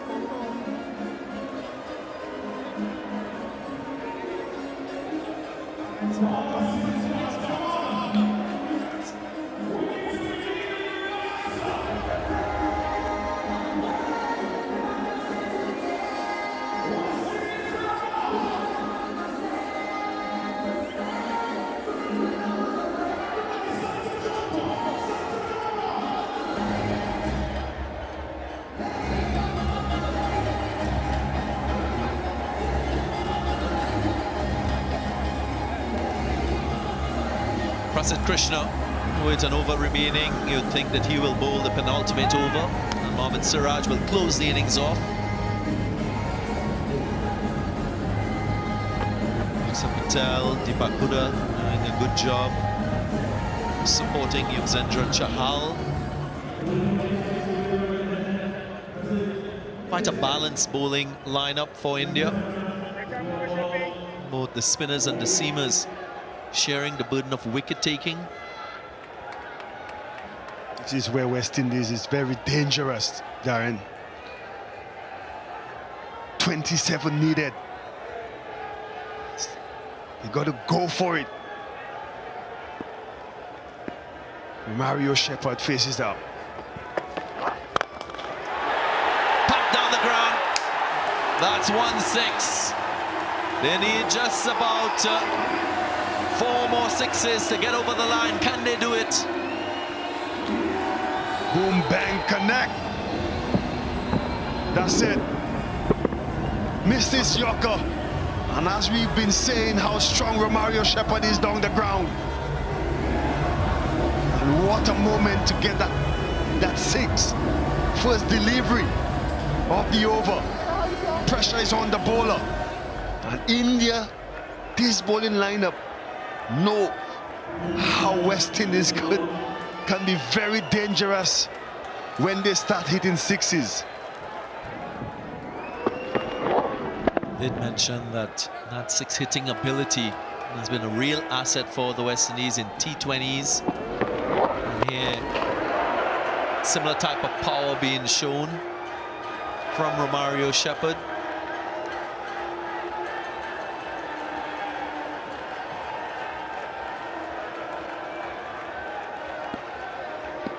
Target score 309, 21 more runs to win.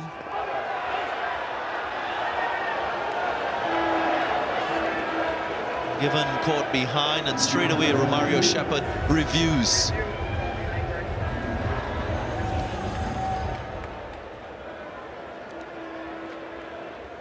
Player review for catch at the wicket. TV umpire to director. We have a player's review for catch at the wicket. The original decision given is out. Check the front foot. Fair delivery established. Can we move on to front on, please?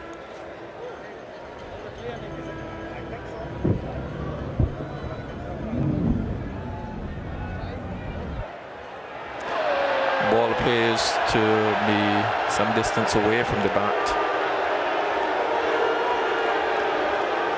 I'm going to use Outredge still to confirm that. Outredge is coming up. Yeah, there's a gap between bat and ball.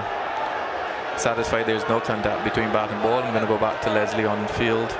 Leslie, I'm going to ask you to change your out decision to not out. You're on screen now.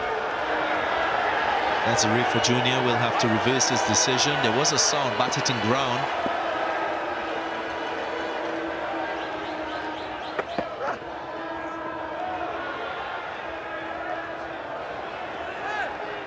Change in line from Prasid Krishna.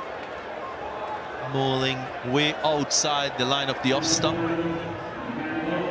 And if you're wondering where this run chase sits amongst the many for the West Indies in ODIs, that's the list. The highest 328 successful run chase. That was against Ireland back in 2019. 309 achieved against Pakistan at Providence in 2017. If they complete this run chase today, this match and the result will be etched on that list.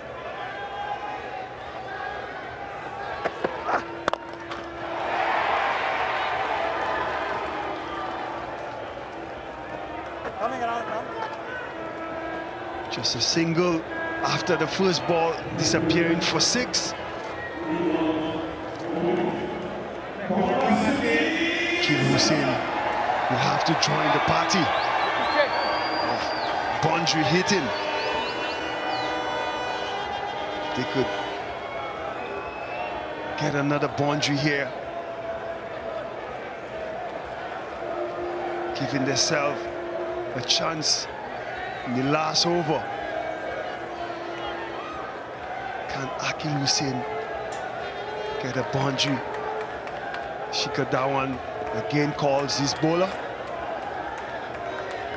Well, Akil Hussein has a 60, a top score against Pakistan when he nearly took the West Indies over the line in a recent series. That was in Pakistan. That innings would have given him a lot of confidence going forward. And here, 31 from 29, strike rate of over 100, so he'll be back in his skills and ability to hit a boundary. There we go. Doesn't get hold of it.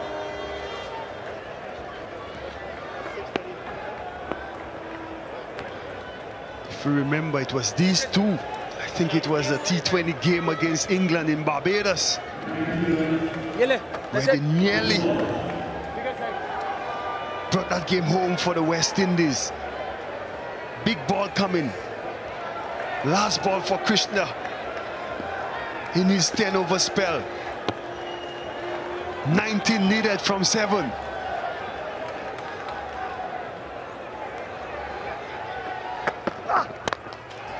Up and away, and he will get 4. And that's a right result for the West Indies. As the penultimate over comes to an end, well, we might have a cliffhanger on our hands. 294 for 6.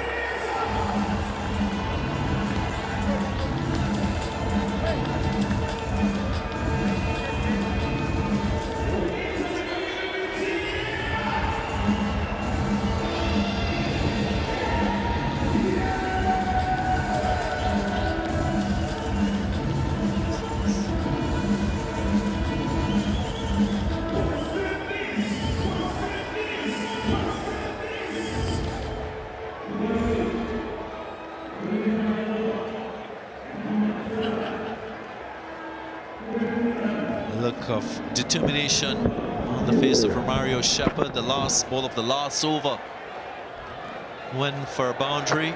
Shepherd throwing everything in his swing, and the outcome has made many a West Indian fan happy at the ground. Here we go, first ball of the last. And it's a dot delivery, so pressure on these two, pressure on Akil Hussein.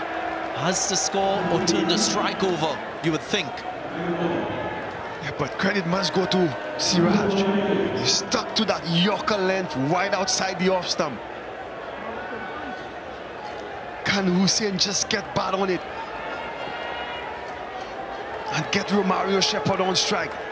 Or even better, can he get it to the boundary?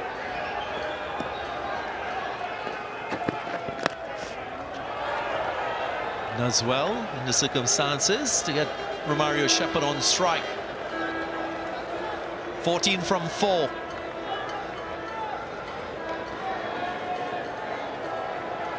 A lot of movement from Akil Hussein. He's trying to use the pace of the ball and play that ram shot through the fine leg region.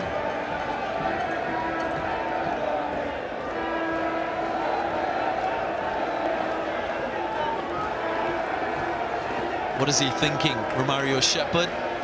Should he expect that Yorker delivery, Darren Sammy? He's thinking, get back on the ball over the boundary line. Cracked away in the gap. He will run away for 4. He was searching for that maximum, but he'll take a boundary nonetheless. Again. What kind of cut is this? Through the leg cut. The result is what you're looking for. Boundary. He will take it. And everybody has an opinion as to what the bowler should do. 10 from 3. 299 for 6. Can West Indies do it? Can Siraj hold his nerve Can Romario Shepherd become a hero? Shouldn't be playing this game if Jason Holder was well. Searching for two, right attitude in the running between the wickets, and he will get there. Add two. West Indies going past the 300 marker. It's been a brilliant effort, and still with a glimmer of hope in crossing the line in this very first game. Oh, Ganga, we've not scored 200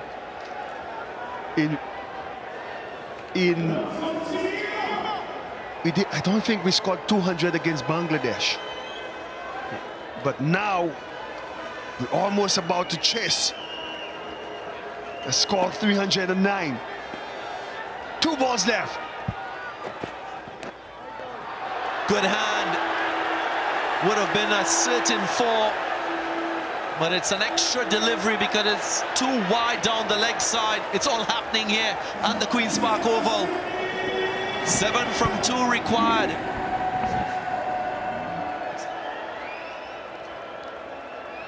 And listen to this, Darren Sammy. If this match plays to a tie, there will be a super over to determine a winner. Oh my goodness. What a day it's been. Rain was forecast, but the sun held its own, and we have a crack off an opener. 2 balls left, 7 needed. Will be 1. He will try to turn it into 2, and he gets there. 2 runs to Romario Shepherd.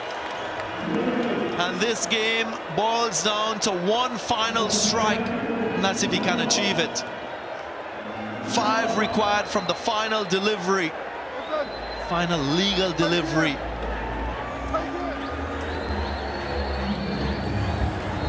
What an intense finish we've witnessed here. When you felt like the West Indies were out of it, they've batted themselves back in with a chance of winning this very first game. Everybody on the edge of the seats. Ganga can't sit down. A boundary needed. Super over 4. Victory for West Indies 6. Here we go. 4 boundary riders onside. I'm sure Yorker, straight Yorker. And he goes for it and gets it. Doesn't concede a boundary. Mohammad Siraj, the hero in the circumstances, holding his nerves of steel.